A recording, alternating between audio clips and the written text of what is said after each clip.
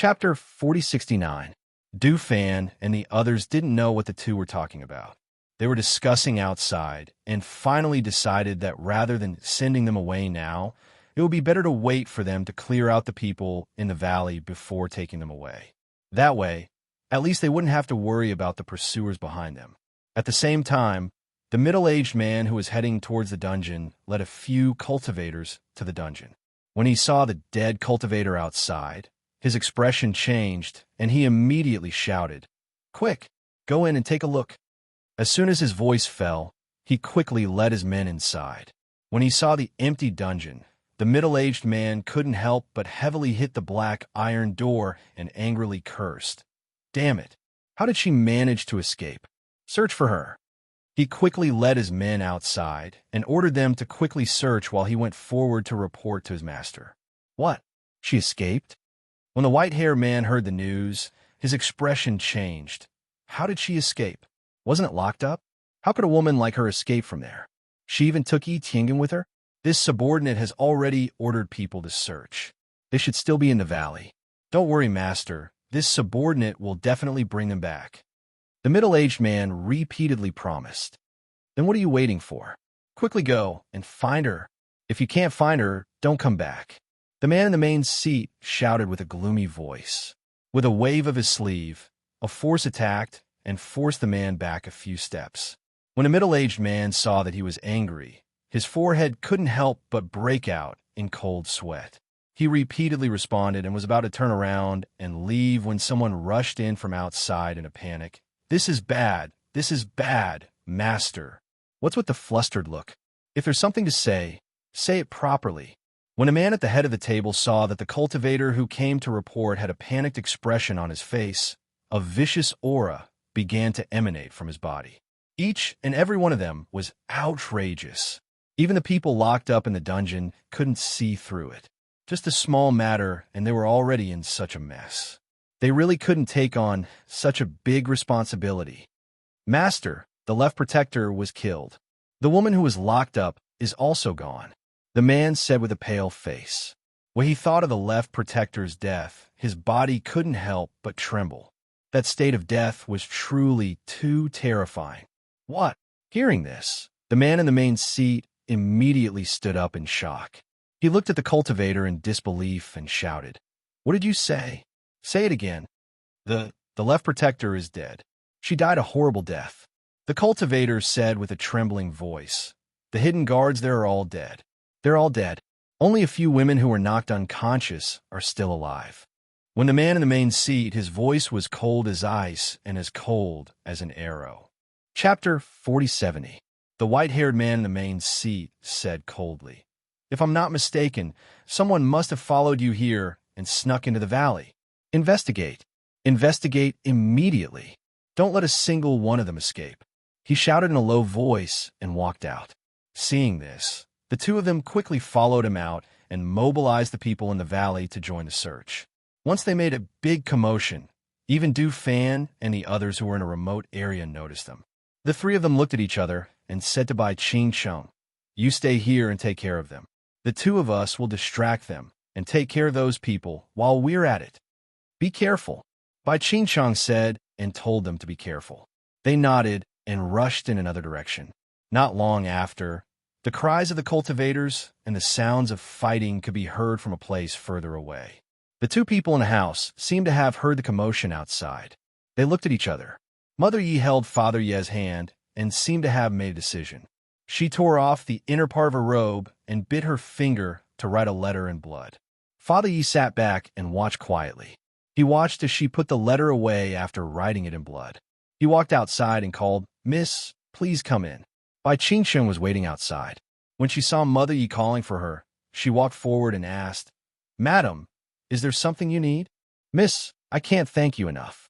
If it weren't for you, I'm afraid we wouldn't be able to see each other in this lifetime.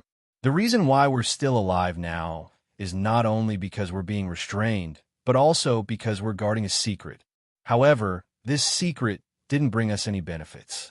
On the contrary, our families were destroyed because of it, and we suffered all kinds of torture and suffering," Mother Yi said with a soft and painful voice. She handed the letter in her hand forward and said, "This is the letter I wrote. I wrote it to my daughter, Fei Fei. Miss, I beg you, don't tell her about the torture we suffered here. We don't want her to know. We don't want her to know what kind of suffering her parents went through." Hearing this, Bai Qingqiang glanced at the letter and her expression turned serious. She said, "You can see her. If there's anything you want to say, just say it to her face. There's no need for this letter. Furthermore, we won't mention a word about what happened here." Mother Yi shook her head and revealed a bitter smile of despair and pain. She said, "We can't live anymore. Even if you rescue us, we can't live anymore. We should have died 3 years ago. The only reason we've survived until now is because we're worried about Fei Fei." Bai Qingqiang remained silent, not knowing how to persuade her. As a woman, she knew very well that after experiencing such a nightmare for 3 years, it was very difficult to forget. Not only her, but Father Ye's body as well. Even if he had taken that pill to heal his internal injuries, his body had been tormented again and again in the past 3 years. Even if her master had personally nursed him back to health, she was afraid that he would not have many years left to live. "Miss, you're all outstanding dragons and phoenixes. If possible, please take care of my daughter Fei Fei. She doesn't have her father and mother by her side to protect her, so no one can protect her." As Mother Yi spoke, tears fell down. She felt that she owed her daughter. However, she no longer had the face to see the world, to appear in front of her daughter again. Chapter 4071. Bai Qingqiang felt very uncomfortable. She looked at her and said, "Since you know that if you die, no one will take care of her, how can you bear to leave her alone?" Looking at them, she could not help but think of herself. She was once the daughter of a noble family. However, in one night, her clan was annihilated and her parents died. She and her younger brother were the only ones left in the large family. If her master had not taken her in, how could she, who only had a pretty face, be bullied by others? Live a carefree life? Yimu shook her head, her eyes filled with desolation. "My husband won't live for long. I also don't want to live alone in this world. I want to accompany him, but those people, I also want to see them die in front of us." Her eyes were filled with hatred and determination. That protector was dead, but their master was still alive. That white-haired, child-faced, sinister man. If he had not wanted to steal the treasure, would he have let their family go through this ordeal? Their suffering was all because of him. Even if she had to die, she wanted to see him die before them. She turned to the bedside and helped Papa Yi off the bed. "Brother Geng, let me help you. Let's go." Bai Qingqiang saw that she had made up her mind and could not help but help him up. She asked, "Everyone outside is looking for you. Once you leave this place, you'll be in danger. Where are you going? If we're going to die, we'll drag a few of them down with us." As Mother Yi spoke, she helped her husband out and said, "We don't want to stay here. We want to go out." But Bai Qingqiang wanted to stop her, but she was interrupted. "Miss, I'm very grateful that you've saved us so that we can meet again. However, please don't stop us." Bai Qingqiang had no choice but to ask, "Let me escort you out." If she did not protect them, they would probably be caught the moment they left this place. With Bai Qingqiang's support, Mama Yi was able to help Papa Yi with ease. When the three of them left the house and were about to step into the array outside, Mama Yi paused and looked at Bai Qingqiang. "That thing is an ancient red lotus." "What?" Bai Qingqiang was taken aback. She could not help but look astonished. Mother Yi looked at the array and said, "That thing, the thing they want to take from me, is the ancient red lotus. It's a sealed red lotus seed." Bai Qingqiang felt her heart skip a beat. She found it hard to believe. Ancient red lotus? Was it really an ancient red lotus? She knew that her master had been looking for it all this time. Now, the black lotus of destruction was in the hands of the demon Venerable. The green lotus was with her master, and the golden lotus had also arrived on this trip. However, according to her master, it was in the possession of Nalin and Mo Chun. As for the red lotus, no matter how hard they tried, there was no news about it. It's said that if you possess the ancient red lotus, as long as you obtain its approval, you can possess its powerful ancient powers and inherit its heavenly flames. Although I received it from my mother, no matter how I researched and tried to decipher it, I was unable to unlock its seal. I think I'm not the one who can possess it. Chapter 4072. By Ching Chung thought to herself, no wonder we didn't get any information about the ancient Red Lotus when we came here. It's not just us. Even the various forces here don't have any information about the ancient Red Lotus. I wonder where the people in the valley got this information from. However, it seemed like they only found out about it in recent years. Otherwise, they wouldn't have waited until now. I think it's because we can't afford this ancient treasure. Since that's the case, you've helped us and you're so powerful. I'll give this item to you. I only ask that you take care of my daughter in the future and don't let her be bullied. Mother Yi said with a sorrowful expression. She had brought disaster upon herself, but was powerless to protect herself. It could only be said that it was their fate to end up like this. Is this what you wrote in that bloody letter? Bai Qingqing asked. That's right. I told my daughter to give this item to your master. Keeping this item will only bring disaster to her. Mother Yi said, even if we kill everyone this time, there will be people who will know about it in the future. When that time comes, who will be able to save her? Hearing this, Bai Qingqing thought for a moment and said, I understand. I'll report this to my master. Thank you very much, she said, then helped her husband out of the room. On the other side, Du Fan and Qi Kong raised their qi and soared into the air, attracting the attention of the cultivators in the valley. Dozens of cultivators surrounded them with swords. Unfortunately, the two of them were stronger than everyone else. Before the cultivators could get close, they were sent flying by their powerful auras and sword qi. One after another, they fell outside. For a moment, cries of surprise and screams of agony rang out in the air. After the cultivators fell to the ground, their qi and blood were in turmoil due to the powerful impact. They spat out mouthfuls of blood. Go! All of you go! Capture them! The middle-aged man shouted angrily. He pointed his sword at the sky and waved it, ordering the cultivators to surround them. However, due to the great disparity in strength and the fact that the cultivators were sent flying, the remaining cultivators naturally didn't dare to go forward when they knew that they were weaker than the other party. Those two are much stronger than us. If we go up there, we'll just be courting death. That's right. I can't even get close to them. A low voice was heard, and the middle-aged man's face darkened. He glanced around and snorted coldly. In the next moment, he leaped into the air, and the sharp sword in his hand shot out a beam of sword qi towards Du Fan and Qi Kong. How dare you follow me here? You're courting death. Du Fan roared angrily, and his figure dashed forward.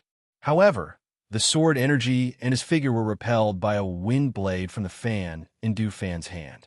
Du Fan lost his balance and retreated a dozen steps in the air. A powerful aura surged towards the middle-aged man, and the blood and qi in his body churned. A mouthful of blood rose from his chest and reached his throat, but he swallowed it back down. However, he did not dare to attack again.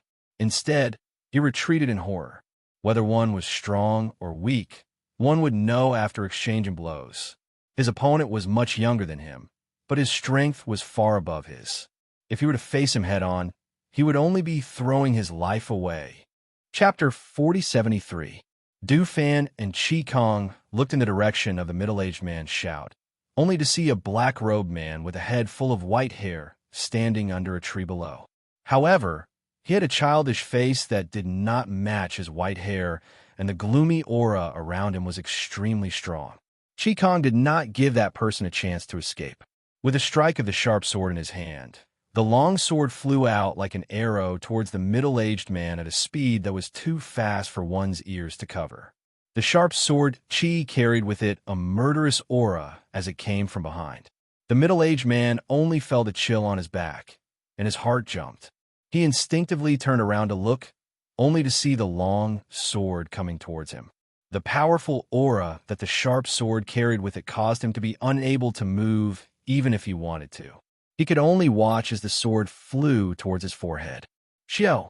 A sharp gust of wind pierced through the air, and the swishing sound made one's heart tremble. Just as the sword was about a meter away from the middle-aged man, the figure of the white-haired man below shot out like a flash of light, instantly appearing in mid-air. A strong air current shot out from the white-haired man's body, and the air current that was visible to the naked eye blocked Shi Kang's flying sword. The air blade on the sharp sword collided with the air current released by the white-haired man, and the fight between the two air currents caused the long sword to be unable to get any closer. However, it did not retreat even half a centimeter. The hands of the originally gloomy white-haired man that were blocking in front of his body trembled slightly. When the air current that he had gathered in his hands was unable to repel the long sword, his expression changed. As the surrounding air currents surged, the black robes on his body fluttered loudly. His white hair also fluttered messily in the air, and a trace of cold sweat gradually seeped out from his forehead. No one knew that at this moment, his heart was filled with fear. He did not expect that the people under the command of the ghost Dr. Fengjiu would be so strong, so powerful. Even with his strength, it was still difficult for him to resist. At this moment, he finally deeply understood why the name of the ghost Dr. Fengjiu had spread throughout the world. Whenever this name was mentioned, people would feel reverence in their hearts. The middle-aged man was protected behind him, so he didn't see his master break out in cold sweat. His master's expression changed drastically. He was still laughing behind them. Let's see how you can still be so arrogant. Once my master makes his move, he will definitely make it, so that you will not be able to return. Ha ha ha! Before he could finish his laughter, he was struck by an air current. A mouthful of blood gushed out from his throat, and his entire body fell from the air. Bang! Ah! He let out a blood-curdling scream as his body smashed into the ground below, sending gravel flying in all directions and filling the air with dust and smoke. He coughed a few times and tried to sit up, but when he moved, the bones in his body seemed to have loosened. He couldn't stand up for a long time and could only lie on the ground, panting heavily. Pooh! At this moment, the white-haired man in the air was also sent flying by the sword Qi. The sharp sword pierced through his body, and blood splattered from the sky. He lost his balance and fell backwards. Fresh blood seeped out from his wound, soaking his black robes, but no one could see it. Since you're not a match for a divine king, then you're not a match for us, Qi Kong said in a low voice. His gaze contained a powerful pressure as he looked at the white-haired man. Chapter 4074. The white-haired man wiped the blood from the corner of his lips and glanced at the hole in his shoulder. His expression grew even colder. No one noticed that his hand was trembling under his sleeve. The sword had pierced through his shoulder and injured the veins in his arm. His hand could not muster any strength and was even trembling slightly. This was only one of the ghost doctor's subordinates, and not even the ghost Dr. Fengjiu himself. If the ghost Dr. Fengjiu were to come here personally then, his heart was filled with regret at the thought of this. If they had known earlier, they would have made their move earlier. No matter what method they had to use, they would have found out what they wanted from the Yi family as soon as possible. Now that they had missed their chance, they would never be able to get their hands on that item. If they were to continue fighting, they might even lose their lives. His heart pounded at the thought of this, and he scanned his surroundings. If they could not protect this valley, they would have no choice but to abandon it. Trying to escape, Du Fan, who had been observing him, raised his brows and laughed icily. He gently fanned himself with the fan in his hand and said, "Both of us are here. If we allow you to escape, we don't need to show our faces anymore." Just then, Bai Qingsheng had escorted the Yi family couple to a spot not too far away. When she saw the middle-aged man lying motionless on the ground, Madame Ye's eyes filled with hatred and murderous intent. It's him! It's him! It was this person who had skinned her husband's face right in front of her back then. Every time she recalled that cruel and bloody scene, her heart felt as if it had been pierced by a knife. Bai Qingsheng was slightly shaken. Her gaze fell upon the man, and before she could react, she saw Madame Yi supporting Father Yi as they quickly walked forward. After helping him to sit down, Madame Yi spat hatefully. "It's him. He was the one who had skinned your face all those years ago. I want him to have a taste of this bone-piercing pain that's worse than death." She took out a dagger from somewhere, but she didn't slash at his face. Instead, she used the dagger to stab the person lying on the ground in his dantian.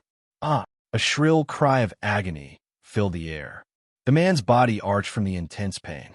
Just as he was about to slap her with his hand, he was hit by a blast of air from Bai Ching and fell to the ground again.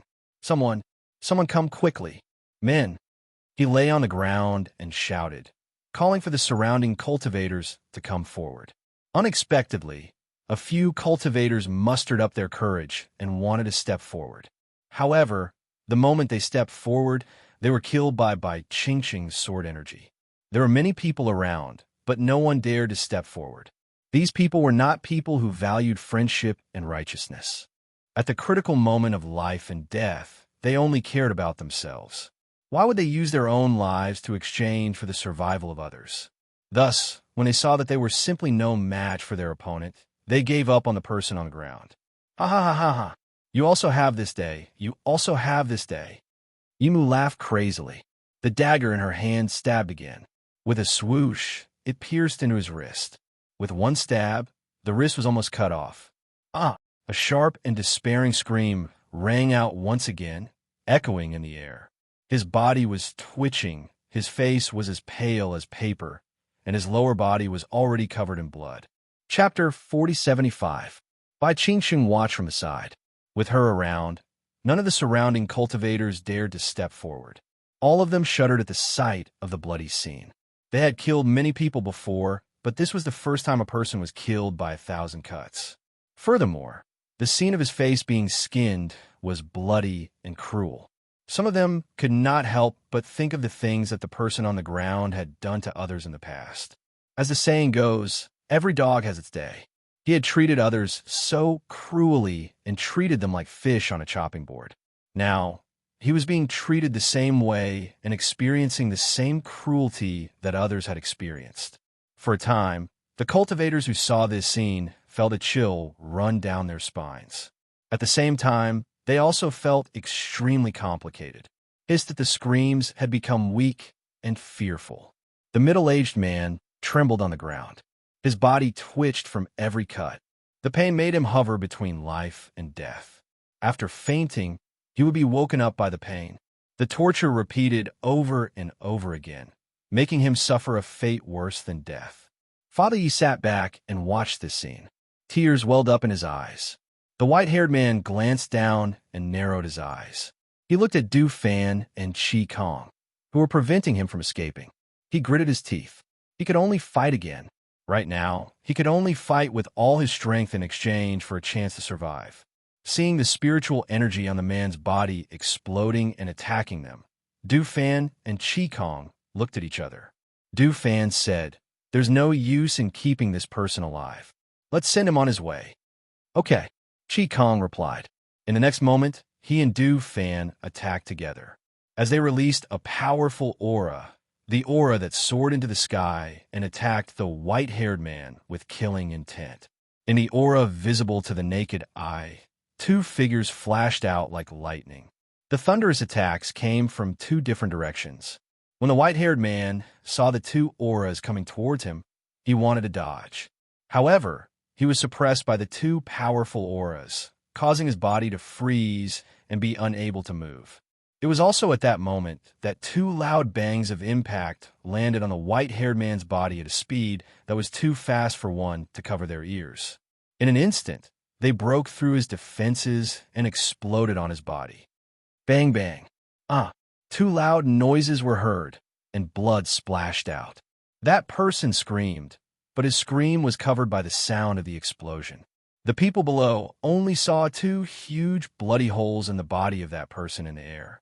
His whole body was struck down from the air and heavily smashed on the ground below. Boom! A loud sound rang out as he crashed into the ground. A powerful shockwave spread out in all directions.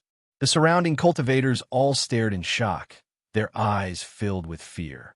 It was also at this moment that someone saw that the situation was not good. When he wanted to escape, he found that his legs were weak and his body was trembling uncontrollably.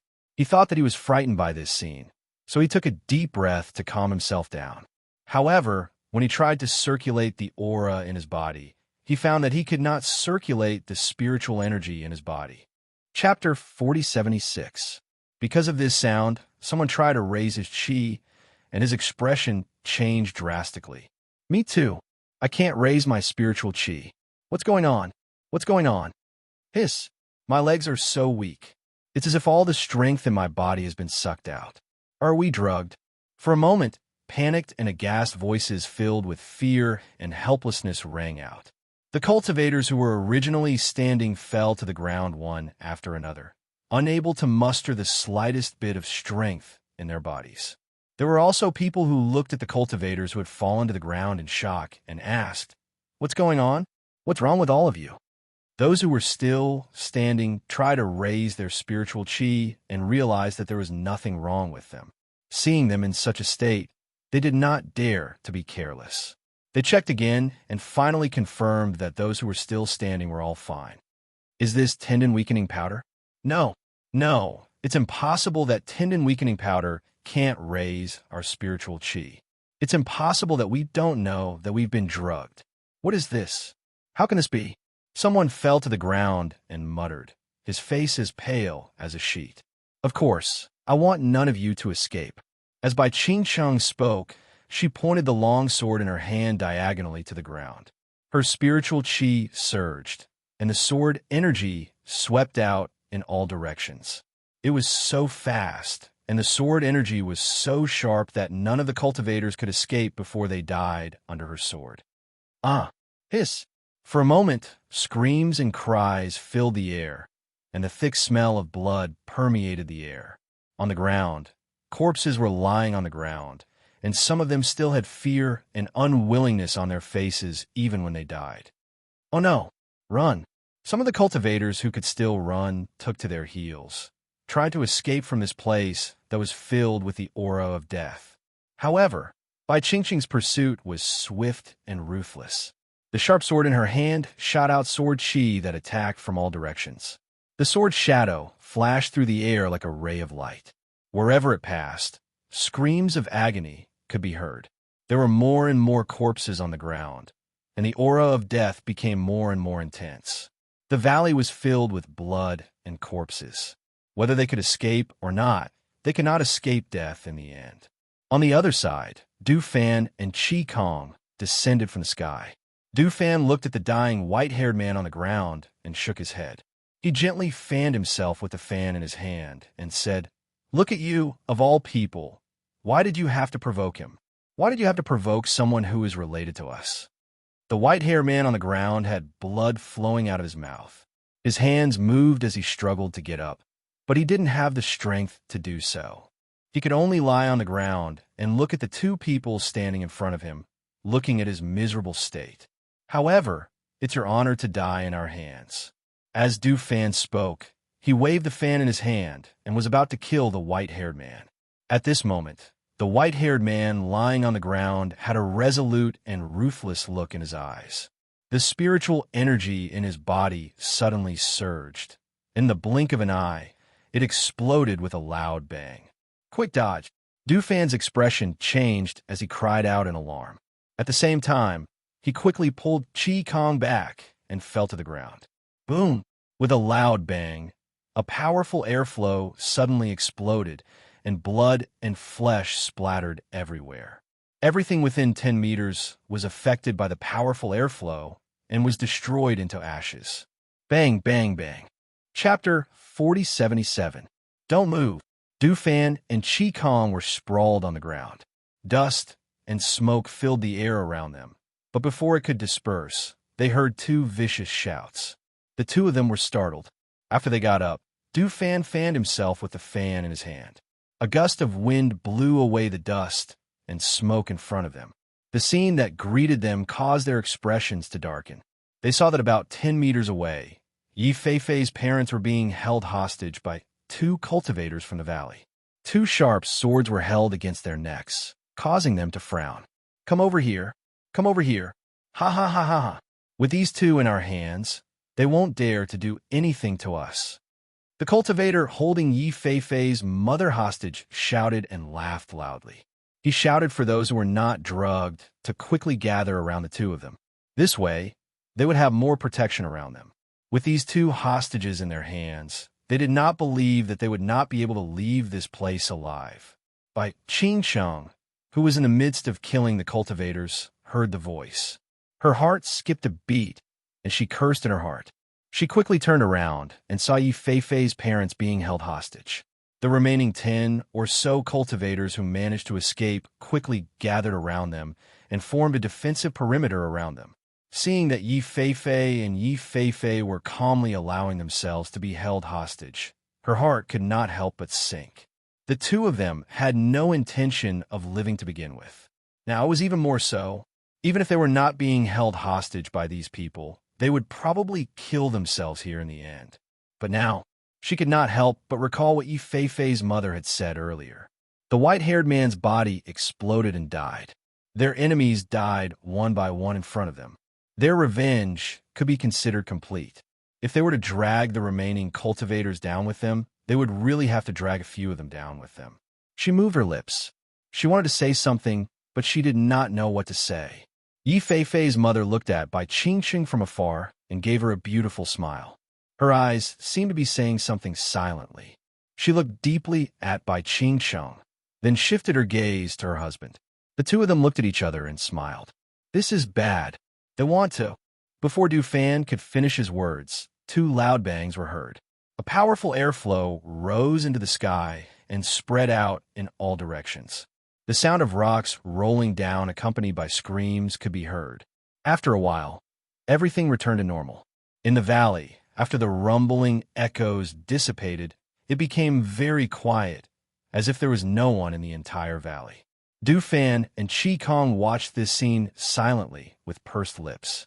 Bai Qingqing looked at the scene with an indescribable feeling in her heart. She took a deep breath and paused for a moment before she stepped forward. Their bodies exploded, leaving nothing behind. A pile of flesh and blood scattered everywhere. It was impossible to tell who was who. I wanted to bring them back, but in the end I couldn't bring them back. Du Fan sighed softly. He felt an indescribable regret. Bai Qingqing looked at them and said, they wanted to die. Even if they didn't drag those people down with them, they would do it in some other way. She paused for a moment before she continued. Actually, perhaps this is the best outcome for them. Qi Kong looked around the valley and said in a low voice, let's search again. See if there are any survivors. Chapter 4078. The three of them searched the valley. After confirming that there were no survivors, they cleared out all the valuables in the valley. Finally, they set the place on fire and left under the cover of the night to report back to their master. At the same time, in Fengjiu's residence, Yi Feifei was feeling uneasy. She paced back and forth in the courtyard restlessly. When she couldn't stand it any longer, she walked outside. She wanted to walk around the residence or go to the front to talk to Leng Shuang and the others. Unexpectedly, she didn't run into Leng Shuang. Instead, she ran into Leng Hua and Hui Lang, who had just returned to the residence. Miss Yi, Leng Hua greeted her with a smile when he saw her. Young Master Leng, is your sister in your master's courtyard? Yi Feifei asked. Because of the uneasiness in her heart, her hands kept tugging at the corners of her clothes. When Leng Hua saw this, he asked gently, why are you looking for my sister? Seeing that she wanted to speak but stopped, Leng Hua said gently, my sister asked the master to help take care of the little master. If you want to know what happened in the Yi family, I can tell you. Hui Lang and the others looked at Yi Feifei. After thinking for a while, they remembered that she was the woman they met when they entered the city. Hearing this, Yi Feifei looked up at him and asked, how's my family? The matter has been blown out of proportion. Qingqing was taken away and Du Fan is already chasing after her, Leng Hua said. Before he could finish, Hui Lang interrupted. We ran into Du Fan on our way back. Qi Kong also went with him. I think I'll be back soon. Yi Feifei looked at him and thanked him. She bowed to them and walked back. After seeing her leave, Leng Hua and the others went to the main courtyard to report the matter to Fengjiu and Xianyuan Mose. In the main courtyard, Fengjiu looked at them and said, got it. You've all had a hard time coming back. Go and rest first. Yes. They replied and left. The next day, when it was close to noon, Du Fan, Qi Kong, and Bai Qingqing quietly returned to the residence.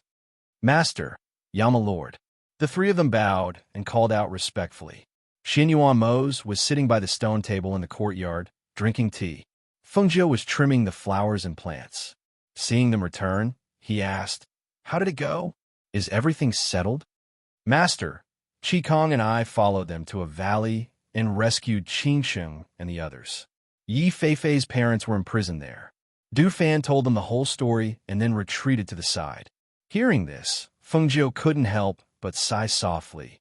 The result was unexpected. The people who were thought to be dead were still alive and living a life worse than death. Now, when they went to save them, they chose to die. Bai Qingchang stepped forward and said, "Master, Yi Feifei's parents told me something and asked me to report it to you." Fengjiu raised his eyebrows.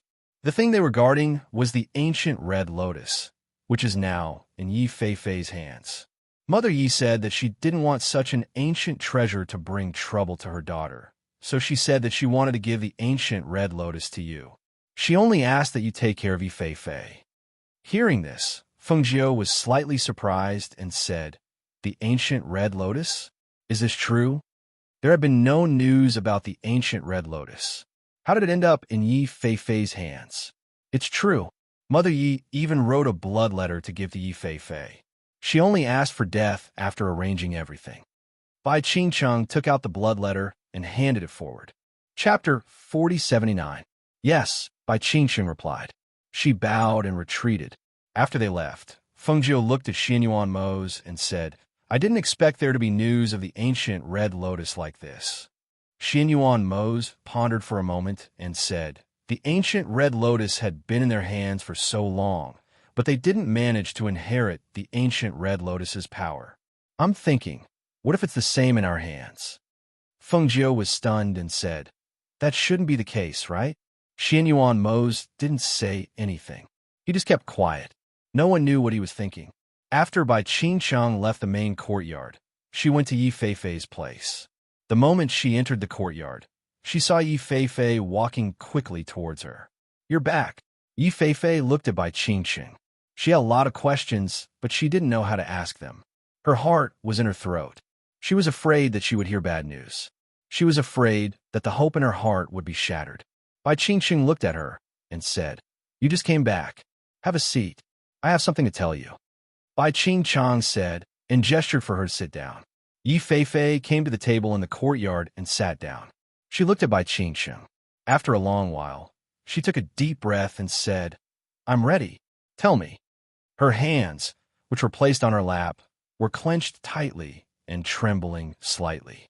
"After we exposed the matter, the impostor captured me and brought me back to the valley where they were hiding.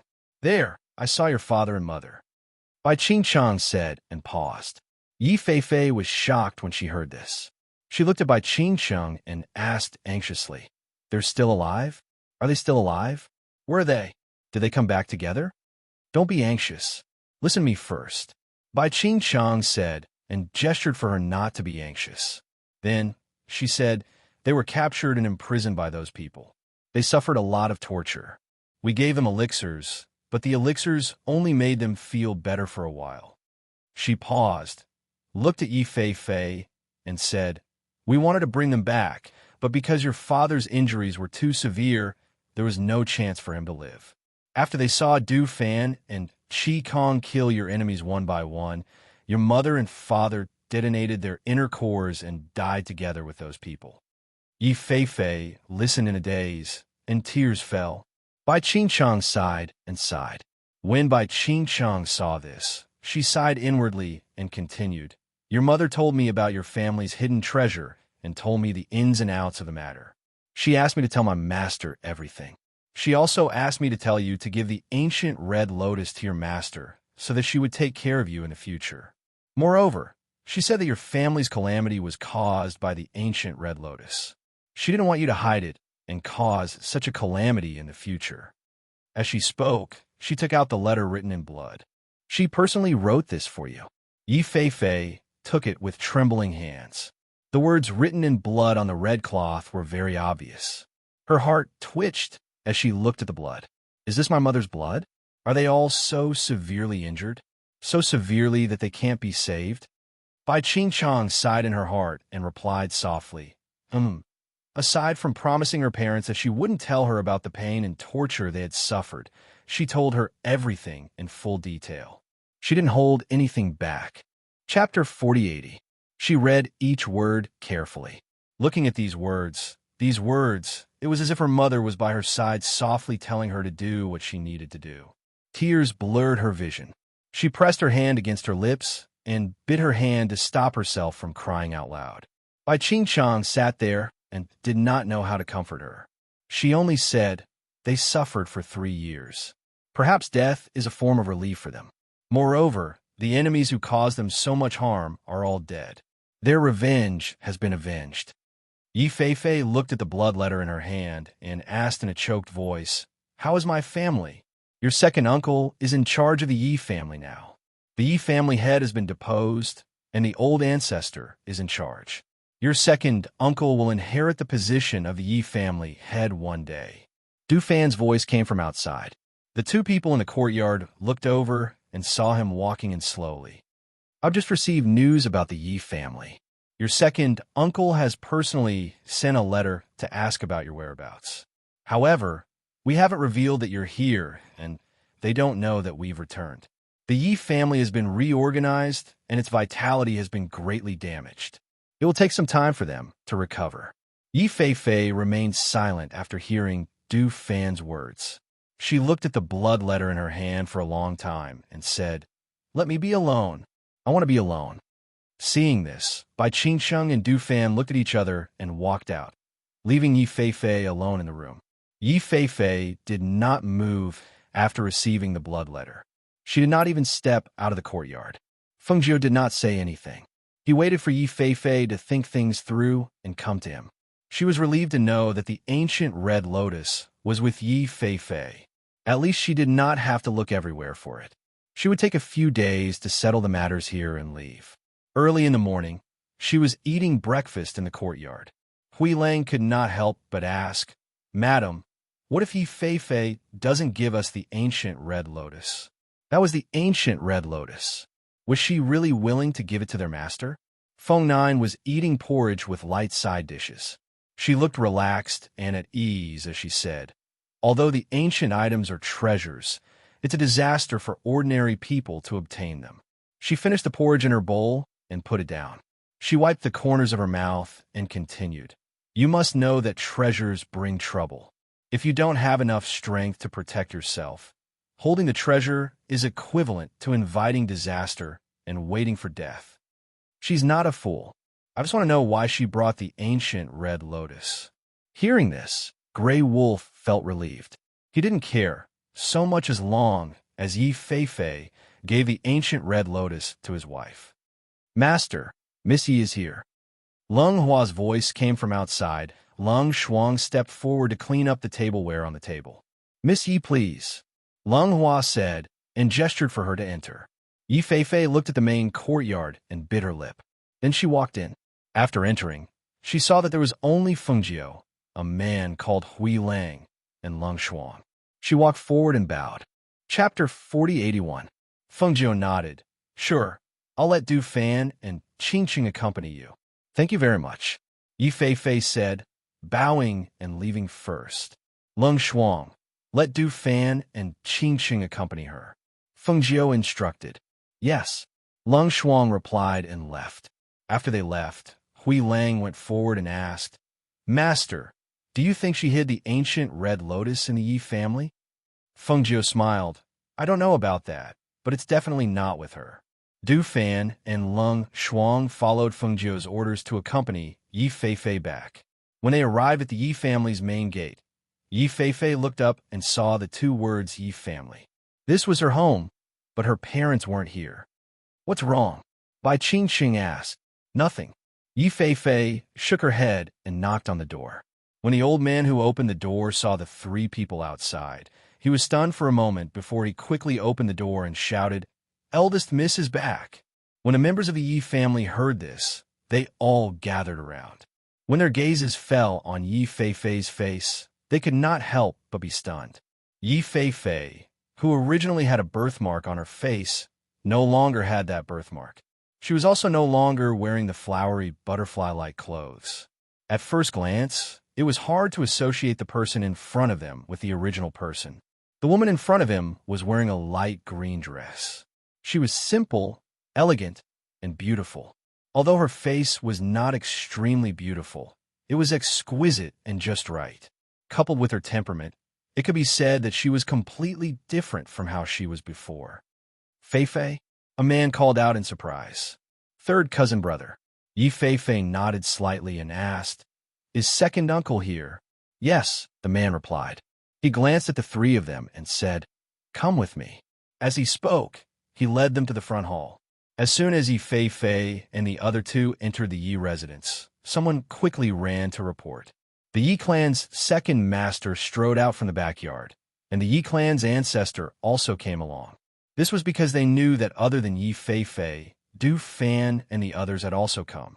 In the hall, the three of them sat quietly, drinking tea. Yi family's second master and Yi family's forefather walked in together. When they saw the three people in the hall, Yi family's forefather's attention was on Du Fan and Bai Qingsheng, while the second master was looking at Yi Fei-Fei. "Fei-Fei, how are you? Are you hurt?" Yi family's second master asked worriedly. "Ancestor, second uncle." She stood up and bowed before saying, "I'm not injured. You came back just in time. I still have a lot of questions to ask you," Yi family's forefather said. After bowing to Du Fan and Bai Qingsheng, he went to the main seat and sat down. His gaze fell on Yi Fei-Fei. "Ancestor, Fei-Fei just came back. There's no need to rush the questions. This child has been taken away. I think she's quite frightened. Let her rest first," Yi family's second master said, and looked at the old man in the main seat. "This matter is not about her alone. It concerns the entire Yi clan. Naturally, it's better to ask clearly," Yi family's forefather said, and raised his hand to signal him to stop talking. Yi Fei-Fei looked at Yi family's forefather and said, "I know what you want to ask." She paused and said, "The thing that brought disaster to my parents is the ancient red lotus." Chapter 4082. The ancient red lotus? You're talking about the ancient red lotus? You're saying that our Yi family has something like that? His voice trembled in disbelief. The Yi family's second master's expression changed slightly. He seemed to have thought of something, and his face turned serious.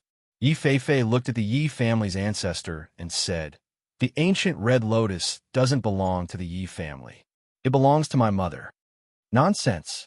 The Yi family's ancestor's expression changed as if he was afraid that she would say something she shouldn't. He glanced at Du Fan and Bai Qingsheng and said anxiously, "What do you mean it doesn't belong to the Yi family? Your mother is a member of the Yi family. How can you say that it doesn't belong to us? If it didn't belong to the Yi family, our family wouldn't have gotten into this mess." As if she had expected to hear this, Yi Fei-Fei's expression remained normal, and she said, "After I was captured and brought to that place, I met my parents. They asked me to give the ancient red lotus to their master, Fengjiu. This time, I came back to see how the family is doing. Secondly, I came to clarify the situation so that you and second uncle won't worry." "Your parents are still alive?" The Yi family's ancestor asked with a frown. "Are your parents still alive? Were they? Why didn't they come back with you?" The Yi family's second master quickly asked. Yi Fei-Fei lowered her head and said, "They're dead." Hearing this, the hall fell silent for a while. No one said anything, as if they were not surprised. After all, 3 years had passed. Even if they were still alive, they would probably be half dead. The Yi family's second master thought that it was strange when he thought about what she said earlier. It was as if she did not intend to return to the Yi family. He said, "Fei-Fei, everything is fine now. It's good that you're back. Rest well at home. In the future, second uncle will take care of you on behalf of your parents." The Yi family's ancestor did not say anything. No one knew what he was thinking. "Thank you, second uncle. However, my parents asked me to give the ancient red lotus to their master. At the same time, they asked her to take care of me, so..." Before she could finish, she was interrupted. "Give the ancient red lotus to them." The Yi family's ancestor's expression turned ugly as he lost his composure and exclaimed, "Yes." Yi Fei-Fei said and bowed to them. "We still have things to do, so we'll take our leave first." The Yi family's ancestor still wanted to say something, but was stopped by the Yi family's second master. The second master of the Yi clan stood up and cupped his hands towards Du Fan and by Qing Cheng, saying, "Please take care of Fei Fei during this period of time." Du Fan smiled and returned the greeting. "Goodbye." He glanced at Yi Fei Fei before walking out with them. Seeing them walk out of the hall, Yi clan's ancestor looked at Yi clan's second master with a sullen face and asked, "What is the meaning of this? Was he going to let them go just like that? A treasure like the ancient red lotus is given away just like that?" The Yi clan's second master sighed softly and said, "Ancestor, they aren't ordinary people, and that primordial red lotus isn't an ordinary treasure either. It's good that they took it away. If it was left in our clan, who knows when it would bring disaster to our clan." Chapter 4083. Hearing this, the Yi family's patriarch looked deeply at him, then took a deep breath, calmed his fluctuating emotions, and finally said, "All right, I still need you to deal with the matters in the manor. You can leave first." "Yes." Yi clan's second master bowed, then retreated. Watching him leave, Elder Yi remained silent for a while. Finally, he sighed deeply, shook his head, and walked out. Who would have thought that at his age, he could not see through things as clearly as the younger generation? It was also because his will was not strong enough that he became greedy after hearing about such a treasure. The ancient red lotus. That was truly a rare treasure in the world. Perhaps he was right. If such a thing fell into the hands of the Yi family might not be able to protect it. Forget it. Let's just leave it at that. On the other side, accompanied by Du Fan and by Qing Cheng, Yi Fei Fei went to the back of the Yi family's mountain and took out the hidden item. She then went with them to Feng Jiu's place. On the way back, Bai Qing Cheng looked at Yi Fei Fei and asked, "Have you thought it through? Have you really decided?" After leaving the Yi family, Yi Fei Fei told them about her plans. She said that she wanted to follow her master. This surprised them. After all, she hadn't been with her master for long. She had actually developed such thoughts in the 2 days she had been by her master's side. It had to be said that they were somewhat surprised. However, she also knew that compared to staying in the Yi family to take care of her, staying by her master's side would be different from staying in the Yi family. I've thought it through," Yi Fei Fei said. She then asked nervously, "I just don't know if she'll let me stay." She thought for a long time before making this decision. She was alone in the Yi family. If she did not stay in the Yi family, she would go out on her own. As a woman, she did not know what she would encounter outside. However, if she followed the ghost Dr. Fengjiu, even if it was just a servant by her side, she thought that her life would be different. Moreover, the most important thing was that during these 2 days, she also knew that the people around her were all experts. Whether it was Du Fan and the others Lung Shuang, by Qing Cheng or Qin Xin, they all had their own abilities. Therefore, she wanted to learn from her. Du Fan smiled and said, "You've thought it through. However, whether she accepts you or not, it's up to my master." Du Fan glanced at her and gently fanned himself with the fan in his hand. He said, "She can take care of you, but it's different if you're by her side." Yi Fei Fei did not say anything. She only bit her lip and remained silent. The 3 of them returned to the residence and went to the main courtyard where Feng Jiu was. As soon as they entered the courtyard, they saw Xian Yuan Mo's and Feng Jiu holding their child and playing with her. Seeing them enter, Feng Jiu smiled and said, "You're back, Master." Du Fan and Bai Qingqing bowed and retreated to the side. Yi Fei Fei went forward and knelt down. She looked at Feng Jiu and handed the box in her hand to him. Feng Jiu raised his eyebrows and looked at Yi Fei Fei kneeling in front of him. He asked, "What are you doing? If you have something to say, get up and say it." Before she could reach out to take the box, the daughter in her arms cried out. She reached out to hold the box in her arms and leaned forward to bite it. Chapter 4084. Yi Fei Fei knelt on the ground and did not get up. Instead, she looked at Feng Jiu and said, "That thing is a treasure. Since my mother said to give it to you, then I'll give it to you. I have no use for it, but I hope that you can let me stay by your side." Hearing this, Feng Jiu could not help but smile and said, "Stay by my side? Recognize me as your master?" "Yes." Yi Fei Fei looked at her nervously, afraid that she would hear rejection. Feng Jiu hugged the daughter in his arms who wanted to reach out and play with the box. He smiled and said, "You don't want to be the eldest daughter of the Yi clan. Why do you want to stay by my side? You have to know that as long as I say the word, no one in the Yi clan will dare to neglect you. Here, no one will dare to bully you. After 2 years, find a good family to marry and live a carefree life. Isn't that better?" "No, I don't want to live that kind of life." She shook her head and knelt on the ground, refusing to get up. She did not want to marry and stay in the courtyard. If her parents were still here, if she did not experience the past 3 years, if she did not see the coldness and warmth of human nature, perhaps she would have made that choice. But now, she did not want to, nor was she willing. Feng Jiu smiled and played with the hand of his daughter in his arms and said, "Then, do you want to join a sect to cultivate? I can also help you and let you become the disciple of the person you want to become your master." Yi Feifei said in a small voice, "I just want to follow you. If you follow me, you will not be the eldest daughter of the Yi clan. You will only be a servant here. Here, no matter what I want you to do, you have no right to refuse. Even if I want you to die, you can only obey. Even so, do you still want to follow me and recognize me as your master?" "Yes, I'm willing. As long as I follow you, I'm willing to do anything." Yi Feifei quickly nodded and said. Feng Jiu smiled and said, Why? Why do you want to stay by my side and be my servant instead of living a good life?"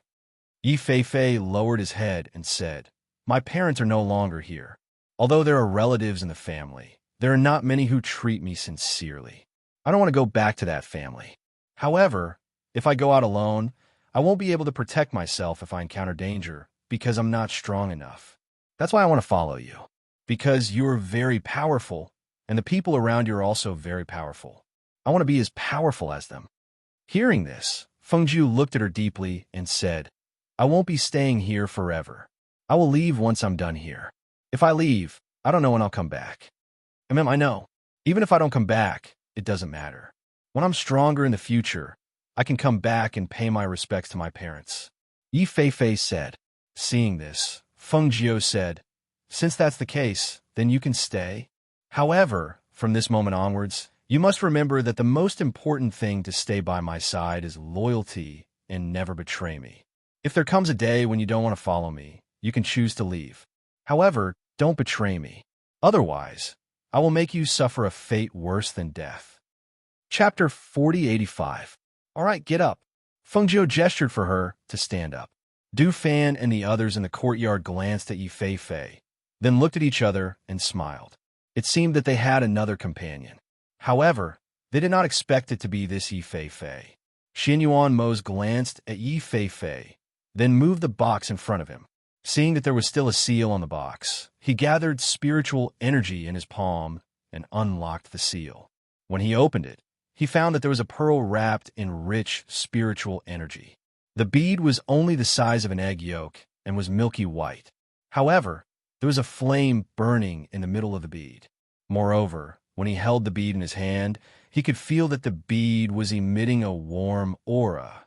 He played with the bead in his hand and looked at it repeatedly. He saw that there was a red object under the flame. He couldn't see it clearly, but it was still very strange that there was a flame burning in the middle of the bead. He thought that it would be a red lotus, but he did not expect it to be such a red lotus fire. "This is the ancient red lotus." Feng Jiu was slightly surprised. He took the pearl from Xin Yuan Mose and looked at it. When his hand touched the pearl, he felt a flame enter his palm. Moreover, when he held the pearl, he could feel that the green lotus in his body had a strange feeling. "This bead is sealed. My mother used many methods but was unable to open the seal," Yi Feifei said as he looked at the bead. Feng Jiu looked at it and handed it to Xin Yuan Mose. "Try to open the seal." "I can't open it," Xin Yuan Mose said, but did not take it. When he took the pearl out of the box, he tried to break the seal on the pearl. However, with his cultivation, he still could not do it. Feng Jiu was slightly surprised and looked at the pearl. "Who sealed this?" To be able to seal the ancient red lotus and preserve it here, it's quite impressive. Moreover, it's able to seal the powerful ancient aura without leaking out at all. Yiya, Yu who was held in the bosom of Feng Jiu, waved her little hand, wanted to take the pearl, in Fengjiu's hand. Fengjiu looked down and saw his daughter drooling and smiling. Her chubby little hand reached out to take the bead in her hand, so he stuffed the bead in her hand. "Take it for you to play?" Hearing this, Yi Fei, who was standing at the side, was slightly startled. He couldn't help but look at Fengjiu and then at the little master in her arms. He was a little surprised that she actually stuffed such a treasure into the child's hands and treated it as a toy. When Du Fan and the others saw this, they smiled faintly, as if they were used to this. Qing Cheng, bring Fei down. Explain the rules to her, arrange her daily tasks, and introduce her to the people in the mansion. Fengjiu signaled by Qing Cheng to bring her down. Yes. Bai Qingqing answered and looked at Yi Fei. Yi Fei bowed, and then followed by Qing Cheng to leave. "Master, do you have a way to open the seal of the ancient red lotus?" Du Fan asked. Chapter 4086. As she spoke, she paused and looked at Du Fan, sizing him up. Seeing her gaze fall on him, Du Fan didn't know what she was thinking, but there was a hint of a teasing smile on her lips. Du Fan was startled and couldn't help but ask, "Master, why are you looking at me like that?" "Nothing, I just have a task for you." Fengjiu smiled, and a smile flashed across her eyes. "What task? Please instruct me, Master," Du Fan said. "As for Yi Fei, you will be in charge of guiding her in her cultivation. With her current strength, she can use some pills to assist her. Then you can see which areas she is good at and give her some pointers." Hearing this, Du Fan frowned and said, "Master, Yi Fei and I don't get along well. Why don't we let Qi Kong teach her? Or anyone else will do. Anyway, any one of my people is qualified to guide her." Fengjiu shook her head and smiled. "No, you have to go." Huilang couldn't help but grin when he heard this and looked at Du Fan as if he was watching a good show. Du Fan had no choice but to agree, yes. Seeing his master's expression, he knew what his master was thinking. Xin Yuan Mose dismissed them. When only the two of them were left in the courtyard, he said, "Now that the ancient red lotus is in our hands and your name is spread here, most of the matters have been settled. Pick a time and use your spiritual energy to reclaim this land." "Actually, I have a plan." Fengjiu looked at him and said. Xin Yuan Mose looked at her and asked, "What plan?" "My strength hasn't recovered to its peak. Moreover, I have a pair of children to take care of, and I don't have much energy left. Moreover, I'm already the ruler of the heavens and earth. I don't think it's important whether I reclaim this land or not." Hearing this, Xin Yuan Mose frowned and said, "You don't want this land? If you reclaim it, it'll be good for you." "I know. It's just that they've been by my side for so long. I want to give them a chance." Fengjiu looked at him and smiled. "I want Qi Kong or Du Fan to be the master of this world." Xin Yuan Mose was silent for a moment. After a while, he said, "With their strength, ability to deal with matters, and adaptability, they are indeed qualified to take charge of an area." Fengjiu nodded and said slowly, "Yes, it's not just the two of them. The 8 captains of the Phoenix Guard are not weak either. They have been by my side for many years and have experienced many things. They can already take charge and become overlords. Initially, I wanted you to be the master of heaven and earth here. But since you have such a plan, that's fine too." Xin Yuan Mose had no objections to her plan because he knew that everyone by her side was very loyal. Even if they became overlords, they would still be her subordinates. Since that was the case, there was nothing wrong with letting her subordinates take charge of this land. Xin Yuan Mose paused and said, "When you go back, you have to increase your strength. Put aside all the matters at hand and focus on cultivation. Also, I will have people find the Demon Lord's hiding place. If we don't get rid of him, he will be a hidden danger." Chapter 4087. Xin Yuan Mose's gaze landed on his daughter. Looking at her adorable and delicate little face, the corners of his lips curled up into a satisfied smile. Our daughter has good taste. Her choice of toys is also extraordinary. Since she likes this bead, there's no need to keep it. Let her play with it. Hearing this, Fengjiu glared at him. "You can't spoil her like this. Are you going to let her play with everything?" "It doesn't matter. The seal on this bead hasn't been broken anyway." As Xin Yuan Mo spoke, he looked at the little fellow and grinned. Only then did he say, "Here, you carry the son. I'll carry the daughter." As he spoke, he handed the son in his arms to Fengjiu, and then took the daughter from her arms. The next day, early in the morning, in the main courtyard, "Master, Yama Lord." Chi Kong entered and bowed to them. Seeing that everyone was here except for him, he couldn't help but feel slightly surprised. He looked at Fengjiu and Xianyuan Mose, wondering if they had any orders for him. "Chi Kong, we've decided to let you take over this land and be the master of this land. What do you think?" Fengjiu spoke directly. Hearing this, Chi Kong was stunned. He looked at Fengjiu and Xianyuan Mose and said, "Master, didn't you say you'd be the master?" Fengjiu smiled and said, "You're not weak. You're already capable of taking charge. After discussing it with Mose, I feel that it's not a bad idea to let you take over, so I wanted to ask for your opinion." Seeing this, Chi Kong paused and thought for a moment. He didn't decline and said, "If it's your decision, I'll follow it." "Good. Let Du Fan and the others help you set up a spiritual array. After you take over this land, we can leave," Fengjiu said with a smile. He looked at Du Fan and the others and said, "You guys help him set up the array and boundary. Get this done as soon as possible." "Yes." The few of them replied and looked at Chi Kong with smiles on their faces. In the following days, Fengjiu focused on cultivation, hoping to increase his strength as soon as possible. Du Fan and the others helped Chi Kong set up the array and boundary. Half a month later, the heavenly thunder rumbled in the sky. The entire land sky was enveloped by a powerful spiritual energy. When the first bolt of lightning struck, the atmosphere in the air seemed to be different. In a city, an old man looked at the phenomenon in the sky and muttered, "Looks like our continent finally has a ruler of the heavens and the earth. Ghost Dr. Fengjiu, or a powerhouse has descended to rule the land. Good. This way, we're no longer without a master here." An old man from sect stroked his beard and smiled. His eyes were filled with anticipation. Powerful spiritual energy filled the air. The spiritual energy gradually dispersed and weakened until it was almost non-existent. However, no matter how weak the aura was, the strands of spiritual energy could still be felt. Rumble! The heavenly thunder rumbled in the clouds. This lasted for an entire day and night. Only when a seven-colored rainbow covered most of the land in the morning did everyone watch the sky gradually return to normal. Chapter 4088. The common people looked at the huge seven-colored rainbow with smiles and joy on their faces.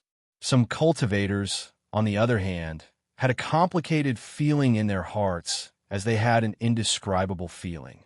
Their world finally had a lord of heaven and earth. In the residence of Fengjiu and the others, Xianyuan Mose glanced at the sky before retracting his gaze and continuing to play chess. On the side, the two children were minding their own business as they played.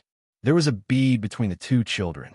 When one of them stretched out his chubby little hand to grab it, the other followed suit. Yaya, little Yu, crawled forward, and when she saw that the bead was taken by her older brother, she moved forward and bit it with her little mouth. Little Mukin tightly held the bead in his hand, but in the next moment, his drooling little mouth moved forward and bit his hand. The little fellow felt the pain and started to cry. His hand loosened and the bead rolled out of his hand. Wah! Yaya! Little Yu opened her mouth and cried out in surprise. She then crawled forward to pick up the bead and play with it. Xianyuan Mose looked at the two children. When he saw that his precious daughter was bullying her older brother again, he couldn't help but shake his head and smile. He gently stroked her hair with one hand and softly said, "You can't bully your older brother, understand?" Ha ha! The little fellow opened his mouth and giggled. In any case, he didn't know what Xianyuan Mose was talking about. He only held the bead and played with it. Sometimes he would put it to his mouth and bite it. His face was smeared with saliva. Little dirty cat. Xianyuan Mose helplessly smiled. He took out a handkerchief and helped her wipe the saliva off her face.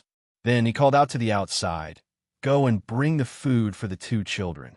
Yes, Lung Shuang and Yi Fei Fei, who were waiting outside the courtyard, responded. "Come, Daddy will bring you to wash your hands." Xinyuan Mose stepped forward and carried little Mukin to the side. He washed his little hands and face in a basin of water. Therefore, he didn't see that little Yu who was sitting in the crib, took the bead and stuffed it in her mouth. She wanted to bite it as usual, but this time she opened her little mouth and directly put the bead in her mouth. She didn't know how, but the bead slid down her throat and got stuck in her throat. Her little face, and on the other hand, her eyes were wide open. She waved her little hands and wanted to make a sound, but she couldn't. At this time, Xinyuan Moses sighed. His face and on his side, when he saw his daughter's appearance, he quickly went forward and put his son down. He picked up his daughter and hung her head upside down while patting her back with one hand. Kacha! Who would have thought that the sound of something cracking could be heard? Then, the bead fell out of Yu-Er's throat. However, at this time, the bead had already split into two halves and fell to the ground. The ancient red lotus that was in the middle of the bead had also entered Yu-Er's body at the same time the bead split. Wah! Wah woo woo woo! Little Muyu opened her throat and cried. But as she cried and cried, her body became as hot as fire. Her whole face also turned red and beads of sweat seeped out of her forehead. She seemed to be in pain and also seemed to be in discomfort. However, she couldn't say anything and could only cry loudly. Chapter 4089. An icy aura flowed into the child's body through his palm. However, what he didn't expect was that not only was his icy aura unable to suppress the scorching heat, but it also made the aura even more powerful. It was so powerful that it was boiling.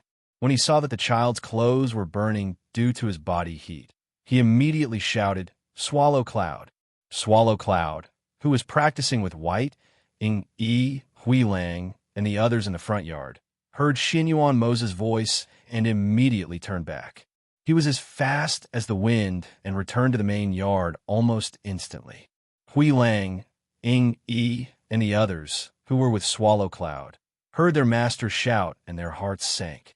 They immediately followed him to the main yard. "Yama Lord, what happened?" Swallow Cloud was the first to arrive at the main yard. As soon as he arrived, he noticed that something was wrong with the little master. When he came closer, he could even feel the heat from the little master's body. "Quickly go into the space and summon Agio. Quickly!" Xinyuan Mo shouted and ordered him to quickly return to the space. "Yes!" Swallow Cloud immediately used his divine sense, and in the next moment, he turned into a ray of light and disappeared. The master was practicing in the space, and others could not enter. Only the contracted beasts who had a soul contract with her could return there. After Swallow Cloud disappeared, Ing-Yi, Huilang, and the others quickly came to the main yard. When they saw the scene in the yard, their expressions changed, and they could not help but exclaim, "Master, what's wrong? What's wrong?" In the kitchen, Lung Hua, Lung Shuang, Qin Xian, Yi Fei Fei, and the others also quickly came to the main yard when they heard Xinyuan Moses shout. Therefore, when they saw the scene in the yard, Lung Hua quickly went forward and carried little Mu Chun in his arms so that he would not be scalded by the heat. Then he asked, "Yama Lord, what's wrong?"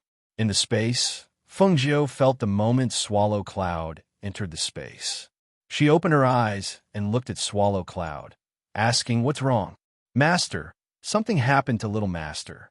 When Feng Jiu heard this, he stood up abruptly and dashed out without even asking what had happened. When she rushed out of the room with a flash of light, she felt the ancient aura in the air and saw her daughter's little face flushed red from the heat. She quickly went forward and carried the child. How could this be? The aura of the ancient red lotus? What did she just do? Feng Jiu asked as he channeled green lotus chi into her body in an attempt to suppress the power of the red lotus flame. Wah! Wawawadat, the little fellow, opened his throat and cried loudly. His cries were extremely loud and clear, but in Xinyuan Moses' ears, it was like a knife stabbing into his heart. I wasn't paying attention for a moment, and she stuffed the bead into her mouth. The bead was stuck in her throat. I gathered my chi in my palm and patted it. I don't know what happened, but the bead fell out and broke into two halves. But the ancient red lotus disappeared without a trace, and then you became like this. I'm guessing, did she eat the ancient red lotus?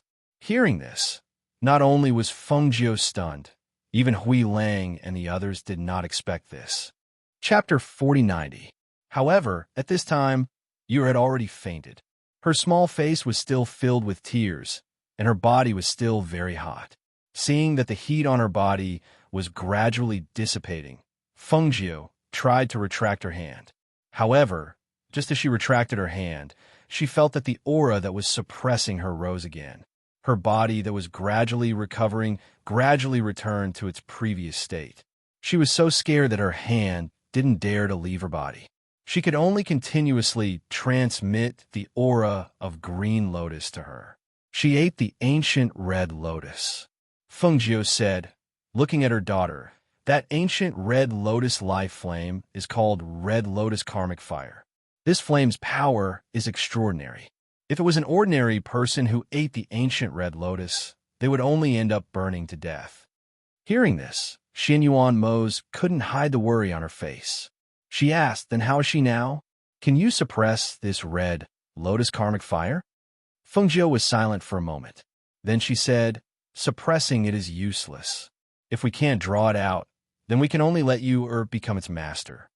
Feng Jiu said, and the aura of green lotus in her hand was once again transmitted into Yuer's body.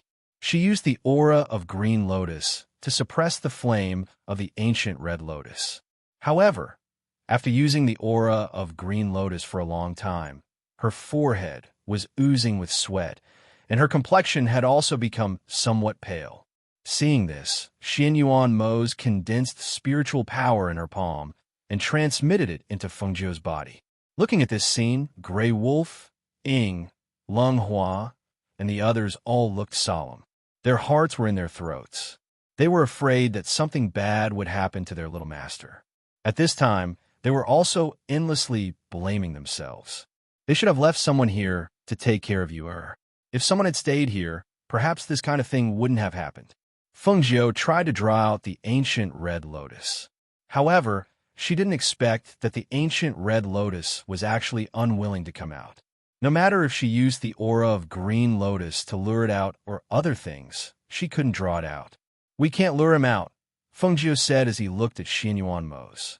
Hearing this, Xin Yuan Mo's lowered his voice and thought, the child's spiritual energy is abundant and pure. Now that it has entered, it will be troublesome to make it come out. However, if we are unable to draw it out, then we will think of a way to make you become the master of the ancient red lotus. Feng Jiu was a little hesitant. The child is so young. I'm afraid that she won't be able to control herself and won't know how to control herself. If we can't lure it out, then this is the only way, Xin Yuan Mo's said in a low voice. Seeing this, Feng Jiu did not say anything more. Instead, the two of them worked together to help their daughter fuse with the ancient red lotus and become one with it. When the heat on Yuer's body receded, the spiritual energy in her body also gradually recovered. The karmic fire of the red lotus in her body was forced into a corner and could only choose to fuse with the ancient red lotus.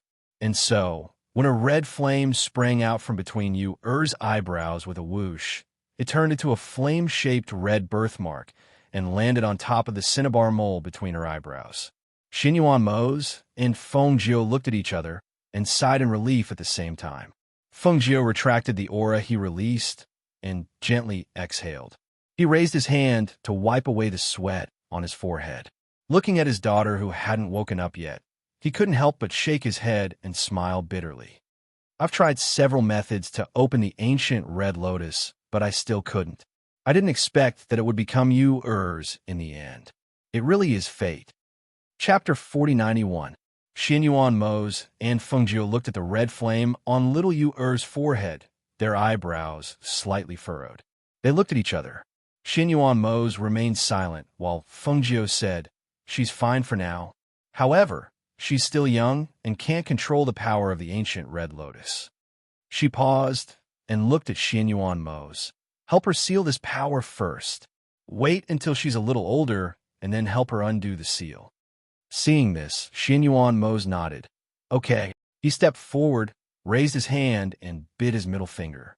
A drop of blood seeped out from the tip of his finger. Following that, he condensed spiritual power in his hand, and with a soft chant, the drop of blood from his middle finger flew into the space between little Yu-Er's eyebrows. As the drop of blood flew into her body, the red flame on her forehead also disappeared. That's enough. As Xian Yuan Mo spoke, he stepped forward and carried his daughter. He said to Feng Jiu, "I'll take her inside first." As he spoke, he walked into the room. Feng Jiu watched him carry his daughter into the room and then withdrew his gaze. He looked at everyone in the courtyard and said, "The fact that the ancient red lotus is with you, must be kept a secret. Don't let this news leak out." "Yes," everyone responded and looked at each other. "Disperse." Feng Jiu motioned for them to withdraw. Then, he carried Mu Chun and walked into the room. Lung Hua and the others left the courtyard. When they were outside, they glanced at each other.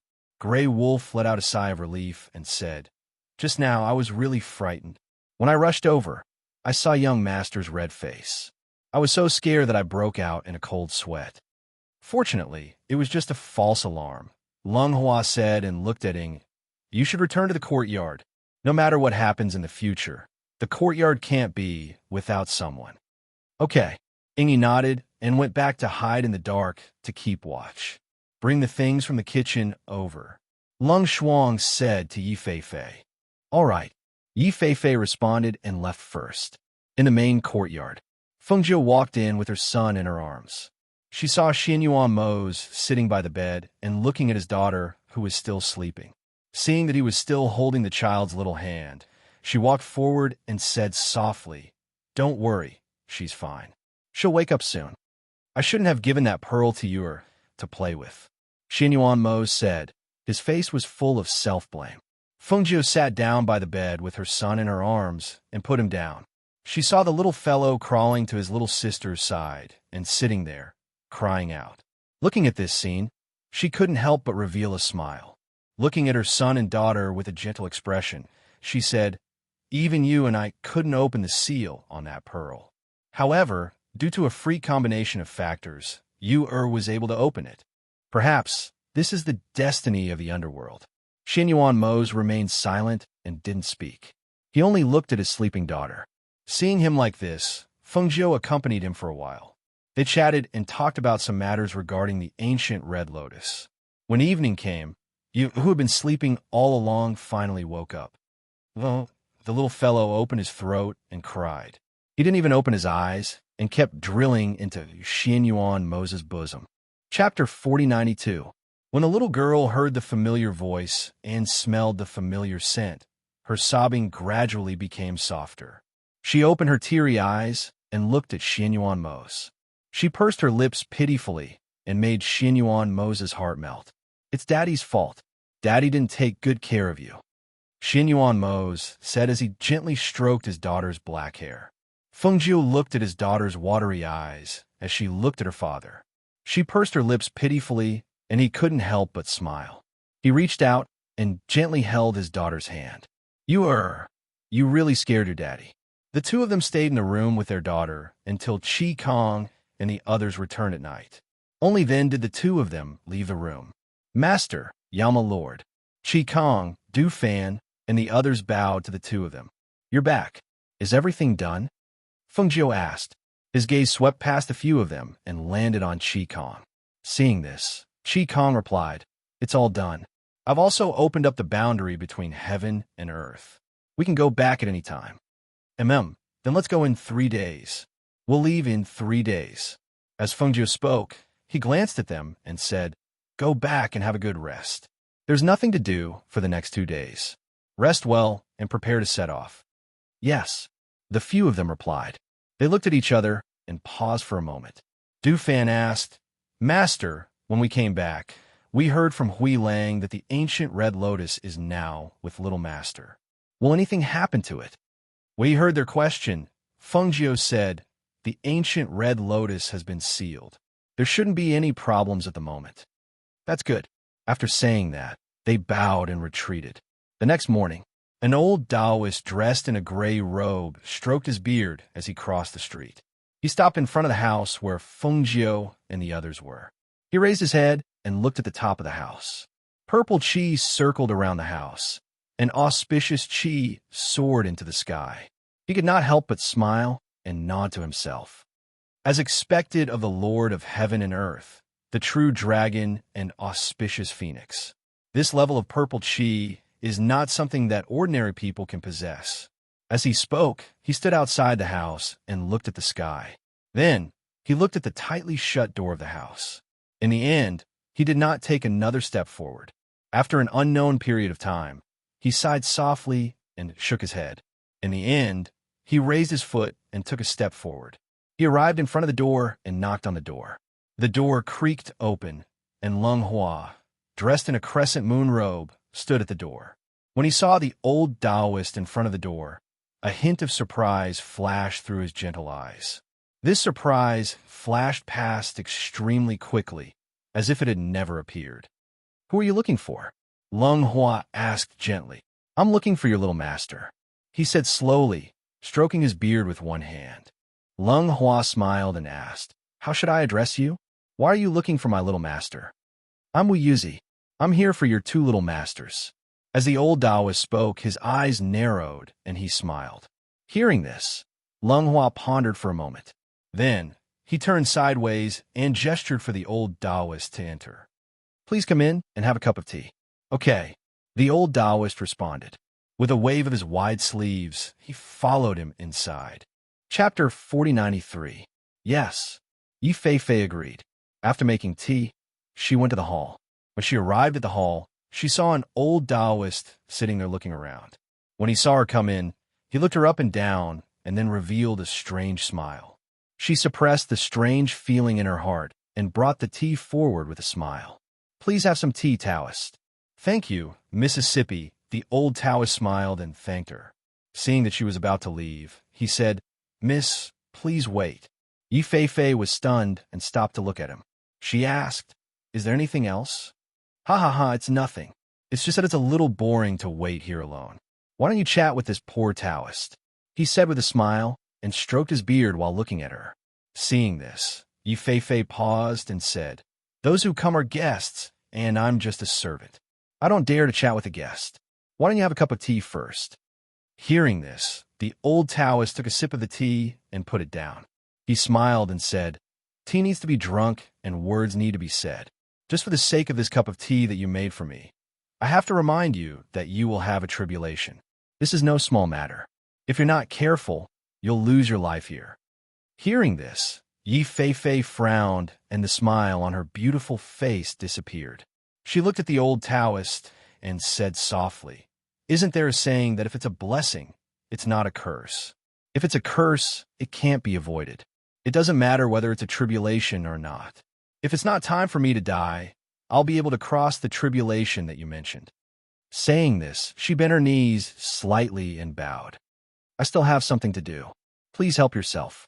When she finished speaking, she turned around and saw Du Fan standing there looking at her.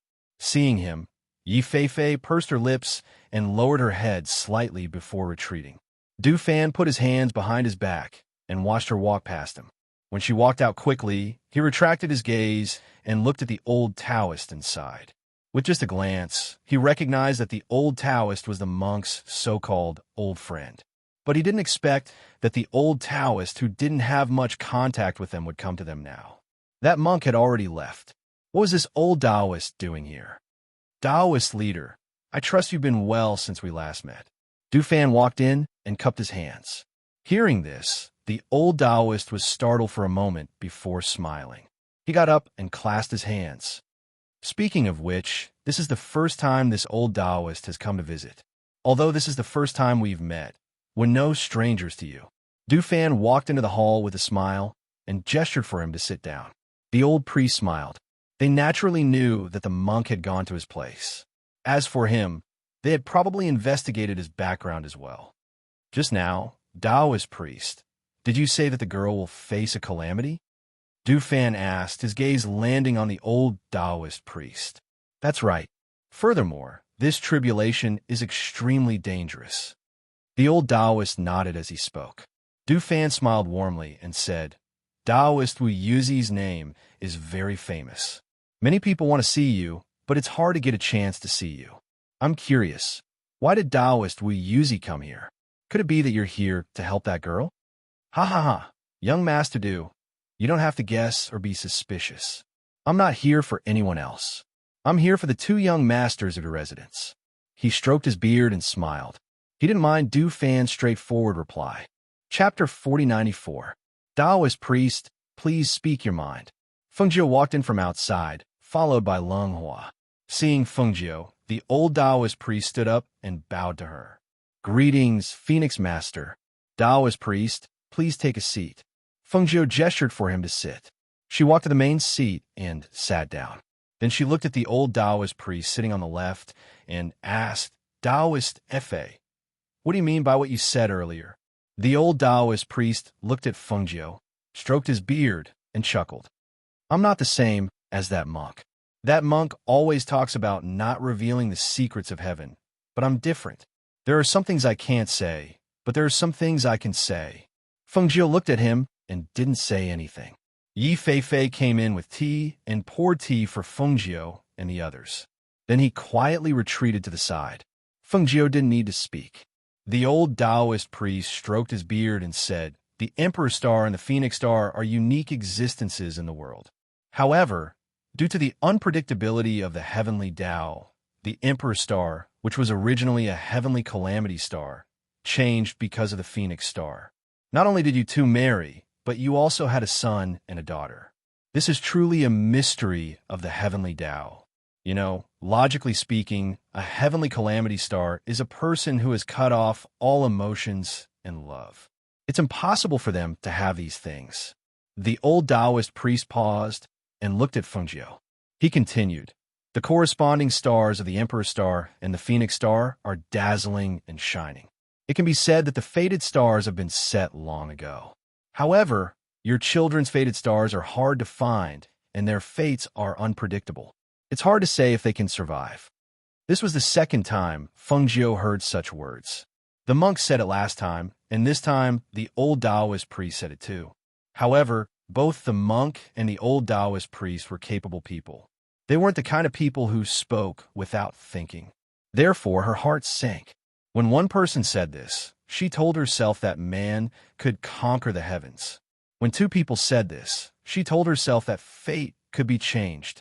However, the heaviness in his heart and the worry in his heart could not be ignored. She picked up the teacup and took a sip. As the tea flowed down her throat, her heart calmed down. Then, she said, Taoist priest, I've already heard those words. Ha, that monk said it? The old Taoist smiled and said, looks like that monk isn't someone who doesn't know how to be flexible. However, he definitely didn't say how to break it, right? Feng Jiu's eyes flashed as he looked at the old Taoist. Are you sure? The old Taoist looked like he knew it. He stroked his beard and said, because the monk doesn't know how to crack it.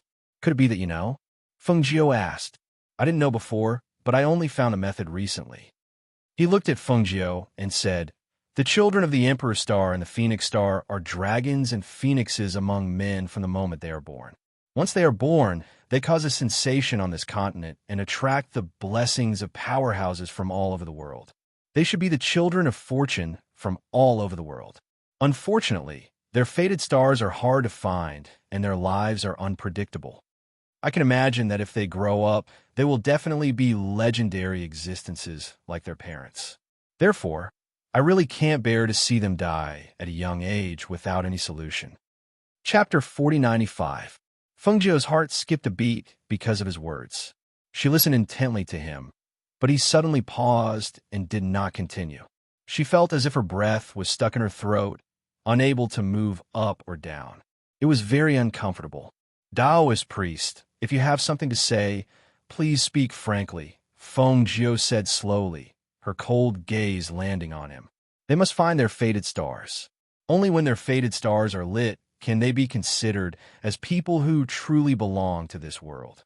Moreover, after lighting up their fated stars, they will face 81 tribulations. Only after crossing these 81 tribulations can they be considered to have truly crossed this tribulation. He looked at Feng Jiu, stroked his beard, and said, Because of the strangeness of their fated stars, if they cannot find their fated ones like Di Xing, then even if they cross the 81 tribulations, they can only face the endless years alone. After all, as I said before, if Di Xing did not meet the Phoenix Master, his fated stars would also be alone in this life. Feng Jiu thought for a moment and asked, "The fated stars that Taoist priest is talking about, are they?" Everything in this world corresponds to the stars in the sky. The fated stars of the two children are dim and have no light. They can find a powerful object to form a contract with them. The fated stars will be shared, and the two stars will shine together. The Taoist priest looked at Feng Jiu and smiled. The Phoenix Master soul does not belong to this world, but her soul is so powerful that it is like she has taken over someone else's body. Therefore, it is different from the two children. However, the Phoenix Master has formed a fated contract with the ancient Fire Phoenix and has the ancient Green Lotus in her body. Naturally, she is not ordinary. If the two children also have such good fortune, they will naturally not have to fear the fated ones. Feng Jiu was silent. She roughly understood what he meant. The method he was talking about was to let the two children form a fated contracts with a powerful contract chariot. In addition, they had to go through 81 tribulations. If they did not want to be alone for the rest of their lives, they had to have the good fortune to meet their fated ones. And this so-called person of destiny was an unfathomable existence. Perhaps it existed, perhaps it didn't. As for whether or not one could meet it, that was up to fate. The most important thing is that before their fated star is lit, they cannot leave this world that blessed them. Otherwise, their life and death will be unpredictable. The old Taoist looked at Feng Jiu with a serious expression. "We can't leave this place?" Feng Jiu was startled. The old Taoist nodded with a serious expression and said in a deep voice, "Before their fated star is lit up, they cannot leave this place. This is because of the strange phenomenon in the sky when they were born, and also because they are anomalies. It was this land that protected their safe birth. So if they leave before then, their souls will be unstable and their life and death will be uncertain." Feng Jiu and the old Taoist priest were talking in the hall. In the main courtyard, Xinyuan Mose looked at the two children playing there. Their innocent faces were blooming with happy smiles. He couldn't help but curl his lips into a gentle smile. Seeing that Feng Jiu had been gone for so long, he looked outside and saw Lung Shuang waiting outside the courtyard. He asked, "Lung Shuang, who is it?" Feng Jiu had gone to the front courtyard after hearing the report and still hadn't returned. Who was it? What were they talking about? Chapter 4096. Hearing that, Xinyuan Mose responded. His deep gaze fell on his daughter's body. Seeing the little one giggling and playing there, he couldn't help but be slightly absent-minded. In his mind, he recalled the words that the monk said that time. Lung Shuang saw that he was sitting and thinking about something. The tea on the table was already cold, so he made another cup of tea for him.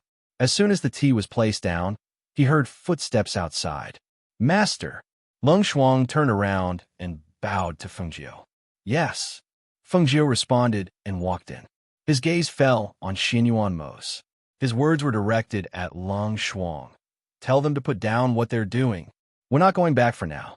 Hearing this, Lung Shuang was stunned for a moment, then responded, "Yes." He didn't ask why, but just followed the order. "What did the old Taoists say to make you change your itinerary?" Xinyuan Mose asked, his gaze falling on Feng Jiu. Feng Jiu sat down at the table, picked up the tea in front of him, and drank 2 mouthfuls. After calming down, she told him what the old Taoist said to her. Finally, she said, "Whether it's true or not, I don't dare to take this risk." Hearing this, Xinyuan Mose frowned slightly and didn't say anything for a long time. He didn't expect this to be the case. "Can't leave here? How much of what he said is true?" Xinyuan Mose asked. After sitting in the hall for a while, he left. He didn't ask for anything in return. Obviously, he didn't ask for anything else. He just came to tell us this. Feng Jiu paused, then continued. After seeing him off, I chatted with Du Fan and the others for a while. I don't think he made up a reason at all. Moreover, what he said was well-founded, so that her voice stopped at this moment, and she didn't continue speaking. Her meaning was already very clear. When Xianyuan Mose heard what she said, he knew what she meant, so he said, "All right then, since that's the case, let's drop our original plan and stay here for now. However, if we stay here, I think we should move to a quieter place." Now that they were here, it could be said that those people knew they were here. Their every move was under everyone's observation. Although those people didn't dare to stare at them openly, they knew what they were doing. Although they didn't have any ill intentions, no one liked their every move being watched by others. "Yes, I have the same idea. Fengjiu says. I'll ask them to look for it. Let's find a place to stay. As far as I know, ancient mythical beasts are rare, and some have already been contracted. If we want to find an ancient mythical beast for our 2 children, I'm afraid it won't be that easy." Xianyuan Mose's brows furrowed at the mention of this. Feng Nine smiled and looked at the 2 children in the crib with curved eyes.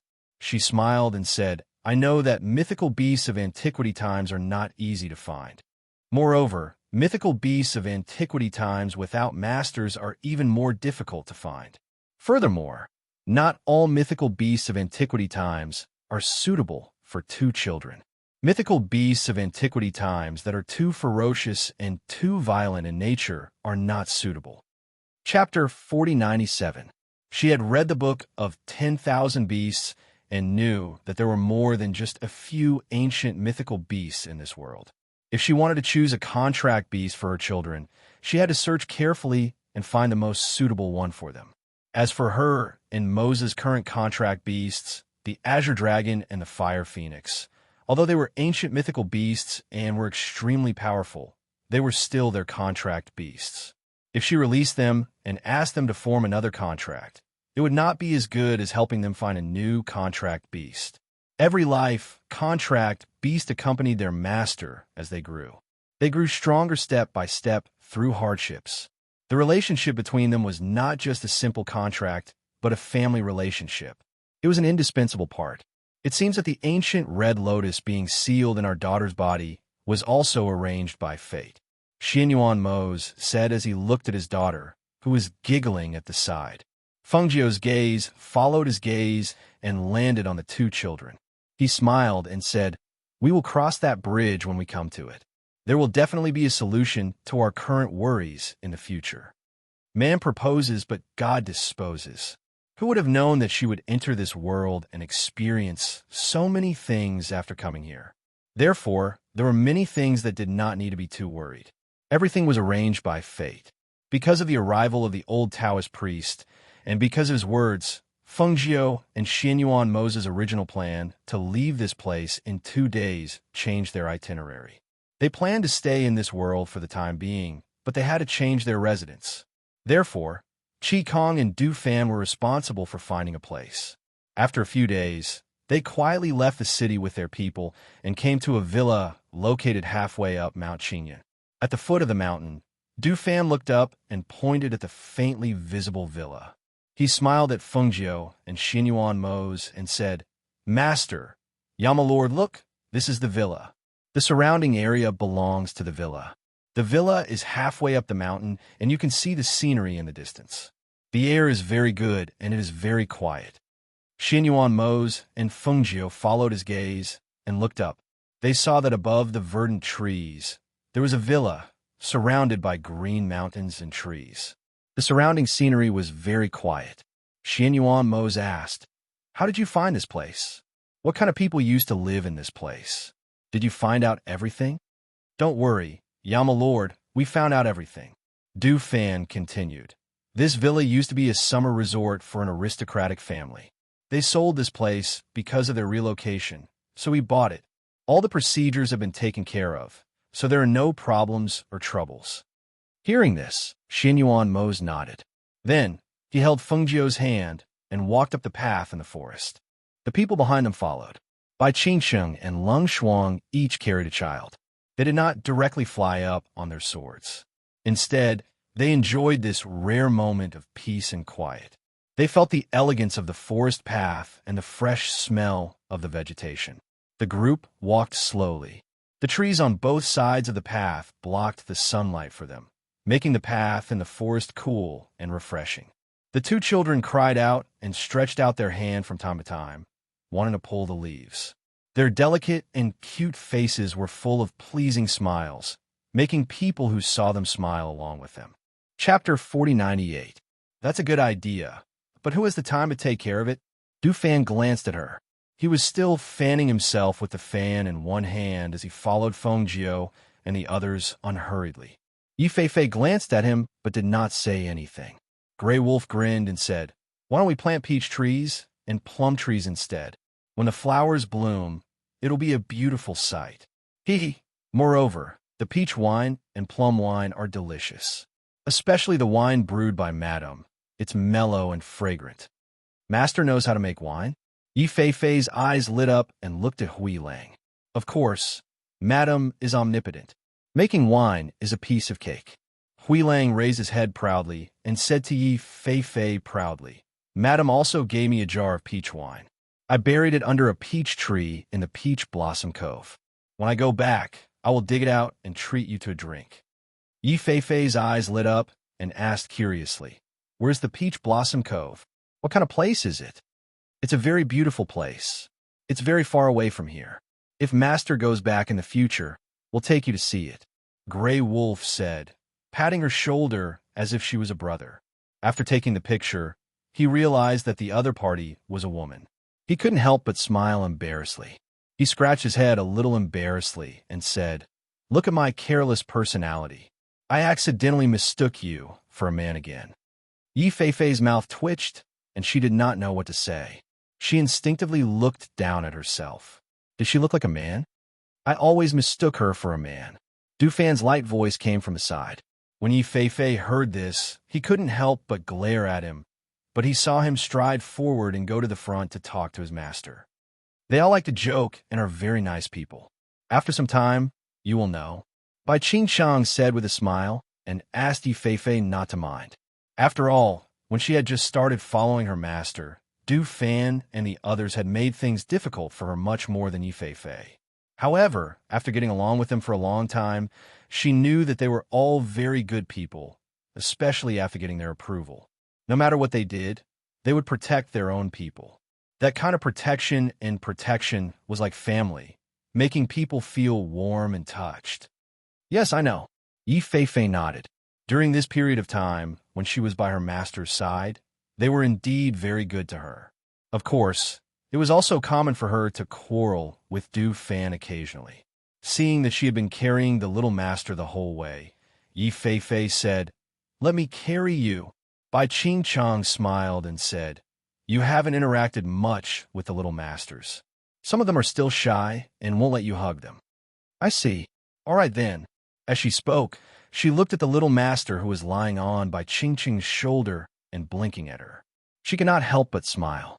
The group of people walked up until they arrived at the entrance of the villa. Looking at the imposing entrance, everyone looked at each other and smiled. This place was even better than they had imagined. Du Fan and Qi Kong went forward to unlock the door and pushed it open. The two of them stepped back and said to Xinyuan Mose and Fengjiu, "Yama Lord, Master, please." Chapter 4099. Xinyuan Mose and Fengjiu looked at each other and smiled in satisfaction when they saw the decorations and the tranquil manner. It was indeed a nice place. They walked in, but they didn't familiarize themselves with the manor's environment. Instead, they accompanied Xinyuan Mose and Fengjiu to the main courtyard to rest. After that, the others went to familiarize themselves with the manor's environment. Fengjiu and Xinyuan Mose were resting in the main courtyard. Yifei brought them tea and some pastries from the telepathic space before he left. Speaking of which, I haven't seen Grandpa and the others for a long time. Fengjiu looked at Xinyuan Mose and said, "I haven't seen them since the children were born. I really miss them. Since we can't bring the children back, why don't we bring them back? Why don't we let them come over?" Xinyuan Mose said as his gaze fell upon her. Fengjiu shook his head and said, "No, it's too far away. It's not good to let them travel all the way. We'll bring the children back when we have the chance. However, we have to find a time to tell them the reason so that they won't worry." "That's easy," Xinyuan Mose said. "We'll tell them through our communication jade." "Okay." Fengjiu nodded and took a sip of tea. Then He got up and lay down on the soft couch. When he lay down comfortably, he couldn't help but relax. Well, this kind of life is actually quite good. If we can kill the Devil Master, the Black Lotus of the world will be purified, and the two children can grow up safely. That's really good. After saying that, she shook her head and smiled. People are always greedy. When they get something, they want something else. Xinyuan Mose looked at her. Seeing her half-squinting eyes and smiling face, he said, "It's only a matter of time. It'll be solved eventually. I'll ask them to find out if there's any information about ancient mythical beasts on this continent. I want to catch two for the two children," Fengjiu said as he lay on the soft couch and looked at the sky. The sky was so big. What kind of place would have the ancient mythical beasts she wanted to find? In particular, the ancient mythical beasts, which were cruel and bloodthirsty, were not suitable. That was a bit tricky. Hearing that, Xinyuan Mo smiled and took out a map. He got up and walked to Fengjiu's side and said, "Look at this map." He opened the map, and it showed the various places on it. This continent isn't small. Other than the forest we passed through when we first came here, there are 3 other large forests scattered in other places. In this place called the Cyan Demon Forest, it said that someone once saw an ancient 9-tailed fox. Hearing that, Fengjiu was slightly surprised. She sat up and looked at the place his hand was pointing at. An ancient 9-tailed fox. Yes, it once appeared in this forest. However, it's hard to say whether it's still in this forest now. Xinyuan Mose passed the map to her. Fengjiu automatically searched for information about the ancient 9-tailed fox in her mind.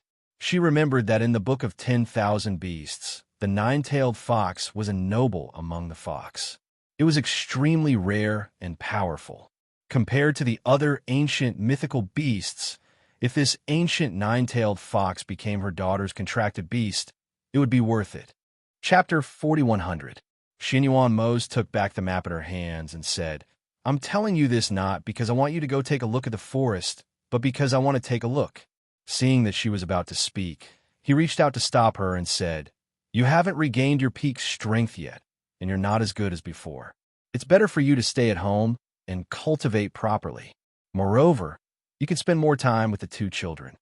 Fengjiu smiled and said, "It's precisely because my strength has fallen that I should go out.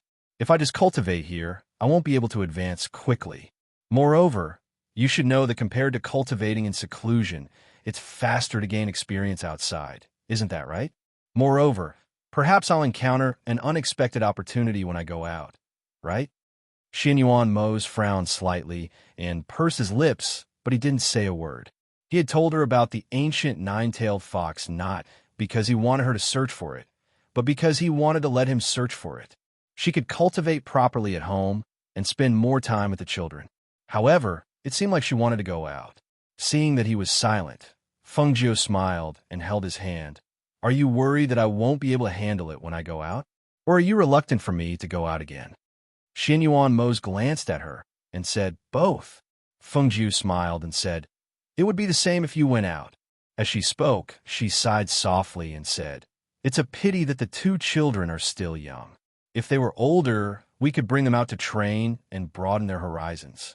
However, they're still so young now, and the outside world isn't suitable for them. So we're just going to let them stay here." Xinyuan Mose raised his eyebrows and looked at her. "Why don't you come with me and let them take care of the children?" Fengjiu said with a smile. "No." Xinyuan Mose didn't even think about it before rejecting. How could he be at ease without the children by his side?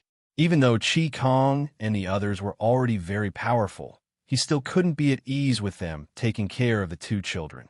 Perhaps it was because of the psychology of parents. They always felt that they could only be at ease with their children under their watch. "It's not suitable to bring them along, and it's also not suitable for you to go with me and leave them at home. What should we do then?" Fengjiu asked with a distressed look. Xinyuan Mose was silent, and he was also a loss about this problem.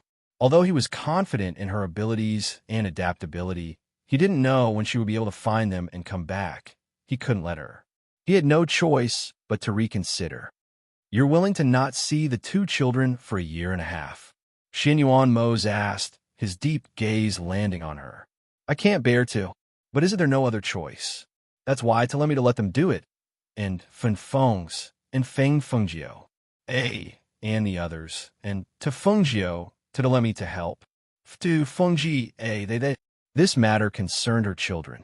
Even if it was extremely difficult, she would try her best to get it done. Seeing this, Xianyuan Mose was silent. What she was worried about was what he was worried about as well. Chapter 41:01. Fengjiu said softly. He slowly lowered his eyes and said, I don't know when the two children will have problems, and I don't know when a disaster will happen to them. We can only watch helplessly. So, I want to put an end to everything before it happens. Xianyuan Mose heard this and sighed silently in his heart. He reached out and held her hand. He said in a low voice, Things are not as bad as you think, so don't worry too much. Nothing has happened yet. Whether it will happen or not is still unknown. He paused and thought for a moment. After a while, he said, Since you want to go, then you can go, but you have to bring a few people with you. Don't be alone. Fengjiu smiled and held her hand tightly. He said, Right now, we're just talking about this. We haven't decided when to go. It is too early to talk about this. She stood up, took his hand, and said, Why don't we walk around the manor and take a look? The children are still asleep. If we leave, what if they wake up later? Xianyuan Mose said, It doesn't matter. Ing Yi is here. She looked into the darkness and smiled. Ing Yi, who was as silent as a shadow, had been guarding in the dark. So, even if they were not in the courtyard, they did not have to worry about the two children. Hearing this, Xianyuan Mose nodded. Well, then let's go. We can also ask them to cook some porridge for the children. As they spoke, the two of them walked out. The two of them strolled around the manor hand in hand, looking around and admiring the scenery in the manor. The entire manor was not small. Now that there were only the few of them, it seemed a little too cold and cheerless. Moreover, it would take a lot of effort to clean it up. We could buy some servants back. The manor is not small. If we let Qin Xian and the others clean it up, it will be too busy. Fengjiu said and pulled him up. The two of them sat on the roof of the manor and looked at the scenery in the distance. When we go back, we will ask Du Fan or Long Hua to go to the slave market and pick some back. Xianyuan Mose said. He looked at the scenery in the distance and gradually relaxed. The two of them sat there leaning against each other, looking at the scenery and talking. Occasionally, they would talk about funny things and smile. Du Fan, Long Hua, and the others in the manor saw the two of them sitting in a corner of the manor and smiled. Looking at the warm scene of them leaning against each other, they all smiled at each other. They stayed in the manor for a month. One day in the morning, Fengjiu called all of them to the hall and told them her plan. I plan to go out and look for the ancient nine-tailed fox in the Cyan Demon Forest. This time, I plan to take Fei Fei and Lung Hua with me. The others will stay here. As soon as Fengjiu finished speaking, everyone in the hall was slightly surprised and couldn't help but look at her. Master, Yi Fei Fei has only been with you for a short time. Moreover, she is the weakest among us. If you take her with you, not only will she not be able to help you, but she will also be a burden to you. Master, I don't recommend you take her with you. Du Fan said and directly analyzed the pros and cons. Chapter 41:02. Just as Du Fan had said, she was the weakest among them. As a native of this mainland, she naturally knew about the Cyan Demon Forest. Her master actually said that he wanted to bring her along to such a dangerous place. If she went, not only would she not be of any help, she might even need her master to protect her. She might even become a burden to her master. When she thought of this, she began to worry. Master, he's right. My strength is the weakest. I'm not afraid of the dangers inside, but I'm afraid of dragging you down. Yi Fei Fei looked at her uneasily. His heart was beating fast, and he was very nervous. Master, he's right. My strength is the weakest. Qi Kong glanced at Yi Fei Fei and said, Master, the Azure Demon Forest is one of the 4 most dangerous places. If Master wants to go, why don't you take Yi Fei Fei away and choose 1 or 2 of us to accompany you? With Yi Fei Fei's strength, it's not suitable for her to go to such a place. Fengjiu's lips curled into an indifferent smile and said, Which one of you didn't go through this before? Are you saying that the places I brought you to previously were very safe? Tell me, which one of you didn't go from weak to strong? Which one of you didn't go through countless trials and tribulations to stand here? She paused and chuckled. Her gaze fell on a nervous Fei and said, I never keep useless people by my side. You've seen how outstanding they are. If you don't have the value you deserve, then you won't be able to stay by my side for long. Hearing Fengjiu's words, Fei's heart trembled. She looked at Fengjiu and secretly clenched her fists, saying, Master, I'm not afraid of danger. Just take me there. It's just that I'll be a burden to you. She was still a little worried about this. If you're afraid of being a burden to me, then work hard to make yourself stronger, until you're strong enough that you won't be a burden to me. Fengjiu said and looked at them, saying, I don't know when I'll be back from this trip. In the time that I'm not around, you have to be responsible for the safety of these two children. Originally, everyone didn't agree with her bringing Fei along. But from what she said, which one of them didn't go through the same thing? They thought back to the time when they were young and weak. They had also grown up step by step. It was their master who brought them to the dangerous forest to gain experience. It was their master who allowed them to improve their fighting strength and adaptability through actual combat. Back then, they had also done the same. Now, what qualifications did they have to stop their master from bringing Fei to gain experience? Thus, they looked at each other and said, Master, we'll protect little Master Xianyuan Mose, who had been silent the entire time, drank his tea, and listened to their conversation. When they were done, he put down the teacup in his hand and looked at Fengjiu. I have no objections to you bringing Lang Shuang and Fei out, but since you're bringing them out, why don't you bring Du Fan along as well? Oh, Chapter 4103. As soon as he finished speaking, Du Fan stepped forward and said, Master, please bring me along. We can take care of each other on the way. Seeing this, Fengjiu glanced at Xianyuan Mose and smiled helplessly. All right, then let Du Fan come along. The rest of you can stay. Actually, she felt that it was fine even if Du Fan didn't come along. They could solve any problems. However, letting Du Fan go with them would make Mose and the others feel more at ease. So let her come along. I've set up a transportation array in the manor.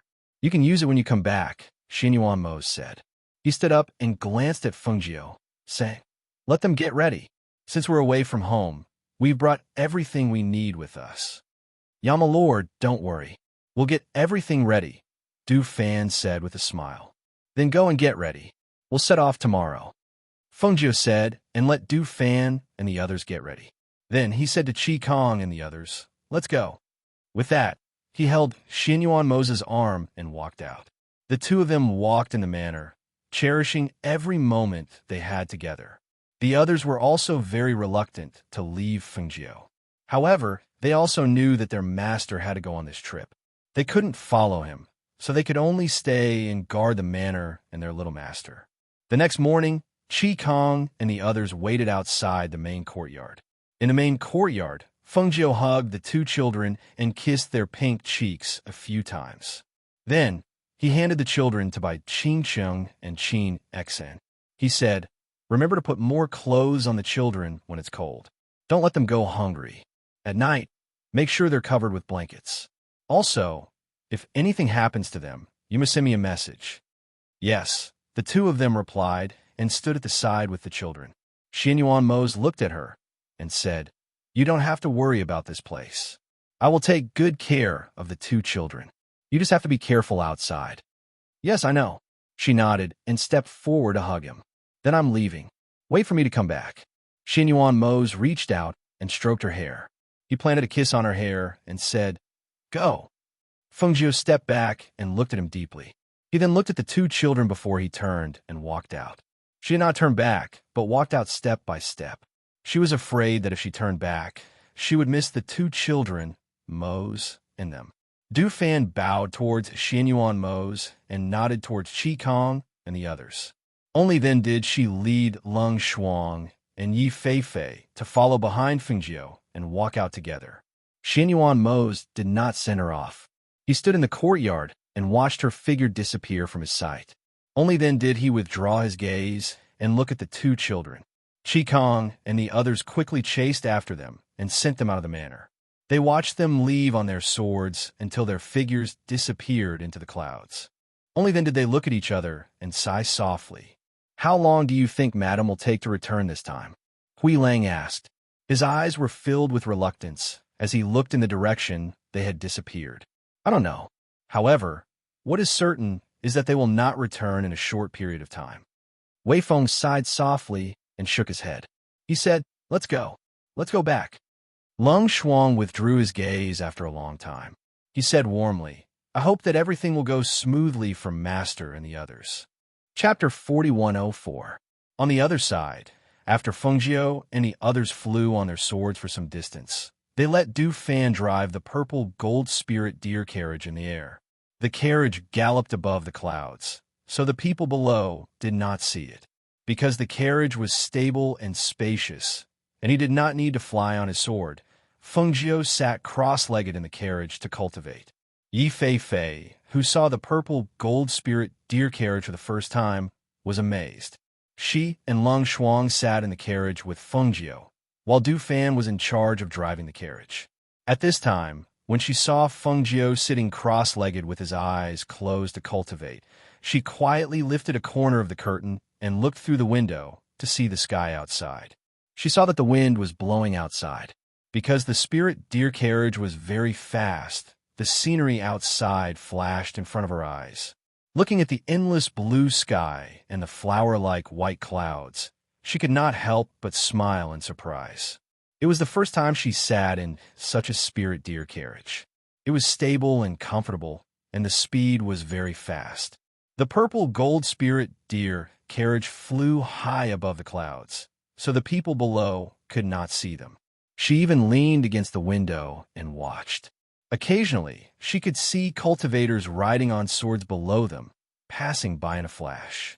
Looking at the scenery outside, she was in a relaxed state. From time to time, she looked back at her master.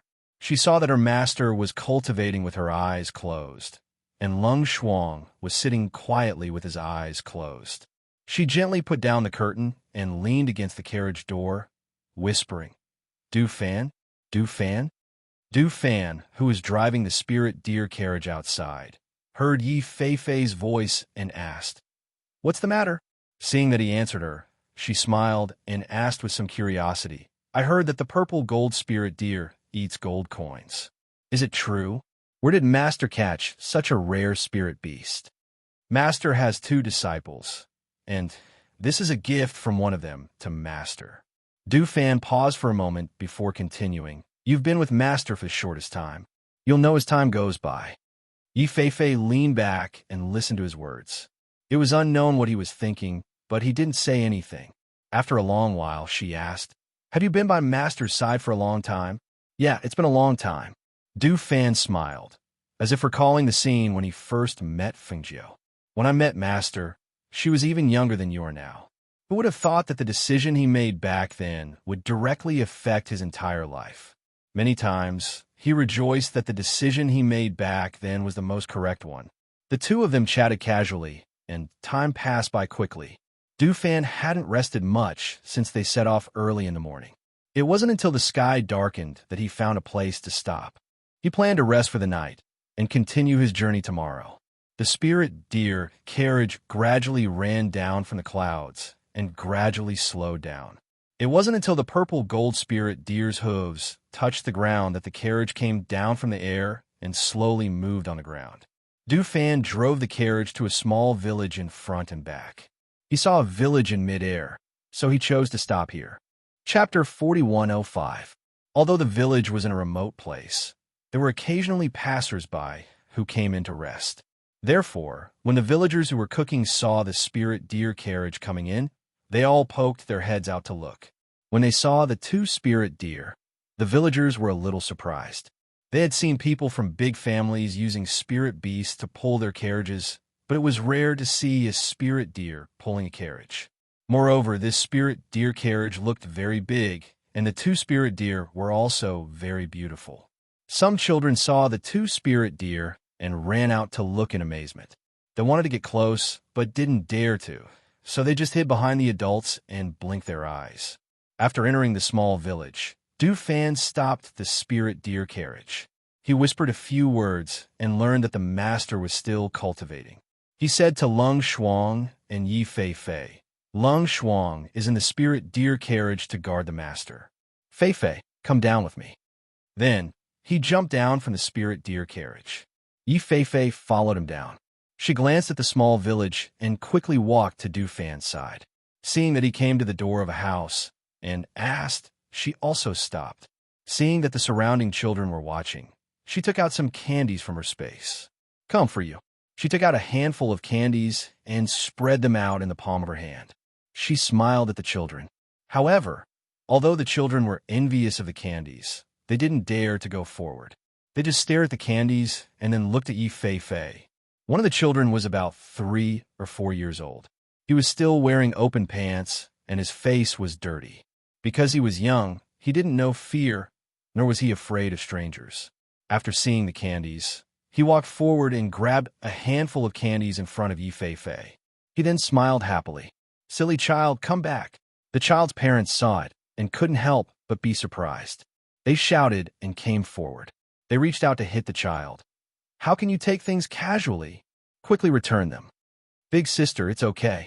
It's just some candies. Yi Fei Fei quickly stopped them so that the child wouldn't be hit. Candy, mother, candy is sweet. The child didn't know when he ate a candy. The sweet taste made the child reveal a pure smile. He also handed the candy in his hand to his mother, indicating that his mother also ate one. The woman's face was slightly red. She was a little restrained and embarrassed. She looked at Yi Fei Fei and thanked. Thank you, miss. It's okay. Yi Fei Fei smiled. Seeing Du Fan come back, she looked at him and asked, How is it? Tonight, we will rest here for a night. Tomorrow, Du Fan said. It's just that they don't dare to come and get it. Yi Fei Fei said angrily and ignored him. Instead, he distributed the candies to the children. Yi Fei Fei looked at the children who took the candies and scattered, and the children's fathers who came out to thank her. Yi Fei Fei smiled widely. Master is still cultivating. Wait for the owner of the house to prepare dinner. Then call for Master. As for now, don't disturb her. Du Fan said. After giving her instructions, he walked towards the carriage. Chapter 4106. She entered the house that Du Fan had asked about and saw a middle-aged couple inside. At this moment, the two of them were busy preparing food in the back. She walked up with a smile and said, Uncle, Auntie, are you the only 2 people in your house? She had looked around when she came in, and it seemed like there were only the 2 of them in the house. The woman looked back at her with a smile and said, Yes, it's just the 2 of us here. Our son, daughter-in-law, and grandchildren have all gone to the city. It's just the 2 of us who aren't used to life in the city, so we came back to live in the village. Oh, I see that everyone in the village grows their own vegetables. Every household seems to have a vegetable field. Yi Fei Fei asked as she looked through the kitchen window at the vegetable field that was growing well behind the house. Yes, in the countryside, everyone grows their own vegetables. This way, we don't have to buy them. It's quite far from the city, so it's convenient. The woman busied herself as she helped her husband. The sound of things being chopped on the chopping board could be heard, making the house sound very lively. At this moment, the middle-aged man who was cooking turned around and revealed a simple and honest smile. He said, Young lady, the food we just prepared is for the 2 of us. It's not enough even if we add your portion. However, there are vegetables in the back of the house. Go and see what kind of vegetables you want to eat. You can pick some and cook them. We still have some preserved meat at home. It's just nice that we can steam it for you. It's all farmhouse food, so it can't be compared to the big restaurants in the city. However, it's still delicious. The woman said with a smile as she put a bowl of sliced preserved meat into the pot to steam. Hearing their words, Yi Fei Fei nodded. Okay, then I'll go take a look at the back of the house and pick some vegetables, she said with a smile as she turned around and walked forward, going from the front to the back. Du Fan was sitting in the spirit deer carriage, fanning himself with the fan in his hand. When he saw Yi Fei Fei walk briskly towards the back of the house with a happy expression, he called out, Yi Fei Fei, where are you going? I'm going to the back to pick vegetables. Yi Fei Fei said without looking back as she walked toward the back of the house. Du Fan heard her words and couldn't help but shake his head. He thought to himself, she really has nothing better to do after eating. They're already cooking, so why is she still running to the back to pick vegetables? In the spirit deer carriage, Fengjiu slowly exhaled and opened his eyes after smelling the aroma of the food. Master, Lung Shuang called. Fengjiu lifted the curtain and looked outside, asking, where are we? It's a small village. We'll rest here tonight. Du Fan has already made arrangements. We'll stay at the house in front of us for the night. The food should be ready soon, Lung Shuang said as he got up and walked out. Hearing that, Fengjiu smiled. Farmer's food is the most delicious. Also, I think the environment here is very peaceful. Let's go. Let's go down and take a walk. She also got up and walked out. After getting off the carriage, she looked around. Master, Du Fan called out from outside and told her the general situation. Master, Lung Shuang, it's time to eat. Yi Fei poked her head out of the house and waved at them. Seeing this, Fengjiu smiled and walked forward with them. Chapter 4107. Fengjiu glanced at the villagers and revealed a smile. Then, he walked with Du Fan and the others towards Yi Fei's house. The head of the household and his wife placed the dishes on the table and stood to the side. When they saw Fengjiu and the others enter the house, they hurriedly went forward to greet them. Quickly, sit down and eat. Otherwise, the dishes won't taste good when they get cold. After Fengjiu came in, he nodded slightly at the couple and smiled. Sorry to disturb you. We can do this ourselves. You should also go and eat. Not at all, not at all. When the couple saw the extremely beautiful girl smiling at them, their faces also revealed smiles. The woman said, You should eat. We'll go to the back courtyard to eat. If there isn't enough food, just call us. I'll cook 2 more dishes for you. Okay. Fengjiu smiled and nodded. After watching the 2 of them walk to the back, he gestured to the others, Everyone, sit down and eat. As soon as he finished, the others walked to the table and sat down. Yi Fei first picked up a bowl and scooped a bowl of soup for Fengjiu as she said, Mistress, drink a bowl of fish soup first. I just tasted it and it's very fresh. Okay, Fengjiu responded. After she scooped a bowl of soup for her, she scooped a bowl for Lung Shuang and then for herself. As for Du Fan, she left him to the side. Seeing this, a trace of a smile flashed across her eyes. Du Fan saw that she only scooped soup for the 2 of them and glanced at Yi Fei, saying, Why don't I need it? Aren't you treating me too differently? You're a big man. Do you still need me to help you? Yi Fei glanced at him and picked up the bowl to drink a mouthful of soup. When the fish soup entered her throat, she couldn't help but reveal a smile. In any case, I'm considered half your master. Don't you know how to respect your master? Du Fan raised his eyebrows and looked at her. You just threw away the cultivation method and let me cultivate by myself. How can you be considered half a master? Yi Fei curled his lips and picked up a mouthful of vegetables to eat. Seeing this, Du Fan shook his head and scooped a bowl of soup for himself. He smiled and squinted his eyes.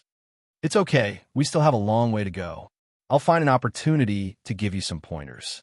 Hearing the meaning of his words, Yi Fei's hand paused. She glanced at him and whispered, I don't know if he's a man or not. He's so narrow-minded.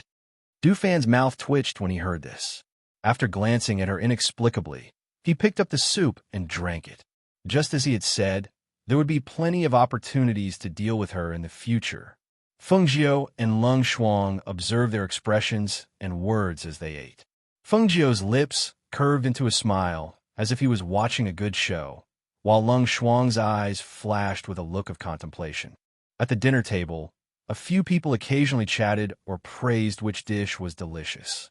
When they were almost full, Yi Fei, who was sitting on the chair, could not help but pull his collar and fan his face with one hand.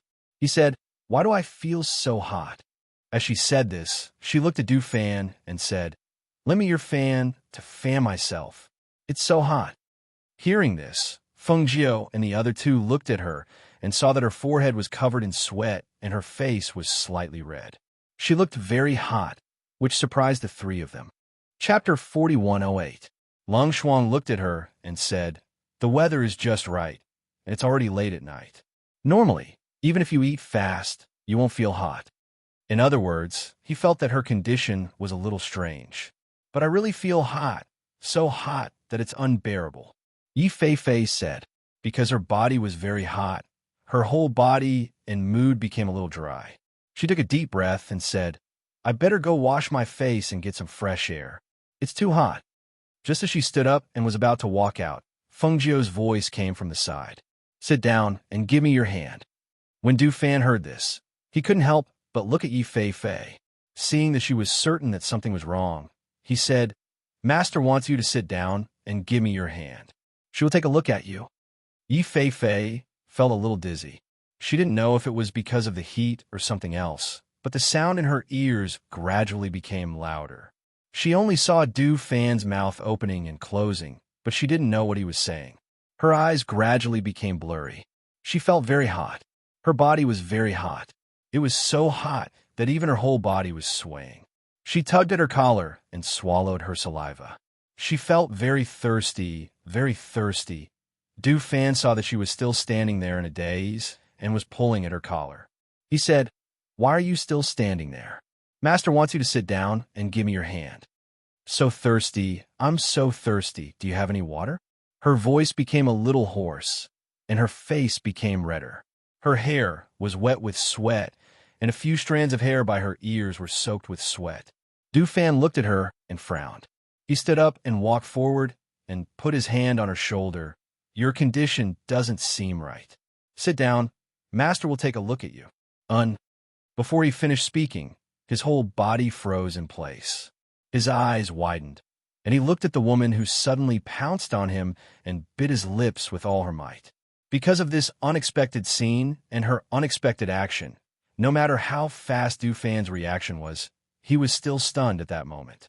His entire body froze on the spot, and his eyes were wide open as he stared unwaveringly at Yi Fei. Because of this moment of distraction, when he recovered and wanted to push her away, who knew that she would bite his lips?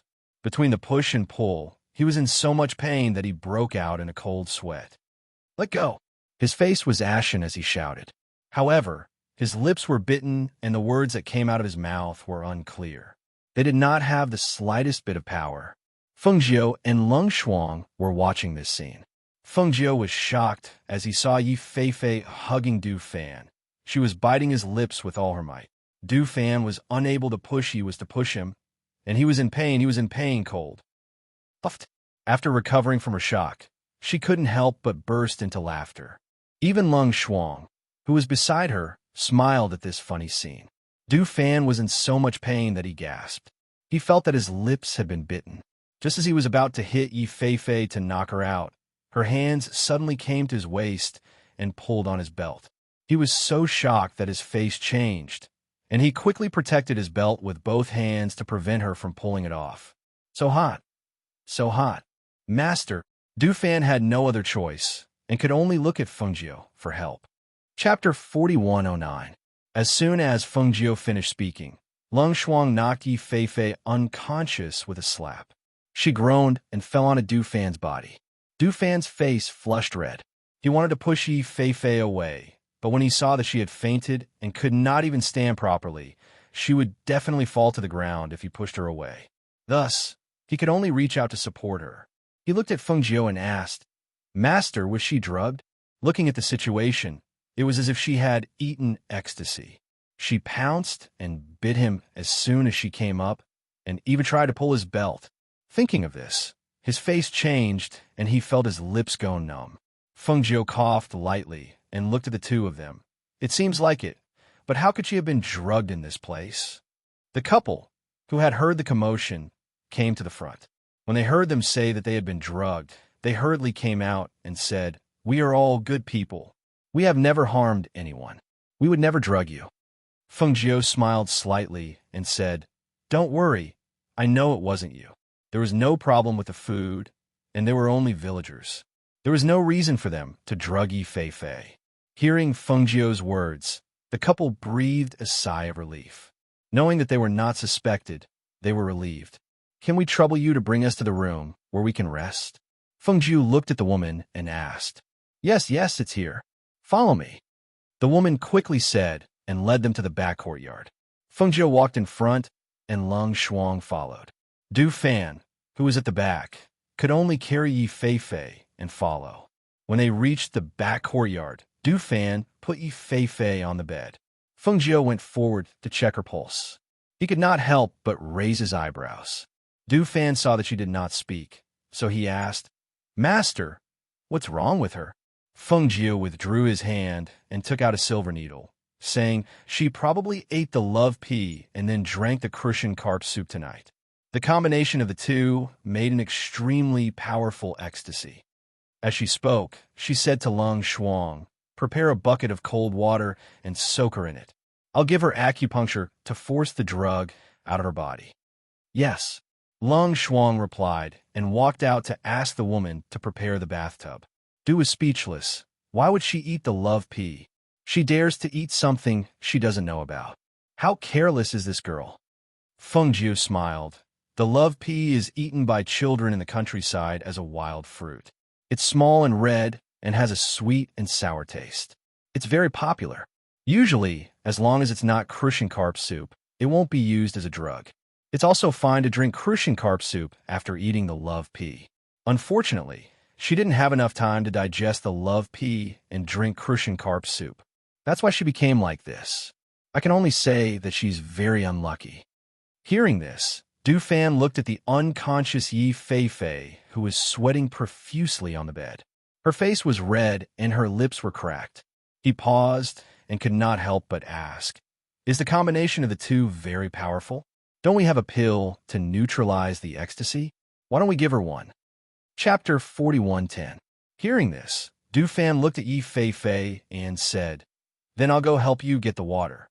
Saying this, he turned around and walked out. Feng Jiu prepared the silver needles and looked at the unconscious Yi Fei on the bed. He thought of the scene between her and Du Fan and couldn't help but smile and whisper, "Sometimes fate begins with an ill-fated relationship." Not long after the cold water was prepared, Du Fan went outside to keep watch. Lung Shuang entered the room and said, "Master, the water is ready. Come and help carry her over." Feng Jiu said and asked Lung Shuang to come forward. "Yes." Lung Shuang responded and went forward to help Yi Fei up.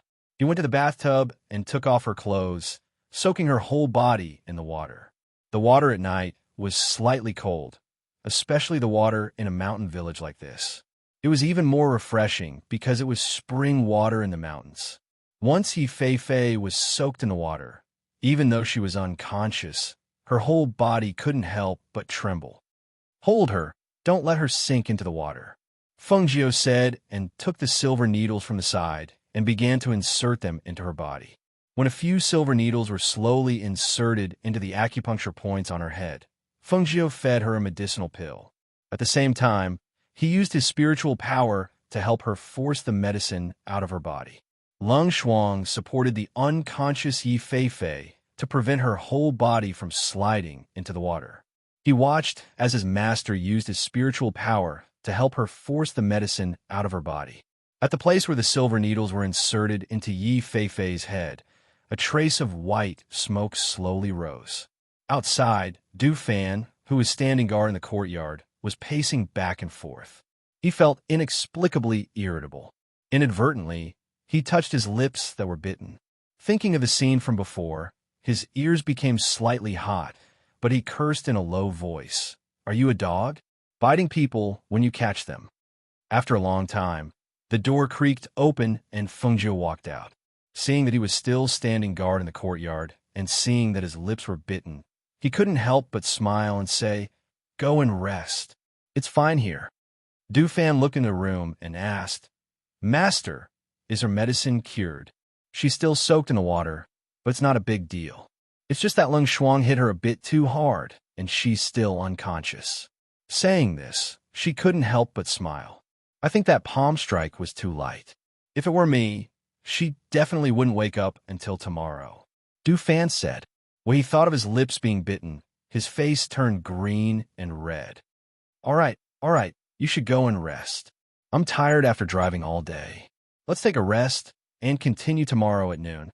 Feng Nine smiled and motioned him to go back to his room to rest. In Call me if you need anything. I'll be in this room." He pointed at one of the rooms and said, then walked towards it. After watching him go into the room, Fengjiu walked around the courtyard. Looking at the starry night sky, she took a deep breath and slowly exhaled. She secretly wondered if the two children were looking for her. Thinking of this, she secretly shook her head. This wasn't the first time she had left her children's side. This should be used to her absence by now. After walking around the courtyard for a while, she returned to her room and gave Lung Shuang a few instructions before going to another room to rest. The next morning, Yi Feifei sneezed in her bed. She rubbed her nose and opened her eyes. She felt that her entire body was sore and her head was heavy. When she sat up, she looked down and saw that she was only wearing an undergarment. Chapter 41:11. What's wrong with me? She murmured, trying hard to remember, but she couldn't remember what was wrong with her. She only vaguely remembered that she was very hot, and then she didn't know what happened. "You're awake?" Lung Shuang walked in, holding a bowl of black medicine in his hand. "Lung Shuang, what's wrong with me? What are you holding in your hand? It can't be for me to drink, right?"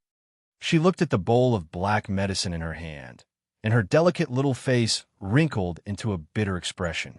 Lung Shuang glanced at her, then came to the bedside and handed the medicine in his hand to her.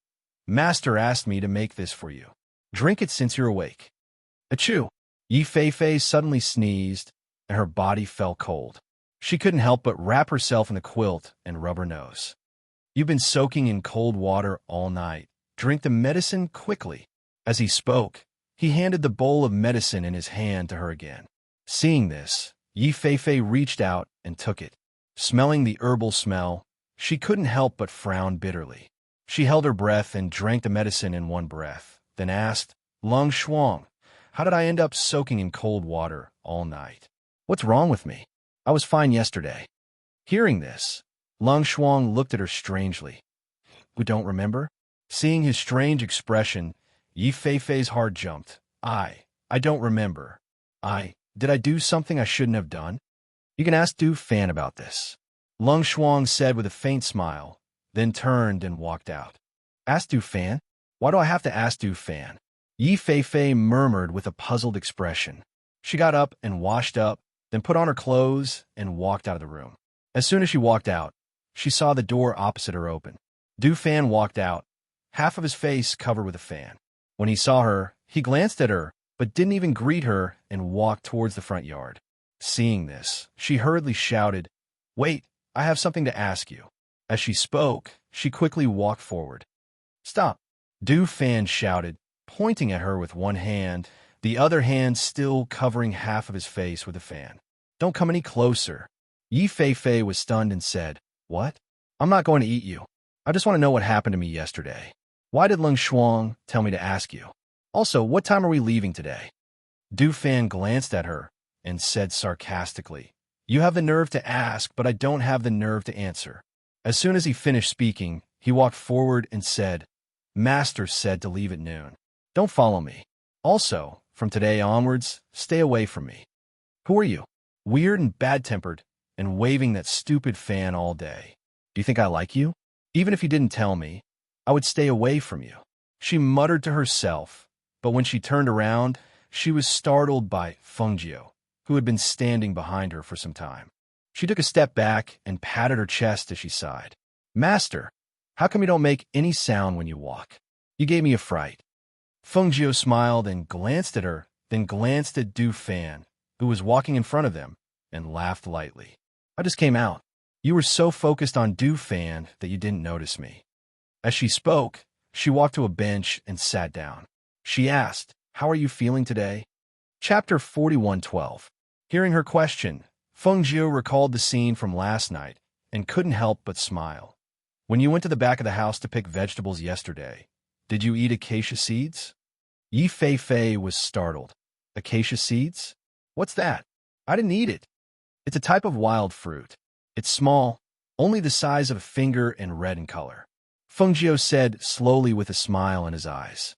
Hearing this, Yi Feifei suddenly understood and slapped her head. "Oh, Master was talking about that." There were indeed some in the back of the house. A few children were picking them and eating them. Then they passed some to me and said it was sweet and sour. I tasted some, and it was quite appetizing.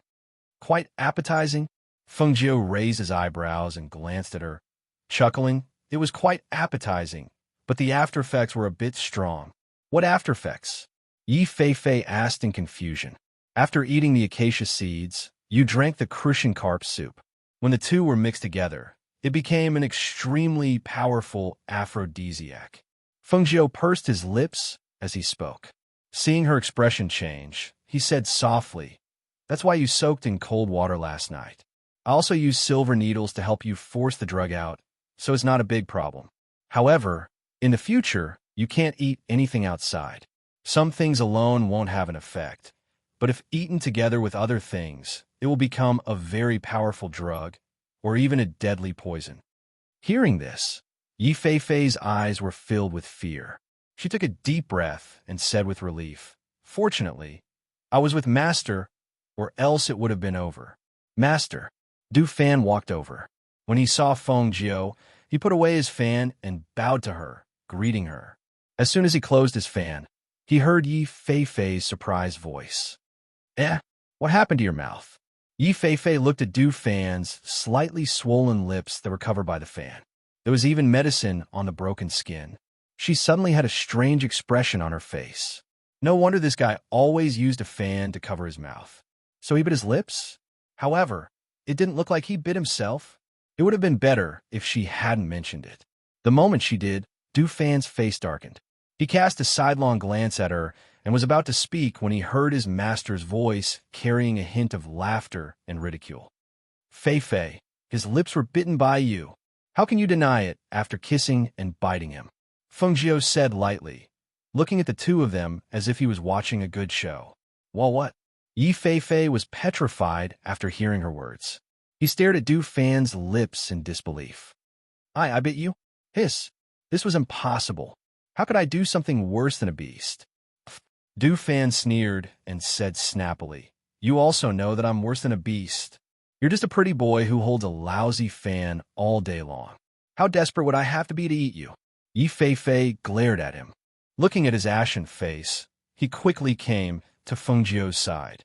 "Master, you're joking, right? How could I let this bastard take advantage of me?" Feng Jiu listened to the two of them and couldn't help but laugh. She glanced at the ashen Du Fan and then at Yi Fei, who had a look of disdain. She chuckled and said, "Didn't I say it earlier? You were drugged with an aphrodisiac. That's why you did something like that." Chapter 41:13. Being rejected so blatantly, Du Fan was so angry that smoke almost came out of his head. He was too lazy to argue with Yi Fei and said to Feng Jiu, "Master, the porridge in front is ready to eat, and you two go together." Feng Jiu stood up and said. He looked at the two of them and then walked forward. "Master, go ahead and eat first. We'll go later," Du Fan said and reached out to grab Yi Fei, who was about to follow Feng Jiu. Feng Jiu looked back at the two of them and smiled. He then went ahead first. "What are you doing?" Yi Fei tried to shake off the hand that was being pulled, but failed. "What am I doing?" Du Fan snorted and said, "Since you know what you've done, let's talk about how to deal with this matter." "What do you mean how to deal with it? I didn't bite you on purpose. Master also said that I was drugged." As she retreated, she struggled with all her might to retract her hand, but she was unable to do so. In the end, she could only grit her teeth and say, "Let go. If you have something to say, just say it. Don't pull and pull. You said that you took advantage of me. How do you want to take responsibility?" Du Fan did not want to pull her, but seeing her face full of disgust, he wanted to teach her a lesson. Yi Fei heard this and was stunned. "Are you kidding me? Take responsibility? I'm a woman and you're a man. I'm the one who suffered, okay? I didn't even ask you to take responsibility, and you still have the nerve to say it? Is that so? Then I'll go find Master and let her talk about it. Who was it that hugged me and did not let go, kissing and biting me? Who was it that kept saying that it was hot and kept sticking to me? Who was it that wanted to untie my belt and pull off my pants?" Du Fan's lips carried an evil smile as he stared at Yi Fei. She retreated step by step, and he approached her step by step, forcing her to panic. She was out of her wits, and in the end, she fell onto the bench and sat in a daze. Yi Fei-Fei's face turned red. Every time she heard him say a word, her heart would beat fast. She was embarrassed, flustered, and helpless. She actually hugged, kissed, and bit him, unbuckling his belt and pulling off his pants again. Her face turned red, and she was so embarrassed that she wanted to find a hole to hide in. Seeing Du Fan approaching her step by step, she couldn't help but exclaim, "Ah, don't say any more, don't say any more. I don't want to hear it." As soon as the sound came out, she jumped up, covered her ears, and ran into the room, slamming the door shut. Looking at the fleeing Yi Fei-Fei, Du Fan snorted. He opened the fan in his hand and fanned himself from time to time. He glanced at the closed door, and a victorious smile appeared on his face. Then, he walked forward briskly. After he walked to the front, Long Shui walked out from the back corner. Seeing the closed door and Du Fan's light steps, her lips slightly raised and a smile flashed in her eyes. She thought to herself, I didn't think that Du Fan and Yi Fei-Fei would have this kind of fate. Looking at the situation, I believe that it won't be long before I hear good news about them. They plan to rest here until noon and then leave after lunch. However, in the afternoon, Feng Jiu and the others had eaten and were walking in the backyard to digest their food when they heard the sound of crying coming from outside. Chapter 41:14. A few men carrying bows and arrows on their backs carried a man covered in blood back to the village. The man was motionless and his breathing was extremely weak. Beside him, a woman and 3 children were kneeling on the ground and crying. Their cries were helpless and forlorn, and those who heard them could not help but cry. The village wasn't big, and the villagers usually helped each other out. When they saw the man being carried back, covered in blood, they didn't know if he was dead or alive. The villagers all comforted the woman. Some of the elderly had already gone to the corner of the house to pick some herbs for treatment. They chewed the herbs and said, "This herb can stop the bleeding. Hurry and apply it on him. Send someone to the neighboring village to invite a doctor over. You guys, carry him into the house first." The old man shouted and ordered the men carrying bows and arrows to carry the man inside. Thus, a few of them wanted to carry the man down from the stretcher and back to his house. At this moment, they heard a gentle and pleasant voice. They could not help but stop what they were doing and turn around to look. "Wait a moment," Feng Jiu said and walked over. When the villagers saw her, they automatically moved aside to make a path for her. Du Fan, Lung Shuang, and Yi Fei-Fei followed behind her. At this moment, their gazes also fell on the man on the stretcher. "Miss, what's wrong?" An old man asked and looked at Feng Jiu. "He's seriously injured. His wounds are not treated and bandaged properly. He can't take any more of your torment. If we carry him in from the stretcher, it's unlikely that he'll survive." As Feng Jiu spoke, she glanced at the dying man. Her gaze shifted to the woman and her 3 children. Hearing Feng Jiu's words, the old man paused for a moment. No one knew what he was thinking. At this moment, one of the men carrying bows and arrows glanced at Feng Jiu and asked, "Who are you? His injuries are so serious. If we don't carry him back, are we going to leave him here until the doctor comes?" "Don't be rude," the old man shouted and glanced at the man who spoke. Then, he looked at Feng Jiu and asked respectfully, "Miss, do you have a way to save him?" As he spoke, he paused and continued, "He has elders and children in his family. If he dies like this, I'm afraid his family will be miserable in the future. Since I've spoken, I naturally have a way to save him." Feng Jiu said. She was the only one of the 3 who was skilled in medicine. Qin Xian was not here, so she had to do it herself. "Go get a basin of water and some clean cloth." As Feng Jiu spoke, she squatted down beside the man. After looking him up and down, she said, "Take a pair of scissors and cut his clothes open." "Feng Jiu and Feng Jiu. I'll cut it." Du Fan stepped forward, took the scissors, and cut open the man's clothes. Once the clothes were cut open, all the wounds on the man's body were clearly visible. "Master, what should I do? Tell me, and I'll do it." Du Fan looked at Feng Jiu as she spoke. "Clean up the wound first. Apply some hemostatic medicine on the bleeding that needs to be stopped. As for the wound from the shoulder to the chest, it's more serious. Let me take care of it. Feng Jiu said as her gaze fell on the man's chest. Chapter 41:15. Here's the water, here's the water. A woman brought over a bowl of clean water and placed it beside Feng Jiu. After Feng Jiu expressed his thanks, he first washed his hands, then took out something from his space to clean the man's wound and apply medicine. Seeing that the man was on the verge of death, she fed him a pill and had someone bring him into the house. Once inside, she had everyone else leave, leaving only Du Fan to help by her side. Master, can he still survive with such injuries? Du Fan asked, his gaze falling on Feng Jiu. In this remote village, with such serious injuries, if he did not have the best medicine, even if his master gave him a pill, it would be very difficult for him to recover. He's lucky to have met me. If it were anyone else, it would be difficult for them to survive. As Feng Jiu spoke, he reached out his hand and placed on the man's most serious wound, urging the green lotus energy in his body to heal him. Du Fan watched from the side, his eyes flashing when he saw spots of green light emanating from his master's palm. He watched as the green light sprinkled from his master's palm into the man's wound, healing it bit by bit.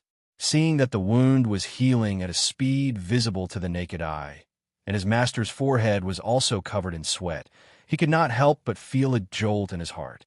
They weren't related to this man in any way. In fact, Master didn't have to save him like this. Using the power of the Green Lotus to save this man would consume a lot of Master's spiritual energy. He didn't expect Master to save him like this. Originally, he was wondering if this man could survive, but looking at the current situation, it was not a problem for him to survive. Seeing that the wound was gradually healing, Feng Jiu withdrew his hand. Perhaps it was due to the healing of the wound. The originally unconscious man's eyelashes fluttered slightly, and he slowly opened his eyes. He only saw a fairy-like woman dressed in red standing by the bed, and he seemed to see a pure and holy light emanating from her body. He wanted to take a closer look, but his heavy eyelids gradually closed, and his vision fell into darkness again, and he fainted again. Tie gauze around his wound, Feng Jiu said, indicating for Du Fan to come forward and tie gauze around the already healed wound. After all, if such a serious wound healed so quickly, there would be a lot of trouble if word got out. Yes, Du Fan said, and went forward to tie gauze around the already healed wound. Let's go, Feng Jiu said and walked out. Du Fan followed behind, and they left the room together. How is it, miss? How's my man? Is he still alive? Is he going to die? The crying woman quickly came forward with the 3 children and looked at Feng Jiu with teary eyes. Feng Jiu smiled slightly and softly comforted her. Don't worry, he's fine. It's just that his injuries are a little serious, so he's still unconscious. You can go in to see him, but try not to disturb his rest. Hearing this, the woman cried out her thanks and quickly walked in with the children. Chapter 41:16. The old man was taken aback and asked uncertainly, Miss, are you saying not to tear it apart for half a month? Won't it get infected? Feng Jiu smiled and said, It won't, I used good medicine. If it was anyone else who said this, the old man and the others probably wouldn't believe it. However, since it was this young lady who exuded a noble aura, he believed it from the bottom of his heart. Thus, he didn't even have any doubts as he nodded and replied, Okay, I'll remember it. I'll tell them. If the dressing is not changed for half a month, the wound will probably rot. A man with a bow on his back said with a frown. He didn't quite believe Feng Jiu's words. After sizing her up, he said, He's so badly injured. We don't even know if he can be saved. Now, you're saying that his wounds can be healed without changing his dressing? Who are you trying to fool? Feng Jiu smiled and did not explain further. Instead, she glanced at the man who spoke and asked, Did you go out to hunt? What kind of prey caused you to be so badly injured? Among these men with bows and arrows on their backs, other than the one lying on the ground on his last breath, the others who carried him back were also covered with wounds of various sizes. Furthermore, their bodies were stained with both human and beast blood. They were in a sorry state. However, to be able to carry such a heavily injured comrade back in such a situation, these people were quite loyal. When they heard her question, the men's expressions turned ugly and angry. Seeing this, Feng Jiu raised her brows. When the old man saw that Feng Jiu asked them, but they did not answer her question, he stepped forward and said, "Hurry up and say something. The young lady is asking you a question. What was going on? How did you get so badly injured?" The old man was an elder in the village, and his words carried some weight. Seeing that the old man was urging them, one of the men said, "We went hunting but did not expect to meet a group of aristocratic family members. They brought their contracted beasts and stopped us. They played tricks on us and even let their contracted beasts injure us. If it wasn't for one of the young ladies who kept persuading us, we probably wouldn't have made it back alive." Feng Jiu nodded in realization.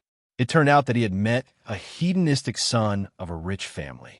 Some aristocratic families did indeed rely on their family's background and power to look down on human lives, especially the lives of people without power and influence like them.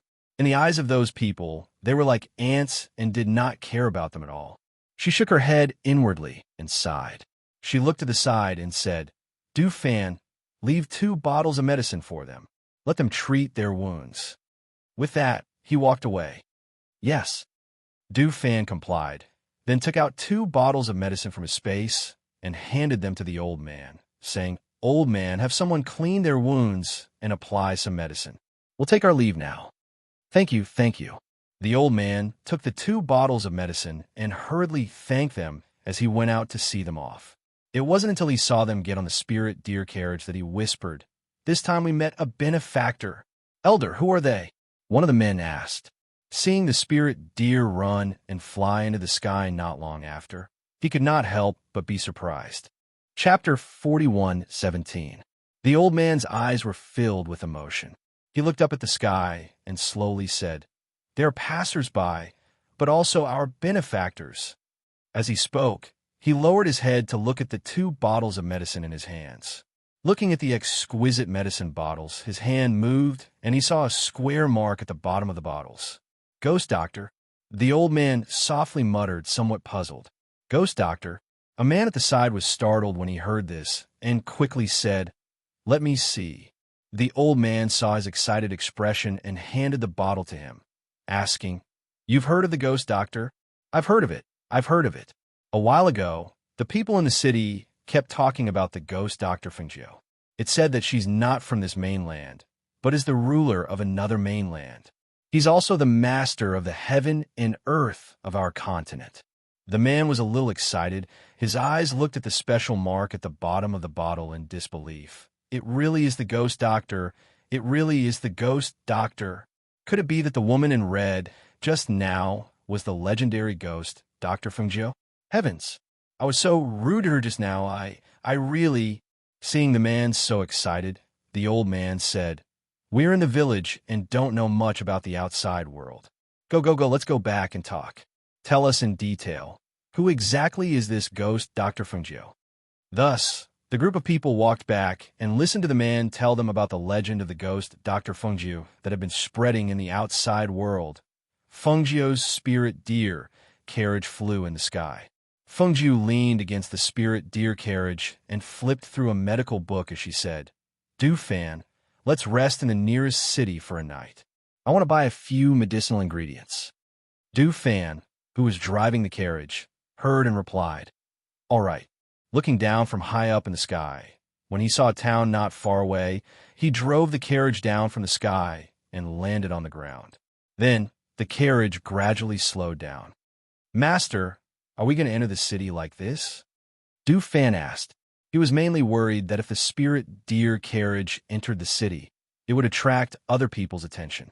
It wasn't that they were afraid of fighting with others, but they found it troublesome. After all, with their strength, not everyone was worthy of being their opponent. Feng Jiu paused for a moment, then smiled and said, "Stop the car." Hearing the conversation inside, Du Fan pulled the reins and stopped the spirit deer carriage. He saw his master walk out and jump off the spirit deer carriage. "Du Fan, you and Long Shuang take the spirit deer carriage to the grove and wait for me there. Fei Fei, come with me to the city to buy some things. We'll be back in a while." As she spoke, she glanced at Yi Fei Fei. indicating for her to follow her footsteps. Sigh.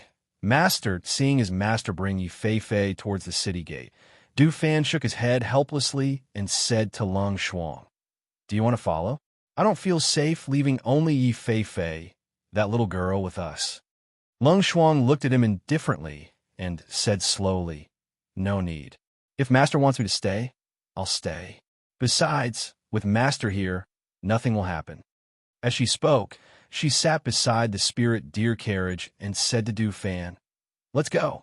Let's go to the grove and wait for Master." Seeing this, Du Fan could only drive the spirit deer carriage to the grove and wait. Chapter 41:18. Big Brother, those two girls are really pretty. A tall and thin cultivator stared at Feng Jiu and Yi Fei with a sinister look. He looked at the two of them and grinned, revealing his yellow teeth. "That girl in the red dress is really beautiful. I've never seen such a beautiful woman." Another cultivator who was sitting at a tea stall and drinking tea had a cup of tea in his hand. He rested his elbow on the table and stared at Feng Jiu while drinking tea. His eyes flashed with a light as if he had found a prey. "This girl is good. Not to mention sending her to the underground black market. Even if she was given to some big shot as a cultivation vessel, no one would reject her." The male cultivator said as he watched them walk on the street and finally enter a shop. "Big Brother, I heard that the West City's Deng family's second master recently spread the news that he's looking for stunning female cultivators. Look at these two." Another male cultivator beside him asked with an eager expression. For a beauty like that, even if he couldn't eat her, he could still grab her and do it with her. "These two little beauties look like they're not from here. If they're not from here, there won't be anyone around them. This matter will be much more difficult," the man in the lead said and waved his hand, indicating for the people beside him to come closer. When they saw him, they immediately went forward. After listening to his plan in their ears, they looked at each other and grinned sinisterly. They hurriedly replied, "Don't worry, Big Brother. We'll handle this matter properly. You two go. Keep an eye on those two. Don't let them slip away."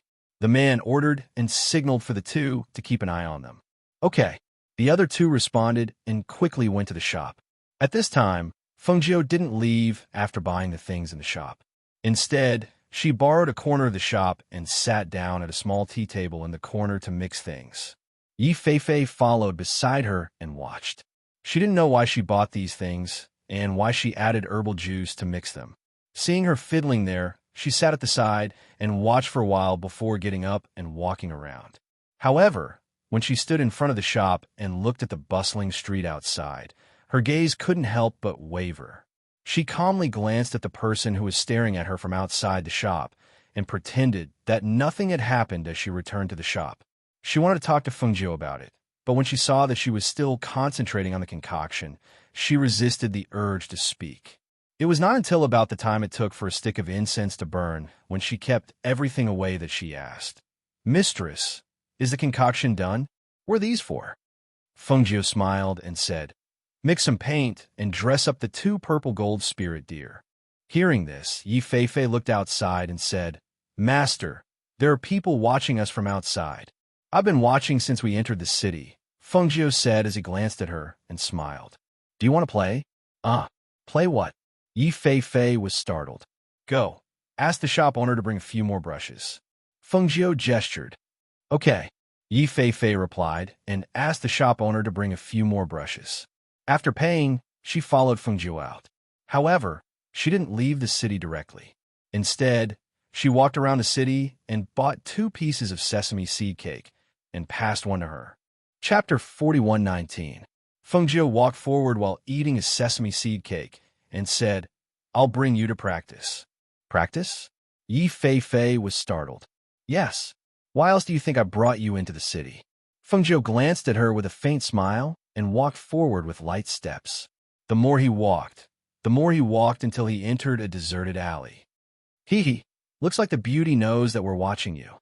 The leading male cultivator walked out and looked at Feng Jiu with a pair of evil eyes with a sneer. Feng Jiu just glanced at the people blocking the entrance of the alley and said to Yi Fei, "Go and practice." Yi Fei looked at them and saw that they were stronger than her. Moreover, they had the advantage in terms of physique. If she went forward, she would be defeated in 3 moves. However, since it was her master's order, she could not disobey. She knew that with her master here, even if her life was in danger, her master would help her. Thus, she gritted her teeth and walked forward. When the male cultivators saw this, they were amused. They looked at each other and laughed. Yo, the little beauty wants to fight with us? That's not good, right? They say that fists and feet have no eyes. If we hurt your beautiful face, it won't look good. You guys should suffer less. Before the male cultivator could finish speaking, Yi Fei rushed forward and a dagger slipped from her sleeve into her palm. She attacked him at a speed that was too fast for one to cover their ears. Although her attack was unexpected, the other party was stronger than her and had faster reaction speed. Therefore, when she attacked, the other party avoided the attack and counterattacked at the same time. TSK, little beauty, you're still too young to hurt me. As the male cultivator spoke, his hand turned into a claw and grabbed at Yi Fei's chest. There was no need to talk about the attack, but the technique he used seemed to be taking advantage of Yi Fei. When the other male cultivators saw this, they winked and smiled evilly. Yi Fei was enraged. The dagger in her hand once again attacked, stabbing towards the man's shoulder. Who would have thought that her attack would be suppressed by the man? One of her hands was caught. Seeing the male cultivator's other hand reach towards her chest, her eyes immediately turned red. Fengzhou's eyes glinted coldly when he saw this. These people were even more despicable than she had imagined. Her eyes flashed, and she moved her finger. A silver needle shot out and hit the male cultivator's hand that was about to grab her. Hiss! The male cultivator sucked in a breath of cold air from the pain. He felt his palm tingle with numbness, and he couldn't help but tremble. Yi Fei seized the opportunity and threw the dagger in his hand down. He caught it with his other hand and ruthlessly stabbed it into the man's thigh. The sound of the sharp blade stabbing into the thigh was heard. At the same time, blood gushed out and the man screamed in pain. He was in so much pain that he bent over. He instinctively wanted to fight back, but Yi Fei had given him a chance. He had no time to fight back. After the dagger was pulled out, Yi Fei stabbed him in the shoulder again. And cold sweat poured out of the male cultivator's forehead. The numbness and pain in his palm made his hand tremble helplessly. He was unable to fight back. The stab to his thigh had almost pierced through it. Blood flowed out. He was in so much pain that he couldn't even stand, let alone the stab to his shoulder. Scum. Chapter 41:20. The few people at the side recovered from their shock and called out in a low voice, "Big brother!" They hurriedly went forward to help him up. 2 of them were unable to restrain their anger and threw punches at Yi Fei, cursing, "Stupid woman, you're courting death." Yi Fei dodged the other party's punch towards her face, but she couldn't avoid the other party's kick. Her lower abdomen was kicked, and she groaned, her whole body also followed by a few steps back. Catch her for me. I want to kill her." The male cultivator who was helped to the side said sinisterly. He gritted his teeth, his body trembling slightly due to the injuries on his body. A male cultivator discovered that there was a needle in his hand, and only a small part of it was exposed. He couldn't help but say, Big brother, why is there a needle in your hand? That woman plotted against me." The male cultivator who was helped to sit in the corner of the alley panted and shouted angrily, "Pull out the needle for me and help me bandage my wound, quick." On the other side, they helped to bandage that person's wound and wanted to pull out the needle in his hand. However, because the needle pierced very deep into the flesh and there were no sharp iron clamps or the like around to clip it out, they couldn't pull out the silver needle even after a long time. On the other side, after Yi Fei was kicked, she took a deep breath, endured the pain, and went forward to attack again. Fengzhou watched from the side and didn't go forward to help. Instead, he watched her attack for a while, then used his divine sense to guide her. The opponent's speed is fast, so you have to be faster than him. In battle, you have to find the opponent's weakness and attack it. Hearing the voice in her mind, Yi Fei calmed down and attacked while looking for the opponent's weakness. In addition to her master's advice, she quickly discovered that the opponent wasn't very good at close combat. Thus, she tried her best to get close to the opponent to fight. Because she was close, the opponent couldn't use his fists and feet. Instead, he was cut by her dagger in a few places. However, after another person joined in, the situation of 1 against 3 gradually put her at a disadvantage. Not only was she unable to get close to them, her attacks were also blocked. "See if I don't kill you," the tall and thin male cultivator roared as he punched towards Yi Fei-Fei's abdomen. But at the moment he punched out, a ring on his finger flashed with a cold light under the sunlight. Feng Jiu, who was watching from the side, was caught by the cold light. She looked at the man's fist, and when she saw the sharp blade on the ring, she frowned. With a wave of her sleeve, a red blade shot out and pulled Yi Fei-Fei back. "Master?" Yi Fei-Fei turned to look at her with a confused expression. "It's about time," Feng Jiu said. As soon as his voice fell, the red silk in his hand flicked and sent the few people who had rushed forward flying. Hiss! The few of them cried out in pain as they were sent flying. They crashed into the wall and rolled to the ground. The blood and chi in their bodies were in a mess, causing them to spit out mouthfuls of blood. "Go! Let's go!" Their faces changed, and they were so shocked that they wanted to flee. However, how could Feng Jiu let them escape when she made a move? With a flick of her finger, several silver needles flew out and shot into the acupoints on their bodies. Their bodies stiffened, and they all fell to the ground with a groan. Chapter 41:21. "Yes," Yi Fei-Fei responded and immediately stepped forward. Gathering spiritual energy in her palm, she slammed it towards one of the men's dantian, shattering his inner core. Bang! With a bang, the man who had fainted woke up from a pain. His eyes widened in shock, and he opened his mouth, only to spit out mouthfuls of blood. As his spiritual energy gradually dissipated, his appearance rapidly aged. With the first one, it was even easier to deal with the second one. Adding on the fact that these people were despicable and vicious, she wouldn't even blink an eye if she killed them, let alone crippling their cultivation. No, don't cripple my cultivation, don't cripple my cultivation."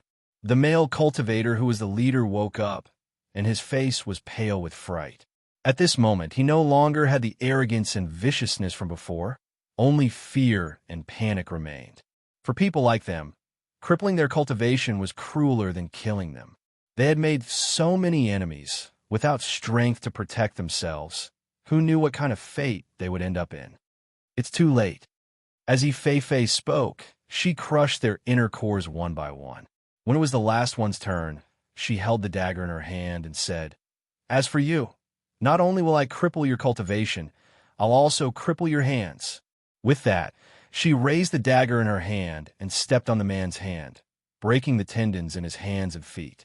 As he screamed, she crippled his cultivation. Looking at the people who were screaming on the ground, she lightly snorted and stood up to look at Feng Jiu. "Master, their cultivations have been crippled. Take their valuables and let's go," Feng Jiu said, indicating for her to take the spoils of war. "Yes." Yi Fei-Fei responded and went forward to take their things, then handed them to Feng Jiu. "Just take them.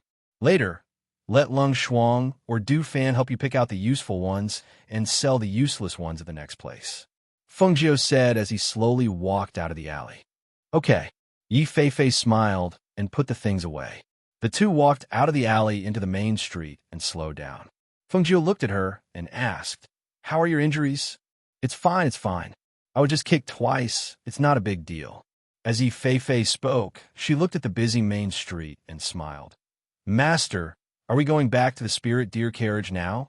Are we still going to enter the city later?" Feng Jiu walked slowly and replied, "Yes, we'll rest in this city tonight. Later, we'll find a good inn to stay in. We'll come out in the evening to buy some things for the journey and some dry food to store." The two walked and chatted as they headed out of the city. In a small forest outside the city, Du Fan and Lung Shuang sat in the spirit deer carriage to rest. Looking at the sky and seeing that their master had not returned, they couldn't help but worry. "Lung Shuang, you wait here and guard the spirit deer carriage. I'll go out and see if master and the others are coming back," Du Fan said and jumped out of the spirit deer carriage. He stroked the spirit deer's head with one hand and patted it before walking out along the small path. Lung Shuang was sitting in the spirit deer carriage with his eyes closed. When he heard Du Fan's words, he opened his eyes to take a look and then closed them again to rest. Chapter 41:22. Master, did you encounter any problems? Du Fan stepped forward and asked. She looked at the two and saw that there was nothing different about her master, but there were two footprints on Yi Feifei's dress. Feng Jiu smiled faintly. We met a few ruffians, so I had Feifei practice and crippled those people's cultivation. She walked forward and said, Let's go.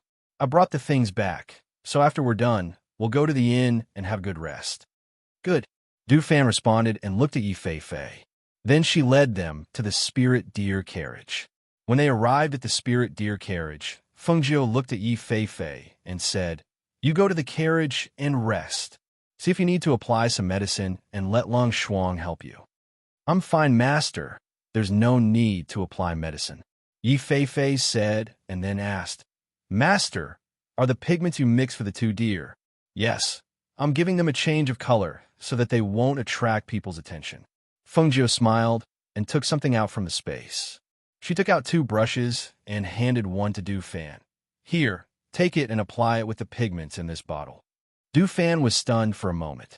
She looked at the things in her hand and then looked at the two purple gold spirit deer.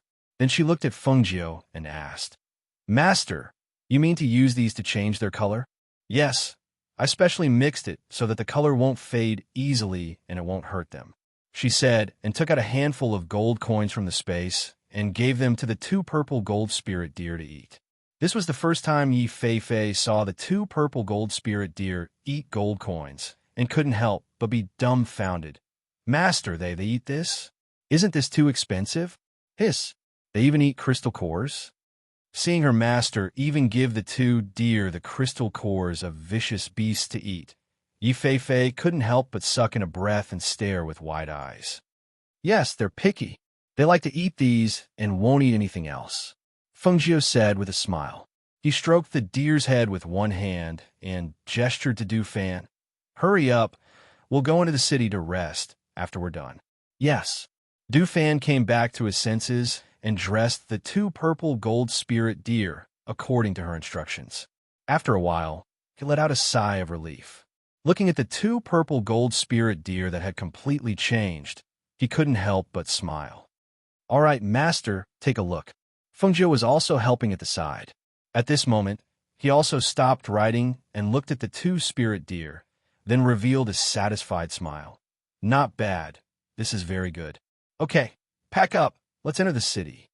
With that, she put away the rest of the paint, washed her hands, and sat in the spirit deer carriage. Seeing this, Du Fan let them all get in, then jumped on the carriage and drove the two spirit deer into the city. Arriving in the city, they found a good inn to rest. Du Fan entered the inn and asked the waiter to prepare the meal first, while Lung Shuang said at this time, I'm not hungry yet. I want to go into the city to buy some things first. I'll go with you, Feng Jiu said with a smile. I still have elixirs to buy. I can eat them later. With that, she looked at Du Fan and said, The three of us will go. You can rest here first. What do you want to eat? Let the waiter prepare it for you. With that, she flew out with Lung Shuang and Yi Feifei. AI, mastered, Du Fan called, but saw her waving her hand without looking back, and took the two to the street. Seeing this, he helplessly shook his head. Chapter 41:23. It was not that he wanted to think this way, but no matter where his master went, big and small things would happen. This was not the first day. Over time, he could imagine it even with his toes. However, there was no need to worry about them. With Lung Shuang's strength and his master's strength, even if Yi Feifei's strength was not good, there would not be any problems. He smiled and gently fanned himself with the fan in his hand. After glancing at the spirit deer carriage parked outside, he waved his hand and called, Waiter, prepare a few dishes for me and a pot of wine. Okay. The waiter answered and went forward to greet. Young master, come and sit at this table. This table can see the street outside. The scenery is the best. Du Fan smiled and threw a gold coin to the waiter. This is for you. Go and get some water for my two deer. Also, the carriage is parked there. Keep an eye on it. Yes, yes, thank you, young master. The waiter answered happily. While thanking him, he put away the gold coin. Full of joy, he asked the waiter to prepare a few signature dishes and wine, and then went to get some water to feed the deer. On the other side, Feng Jiu was walking on the street with Leng Shuang and Yi Fei. The three people's outstanding appearance and temperament naturally attracted the attention of others. Some men were fascinated by them and showed a lecherous smile. Their eyes looked up and down at the three people's figures with a bit of evil intent. There were also people who bumped into the wall while walking and screamed in pain. The ugliness of human nature was everywhere. The three people walked calmly. They had seen too many people looking at them like this, so they naturally did not care. Miss, do you want to buy a few meat dumplings to try? This old woman made them herself. They are very delicious. An old woman wearing patched clothes was guarding a stove. There was a dumpling on the lid of the pot on the stove. Traces of heat seeped out of the pot, revealing the fragrance of the dumplings. Feng Jiu stopped and looked at the old woman. He smiled and said, "Then give us 4 dumplings. Good. The old woman was very happy. She quickly took off the dumplings on the lid of the pot and put them aside, saying, "I'll get the hot dumplings for you." The dumplings in the pot are still hot. Feng Jiu saw that she took out 4 steaming dumplings from a pot and tied them together with a straw rope. She asked, "Old woman, where is the biggest medicine shop in the city?" "Medicine shop? The biggest one isn't here. You can walk along this street, turn left at the end, and then turn right at the 3rd intersection. That's our biggest medicinal herb shop. It has everything. Sometimes I go there to sell zongzi, so I'm familiar with this road."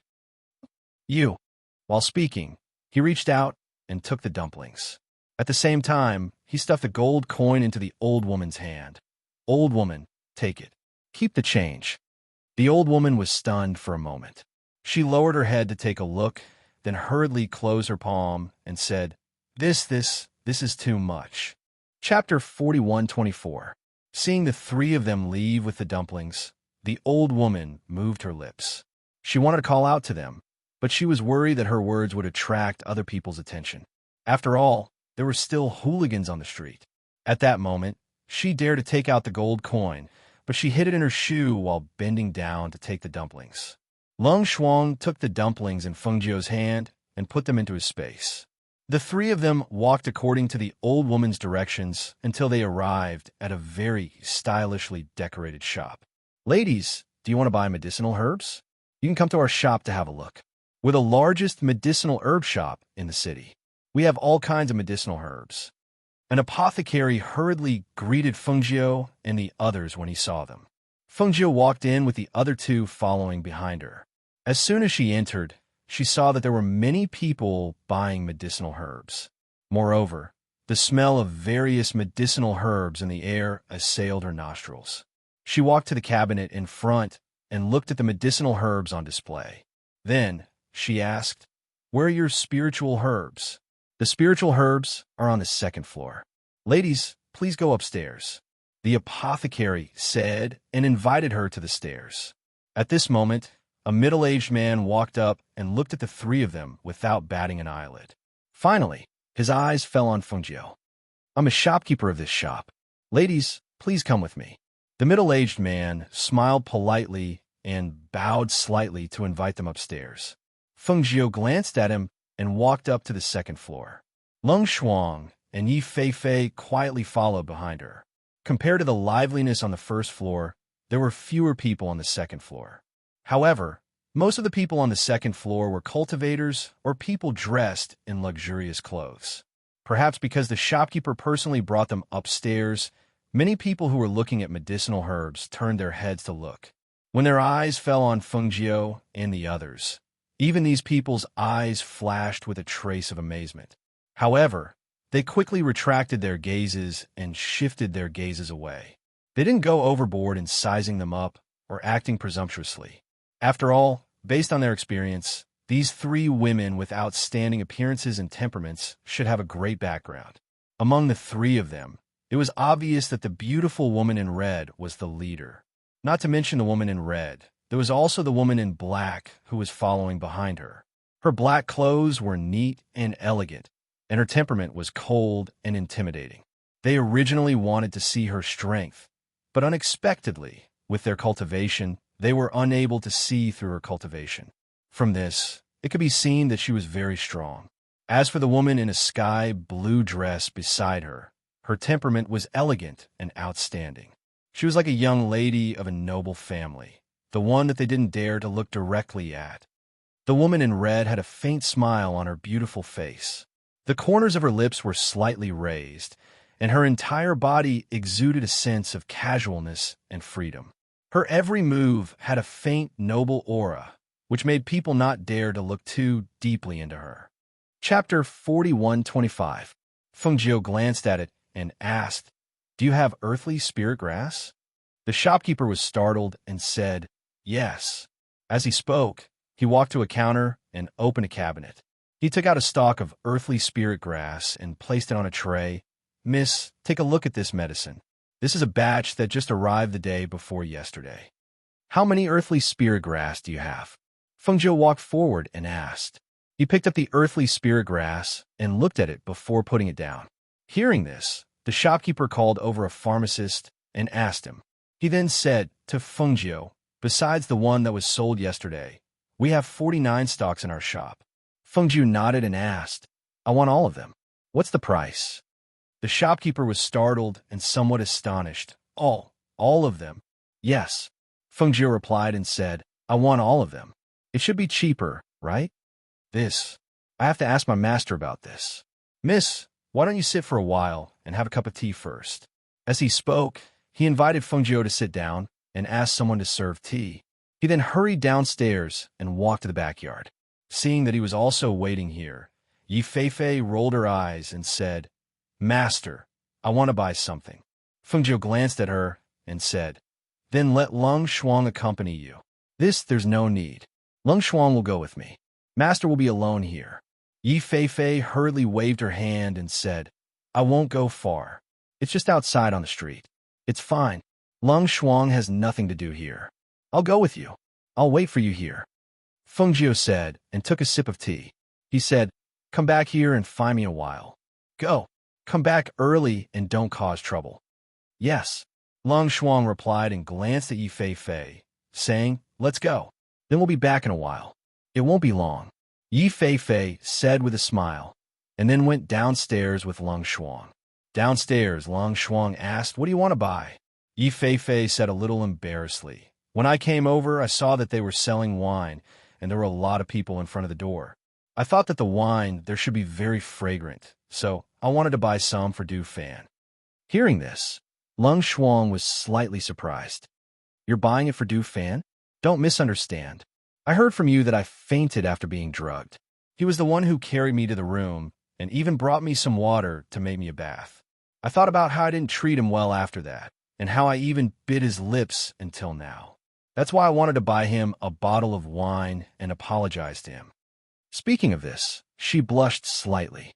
She had always said that he took advantage of her and acted like a pervert, but when she thought about what Lung Shuang said to her, and how he was sure that he had taught her cultivation, she felt that she shouldn't have treated him like that. A smile flashed across Lung Shuang's eyes, but her face remained cold and expressionless. She said, "Yes, he must be a good drinker. He must drink a few cups when he's free. Let's go. I'll go with you." "Thank you." Yi Feifei thanked him with a smile. She said, "Actually, I can do it myself. It's just on the other side of the street.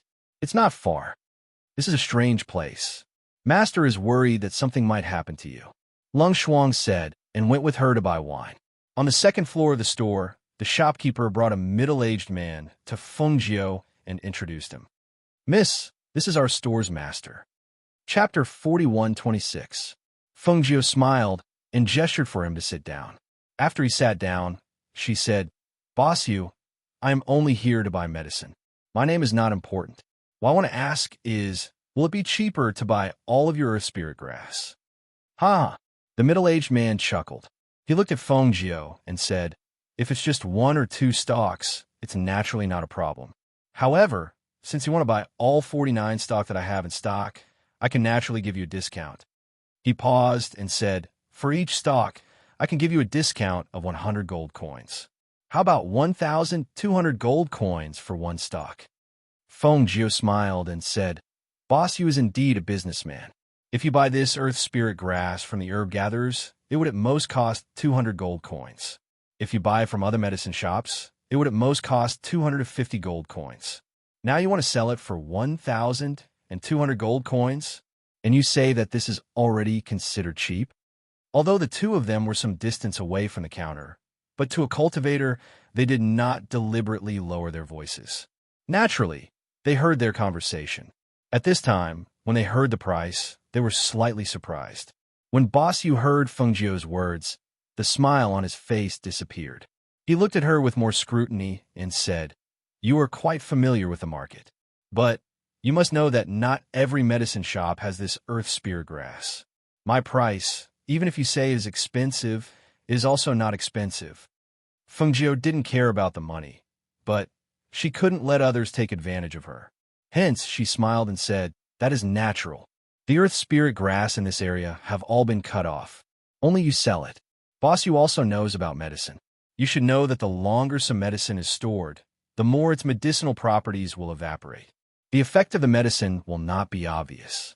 If you don't sell it to me and slowly sell it, who knows when these medicine will become useless?" Her voice paused. Seeing that he was about to speak, she raised her hand to stop him. "Of course, if you sell it to me, I won't let Boss Yu suffer a loss. How about 400 gold coins per stock?" "Miss, your price is a little too low." Boss Yu's smile was cold and displeased. Feng Jiu sipped his tea, his expression indifferent and casual. "It's fine if Boss Yu doesn't want to sell, but if you miss out on a customer like me, perhaps after today, you won't be able to sell your 49 stalks of earth spirit grass. Of course, Boss Yu is rich and doesn't lack these. However, if you want to do business for a long time, you still need to have good beer, right?"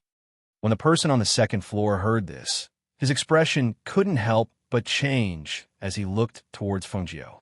He was somewhat surprised that this girl dared to haggle with the boss of the trading firm, and also surprised that this girl knew the price of the earth spirit grass.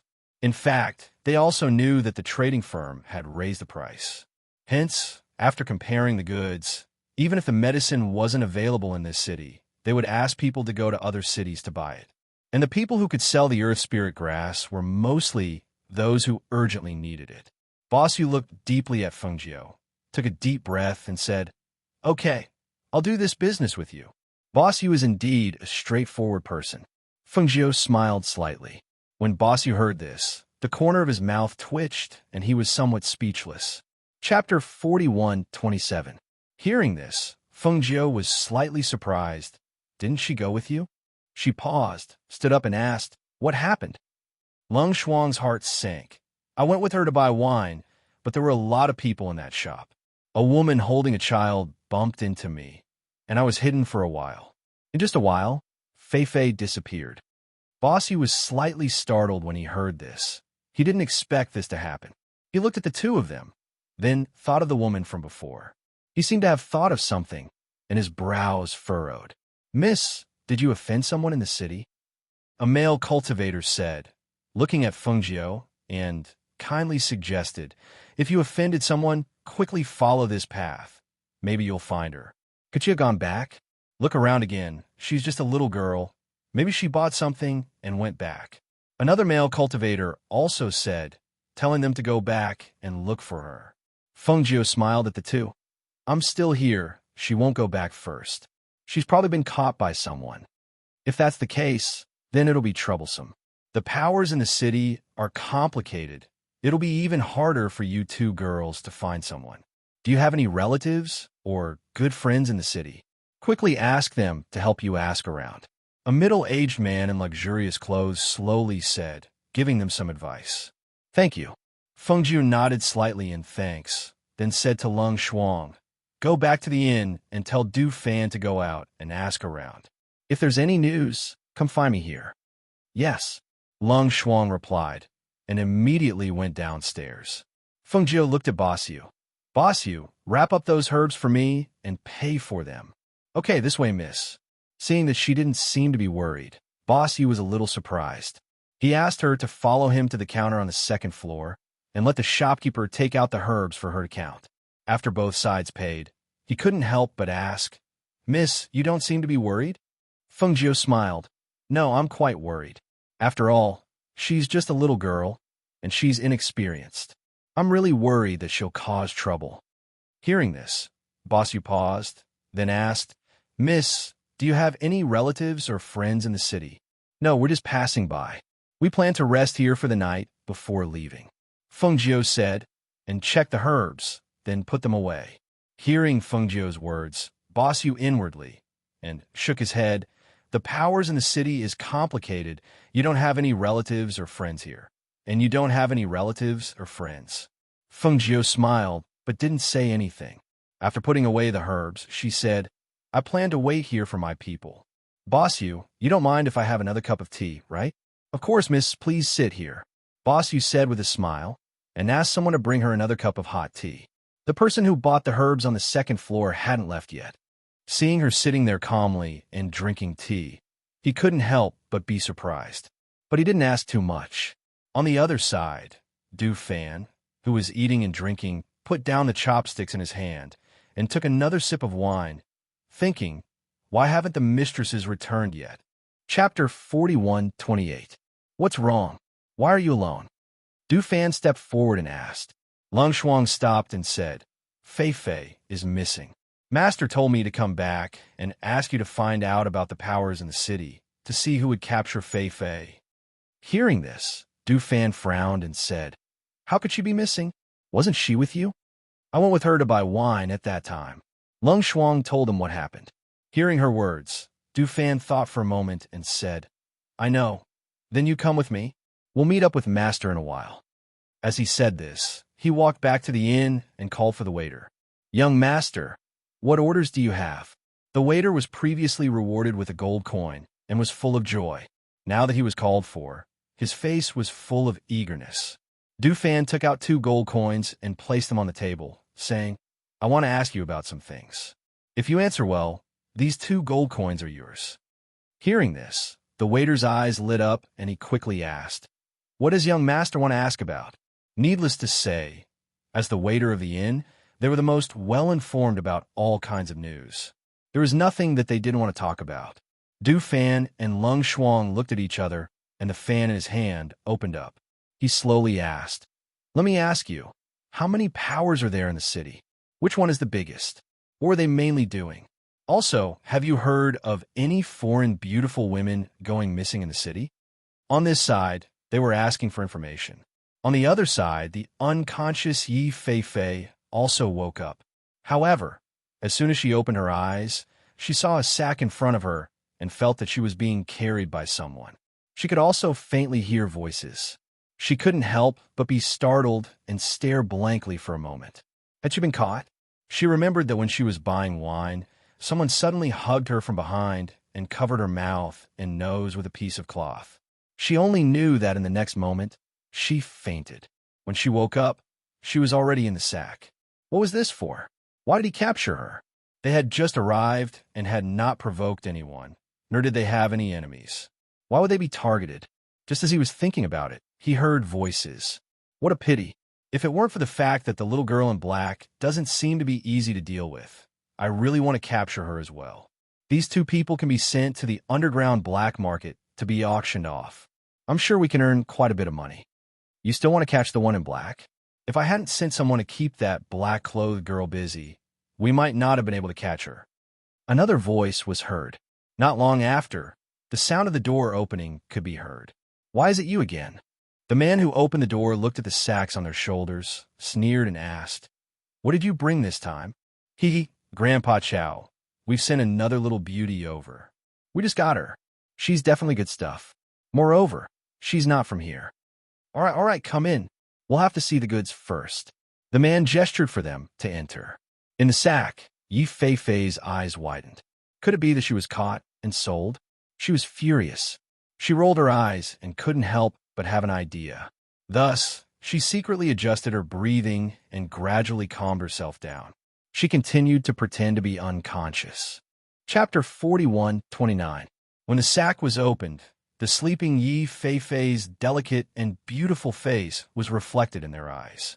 Master Chow sized her up from top to bottom, and the more he looked, the more satisfied he was. And not bad indeed. Rare goods, the man said, then looked at the two men and said, 100 gold coins. Hearing this, the two men smiled embarrassedly and said, Master Chow, you also said that this goods is good. Isn't 100 gold coins too little? As he said this, he stretched out 2 fingers and said, 200 gold coins. You should know that there is a risk in accepting your goods. Moreover, I have to resell them. 150 gold coins, no more. As he said this, he clasped his hands behind his back and said, If you don't want to, you can take them away. You can't enter a place like the black market without connections. Other places also don't dare to accept people like you. Hearing this, the two men hesitated for a moment, then finally clenched their teeth and said, All right, we'll do as Master Chow says. Fortunately, when they succeeded, they took the Chinquan pouch and other valuables from the woman. They didn't see what was in the pouch, but they knew that it would be worth some money. Thus, the two sides straightforwardly handed over the money and the woman. Then, the two men took the gold coins and left. Master Chow clapped his hands, and in the next moment, 2 men in black appeared. Go, send the woman to the black market to Steward Chow. Yes, the 2 men in black responded, then put the woman back into the sack and took her away. Yi Fei-Fei was once again sent to the underground black market. She only felt that the yellow bile in her stomach was about to be shaken out. It wasn't until she was sent to a room in the underground black market that she heard the person outside say that 2 servant girls were going to be sent over to help her wash up that she opened her eyes. Be careful and watch carefully. This goods will be auctioned tonight, the people outside said, leaving behind 2 guards to guard the door. She carefully peeked through the slit in the window and saw that there were 2 guards outside the door. Further away, there were more guards. Looking at the tall and sturdy bodies of the guards, she knew that if she went out, she would definitely be caught. Thus, she quietly went back to the room to take a look. Seeing that there was no place to escape, she finally thought about it and gave the hair ornaments on her head and the Chinquan pouch on her waist. However, the dagger hidden in her boots was still there, and the inconspicuous spatial ring on her finger was also there. However, when she looked at her finger that was wearing the spatial ring, those people must have wanted to take her ring when she was unconscious, but they couldn't. She put, You 2 go in and change her into this set of clothes. Help her wash up and serve her well.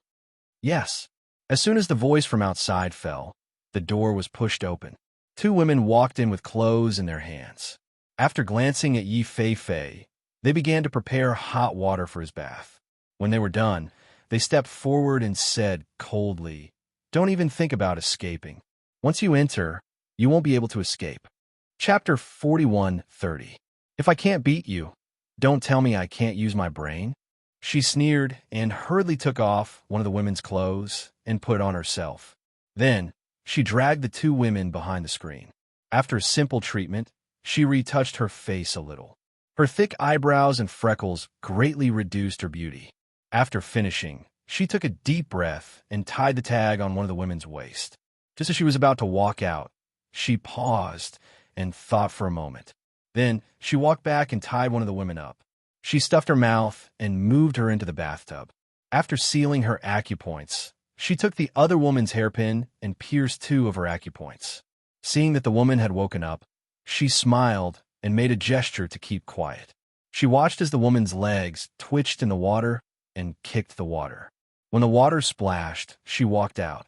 I forgot to take some things. I'll go back and get them. You guys keep watch and don't let anyone in. That lady is bathing inside. She lowered her head slightly and said as she walked out casually. The 2 guards wanted to ask why she was alone, but when they heard her say that and the sound of bathing water coming from the room, they didn't ask. Yi Fei-Fei walked out of their line of sight. Once she was out of their sight, she walked around in a circle. As she didn't know the way, she walked around for a while before she found the back door. Then, she quietly opened the back door and left. When she was outside, she gently exhaled and patted her chest, saying, That scared me to death. I thought I'd be discovered. She took off her clothes and put on her own clothes. She wanted to go back to look for her master and the others. However, just as she was about to leave, a middle-aged man appeared out of nowhere and blocked her way. You have some skills. Unfortunately, this is the underground black market. No one has ever been able to escape from here. The middle-aged man said, his voice cold and emotionless. Yi Feifei's heart thumped. She looked at the middle-aged man and wanted to run away, who knew that the other party's strength was much higher than hers. She barely moved and was caught in the next moment. Hiss! Ah! Ouch, ouch, ouch! Her hands were forcefully twisted behind her back and her body was pressed forward. The tendons in her hands seemed to be taut and the pain made her unable to move. However, she didn't expect that in the next moment, an intense pain would hit her. Crack! Her arm was forcibly twisted and the bones cracked. She screamed, and cold sweat seeped out of her forehead. Her face also became pale. This is a lesson for you. I'll let you know what this place is. The middle-aged man's gloomy voice sounded. He did not show any mercy as he twisted her hand and dragged her inside. At the same time, he said, If you dare to escape again, I'll break your legs. Yi Feifei bit her lips and said word by word, You caught me and broke my hand. You will regret it. That's what all the goods that enter this place say. Last time, the goods were like that. Originally, they could have been sold in perfect condition, but in the end, their hands and feet were chopped off and fed to the dire beasts. If you don't want to experience that kind of undying death, you'd better obediently become a good. The middle-aged man's cold and sinister voice was filled with bloodthirsty, killing intent. He brought Yi Feifei in and handed her over to two men in black. Look after her. If she escapes again, all of you will be punished. Chapter 41:31. For an underground black market to be able to establish itself as the #1 power in this city, it naturally had its own strengths. Once inside, with Yi Feifei's strength, how could he escape so easily? It had to be said that she was still inexperienced, and there were many things that she hadn't seen through yet. If it was Fengjiu, he naturally wouldn't have been captured. After all, their strengths and experiences were different, and Fengjiu's thoughts and schemes were far superior to Yi Feifei's.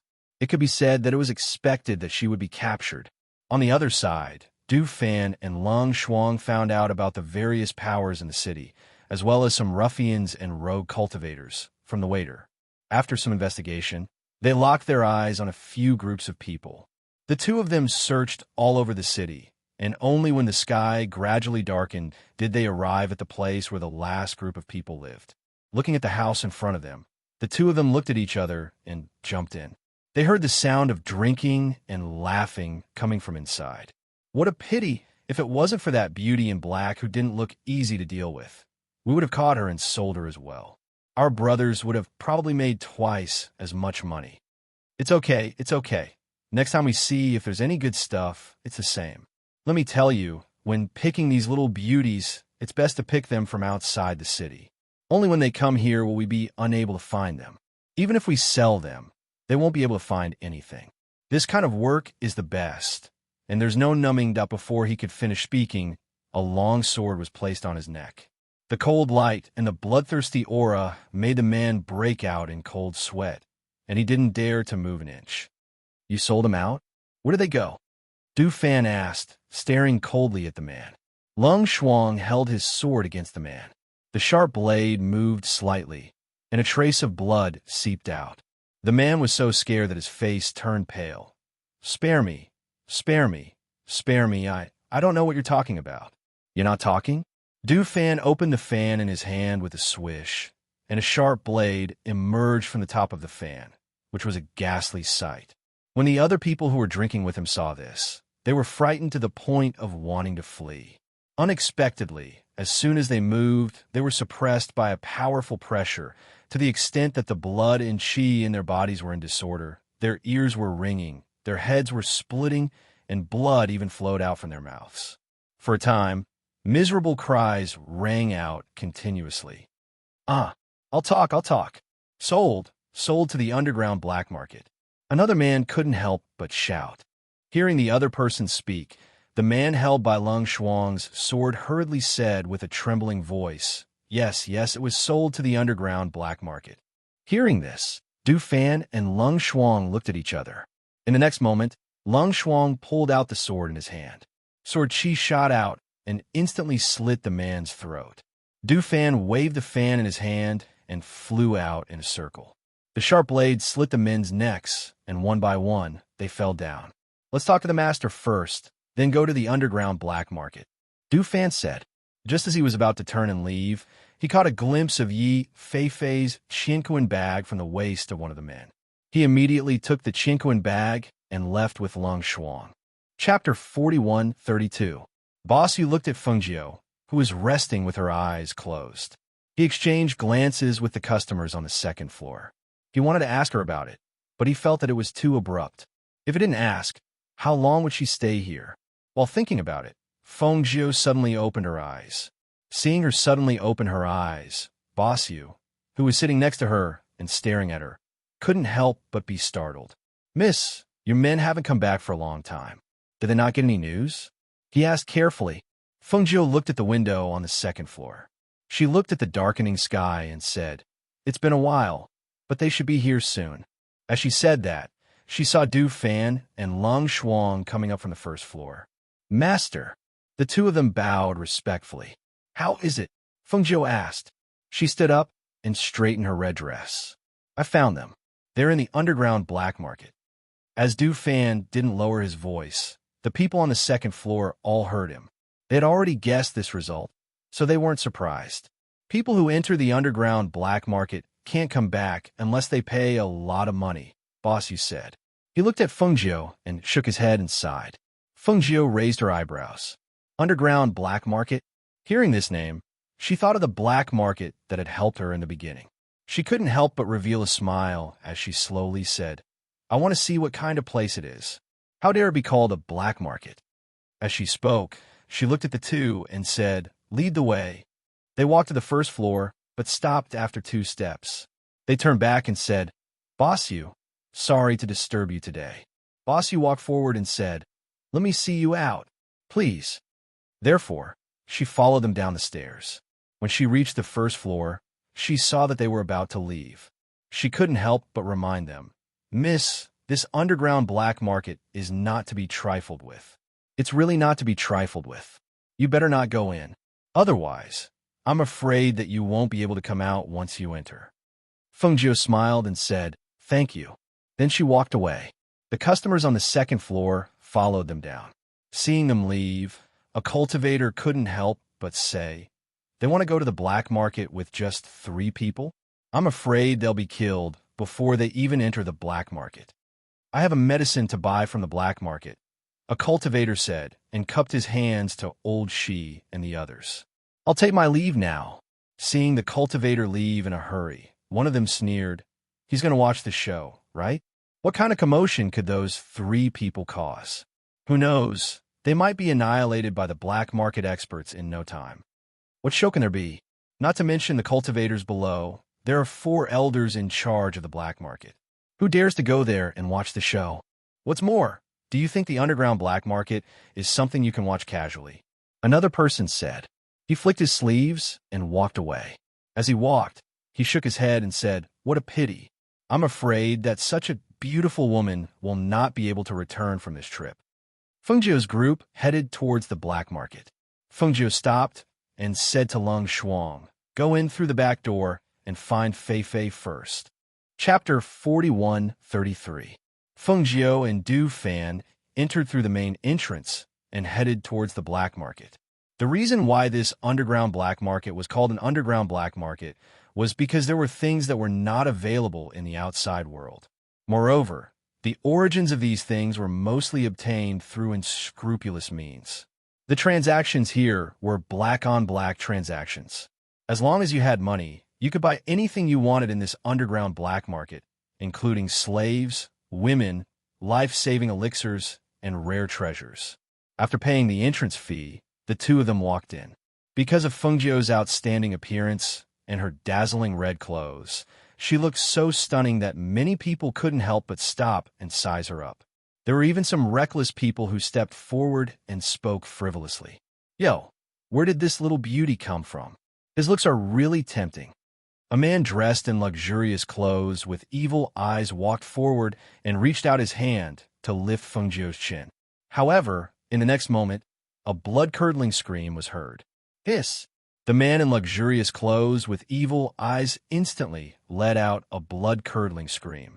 Everyone only saw that his outstretched hand had been cut off from the wrist, not to mention the fingers. The bloody, severed hand fell to the ground. He covered the bleeding wound with a pale face as he screamed and retreated, looking at Du Fan in horror. Du Fan's mouth twitched. The fan in his hand was still fanning at a moderate pace. No one could have imagined that such a seemingly gentle and elegant young master, with such an ordinary-looking fan, could actually cut off the man's wrist without even blinking. It was so fast that no one could clearly see how he did it. For a moment, the people who were staring and sizing up Feng Jiu immediately put away their thoughts. Only shock and horror were left in their hearts. A person who could make a move in an instant and was so fast that they couldn't see it was definitely not someone to be trifled with. Such a person, even if he had a smile on his face and looked like a gentle and noble young master, his experience told them that this person was very dangerous. What's going on? What's going on? A manager brought the guards over. When he saw the severed hand and blood on the ground, his eyes flashed. He looked around and finally, a guard came forward and whispered a few words in his ear. Then, the manager's gaze fell on Feng Jiu and Du Fan. Clean up the ground. The manager ordered, waving his hand to have someone clean up the ground. He also had someone bring the man whose hand had been cut off away. Then he smiled at the crowd and said, all right. Everyone disperse. Don't crowd around here. The transaction is about to begin. Let's quickly enter the venue. After the crowd gradually dispersed, the manager walked in front of Feng Jiu with one hand behind his back. He smiled and said, I don't care where you're from, nor do I care what abilities you have, but now that you've entered this place, no matter if you're a dragon or a tiger, you'll have to submit to me. Otherwise, we'll let you have a taste of our black market strength. Then, without waiting for them to speak, he turned and left. Feng Jiu saw this, and the corners of his lips curled up. A small black market with such a big attitude. Chapter 41:34. On the other side, Long Shuang quietly snuck in from the back. She concealed her presence and used the cover of the night to explore the area. She hid in a tree and glanced down. She sensed that in addition to the guards in the open, there were also shadow guards in the dark. Moreover, there was a spiritual power in the air. In other words, even if there was no one guarding the area, the person who set up the spiritual power would know as long as there was even the slightest movement. Of course, this spiritual power was only effective against people who were weaker than him. For people like her who were stronger than him, the spiritual power would not be able to detect her existence. She glanced down, and after sizing up the area, she leaped down. Instead of searching around aimlessly, it was better to capture someone and ask. She immediately made up her mind and rushed down. She grabbed a guard from behind and dragged him to the rockery. She lowered her voice and said coldly, Speak. Where's the girl who was just sent here today? I don't know, the guard said as he reached down. When he was about to make a move, Long Shuang realized what he was trying to do and broke his neck. She went out and dragged another one back. He still did not know. When she dragged the third one back, the guard said in a trembling voice, I know, don't kill me. Speak, where is she? Long Shuang asked as she grabbed the guard's throat. She escaped today and was captured and locked in the woodshed. The guard fell to the ground and was lifted up by the neck. How do I get to the woodshed? Long Shuang asked. After learning the way from the guard, she killed him. When Long Shuang arrived at the woodshed, Yi Fei was leaning against the corner of the wall. Her face was pale, and she was holding her hand. Seeing this, she reached out and flicked her hand. 2 streams of air hit the 2 guards, and she jumped in from behind. Fei, she called, and raised her hand to set up a soundproof barrier. Yi Fei, who was sitting in a daze, saw Long Shuang suddenly appear. Her eyes reddened. Long Shuang, you came to save me? As soon as her voice fell, she quickly stood up. Yes, Master and Du Fan are here too. As she spoke, she saw her hand hanging limply. She couldn't help but frown and ask, What's wrong with your hand? I wanted to escape today, but I was caught. That person twisted my hand, and it's still broken. It hurts when I move. She continued. They want to sell me, saying I'm the goods for tonight's trade. I can't escape. They're all stronger than me. All right, stop talking. Lung Shuang raised her hand to stop her and said, I'll take you to see Master. As she spoke, she took her uninjured hand, removed the soundproof enchantment, and walked out. Who dares to break into the black market? A deep and gloomy voice was heard. Then a wind blade attacked from the front. Lung Shuang held Yi Feifei with one hand and helped her avoid the attack. He pushed her to the side and said, Wait for me. As soon as he said this, the sword in his hand was drawn. He rushed forward at an extremely fast speed and hit the opponent's fatal spot. He was so fast that there was almost no pause. Yes. Chapter 41:35. Chief Guard.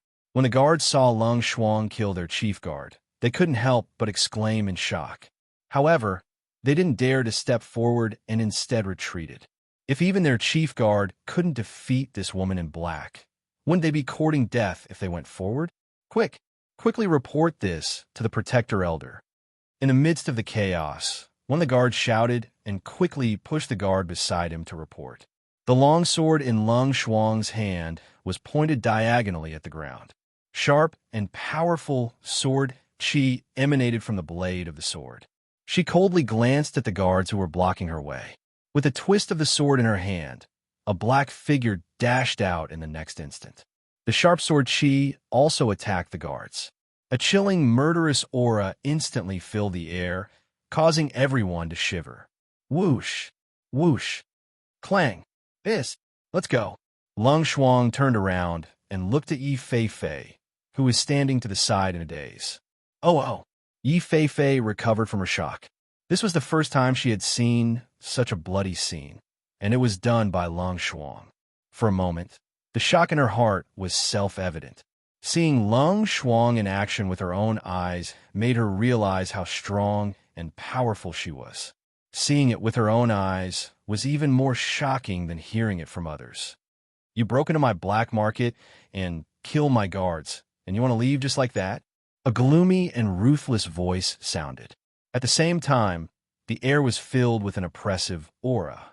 Visible spiritual energy surged in the air, causing Yi Feifei's blood to churn. She felt as if a huge rock was pressing on her chest, making it difficult for her to breathe. Pooh! Her blood surged, and she spat out a mouthful of blood. She couldn't withstand the powerful pressure and fainted. Feifei! Lung Shuang turned around and immediately reached out to support her. His cold eyes swept across the surroundings, but he didn't see anyone. He only heard voices. Immediately, he coldly shouted, Coward! Come out and face your death. Ha! How arrogant! As soon as the cold voice came out, a figure rushed out like a ghost.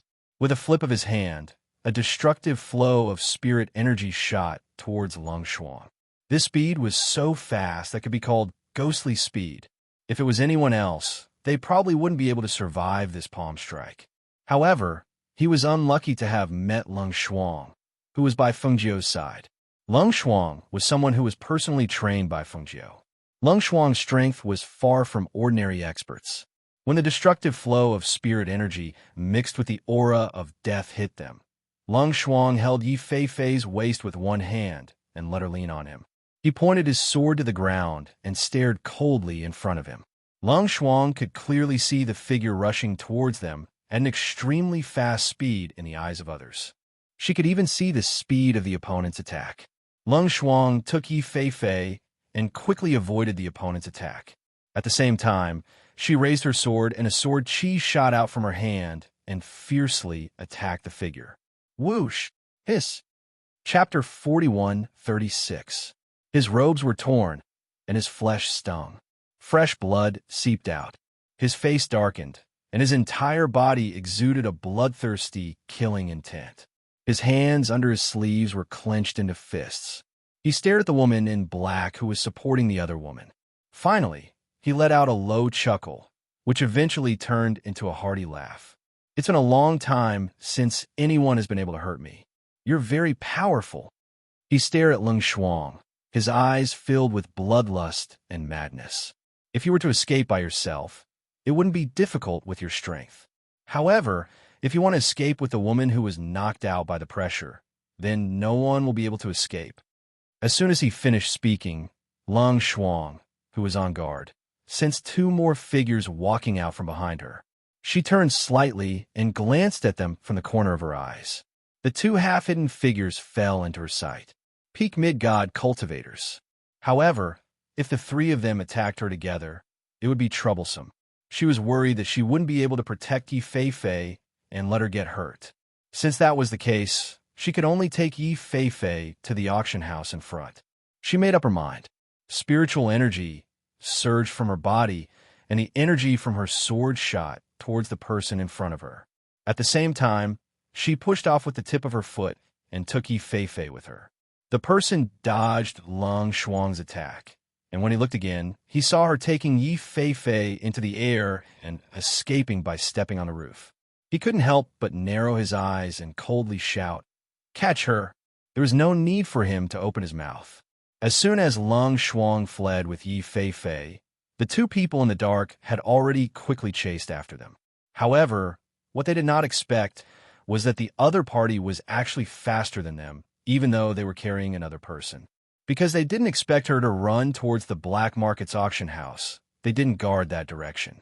After all, they had hundreds of cultivators guarding the auction house. Wouldn't she be walking right into a trap if she went there? Yet, she still took Yi Fei in that direction. Is she a cornered dog jumping over a wall? Our auction house is right in front of us. There are over 100 guards and 50 hidden guards. Elder Yuan is also there. If she escapes there, wouldn't she be walking right into a trap? The two of them chased after Lang Shuang. Because they saw that she was heading in the direction of the auction house, the two of them looked at each other and slowed down. They were a little surprised and started chatting. However, this woman's strength seems to be above ours. If she hadn't brought that unconscious woman with her, we probably wouldn't have been her match. Once an expert made a move, the truth would be revealed. She was able to injure a peak height god with a single move, so there was no need to doubt her strength. However, for a mere woman to be more powerful than them, this was a little unbelievable. What else is there to say? If we don't catch up, she will take advantage of the chaos and escape. The person who caught up saw that the two of them were still chatting and immediately looked at them with displeasure. Hearing this, one of them put on a fake smile and said, "Ha, Brother Chow, even you're no match for her. What's so strange about us not being able to catch up to her? Moreover, Elder Yuan is guarding the auction house. Even if we don't do anything, Elder Yuan will capture her for breaking into the auction house. She won't be able to escape." It wasn't a matter of a day or two that they didn't get along well. Seeing that they were still arguing at this time, the one surnamed Chow snorted coldly and quickly rushed forward with a flick of his sleeve. Chapter 41:37. At the front of the auction hall, a middle-aged man on the stage was giving his opening speech. The people sitting below the stage were also discussing what good items would be auctioned this time and what they wanted to buy. In a corner of the hall, Feng Jiu and Du Fan were sitting side by side. They did not listen to the middle-aged man's opening speech, nor did they listen to his introduction of what items would be auctioned this time. Under the dim lighting, they were sizing up the guards and secret guards in the hall, as well as the powerful person hiding in the dark. "Master, we can almost ignore the rest, but the person sitting on the second floor is very strong. In my opinion, he should be a mid-level high god," Du Fan said to Feng Jiu telepathically. After all, there were people sitting on the left, right, front, and back, and all of them were cultivators with high cultivation. If they spoke, it would naturally fall into their ears. Yes, I didn't expect a mid-level high god to be in charge of a black market in the city. Feng Jiu smiled and replied with his divine sense. Lang Shuang has been there for a while. I don't know if there will be any accidents. Du Fan was a little worried. With Lang Shuang's ability, he will find her. If not for the fact that they were worried that they would not be able to make a move before they found Yi Fei and ensure that she was safe, they could directly attack her. However, if they did that, Yi Fei would become a threat in their hands. If the other party wanted to kill her, there was no guarantee that there would not be any accidents. Right now, they could only wait here. When Lung Shuang found Yi Feifei, they would settle the score with her together. Well, let's officially start tonight's auction. The first item on the stage is... Before the middle-aged man could finish his sentence, he was shocked by the wind from a palm strike. Bang! At the same time, a woman in black rushed out from behind with another woman. Her speed was so fast that a gust of wind was stirred up around her. Catch them. Don't let them escape. Close the door. Quick, close the door. Angry shouts could be heard from behind, and the messy footsteps of the guards could be heard. They quickly spread to the auction house and surrounded the entire auction house. The man who had been injured by Lung Shuang glared at Lung Shuang viciously. He watched as Lung Shuang brought the woman away, but when they were about to leave the auction stage, she stopped and turned around. A sinister smile appeared on his face. I told you, you can't escape. Lung Shuang looked at him. Here, looking at the auction hall surrounded by guards and secret guards, the corners of her mouth curled up imperceptibly, revealing a hint of a smile. She did not have to worry about falling into the enemy's hands, because her master... Chapter 41:38. Bang!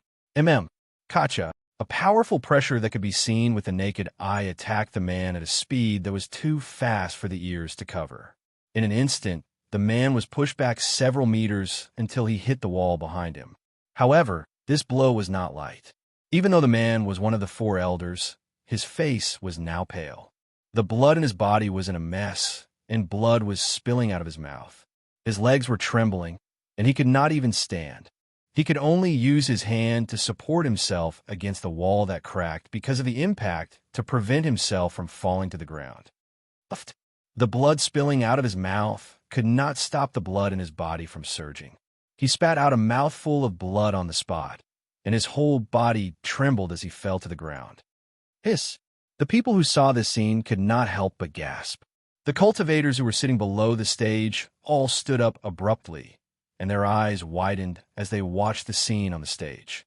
That was one of the four elders of the black market, and he was actually injured by a pretty boy with a fan.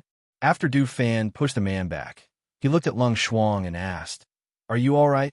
I'm fine. However, Feifei's arm was broken by them, and she fainted because of their pressure. Lung Shuang said as he looked coldly at the man who had fallen to the stage. Hearing Lung Shuang's words, Du Fan noticed that one of Yi Feifei's arms was not quite right. His gaze turned cold when he saw her hand and her pale face. He looked away and looked at the man who had fallen to the ground. In the next moment, his figure flashed out, and the sharp blade of the fan in his hand was aimed at the man's throat. Those who hurt us die. Don't be presumptuous. An aged and deep voice suddenly resounded in the auction house. The powerful pressure contained within the voice caused the hearts of the crowd to tremble. They raised their heads to look and saw a figure dashing out of nowhere. A palm wind condensed into a palm and slammed towards the man holding the fan on stage. Bang! In that instant, everyone saw the man with the fan swinging the fan towards the elder who was sitting on the ground with his eyes wide open in shock, while his other hand quickly gathered a palm wind to meet the palm of the elder who had appeared out of nowhere. The two palms collided, and the two powerful palms collided with a bang. The old man was no match for the old man, and he staggered back and fell to the ground. At that moment, the fan in the man's hand had already slit the throat of the elder who had fallen to the ground. A mournful and unwilling scream echoed in the auction house.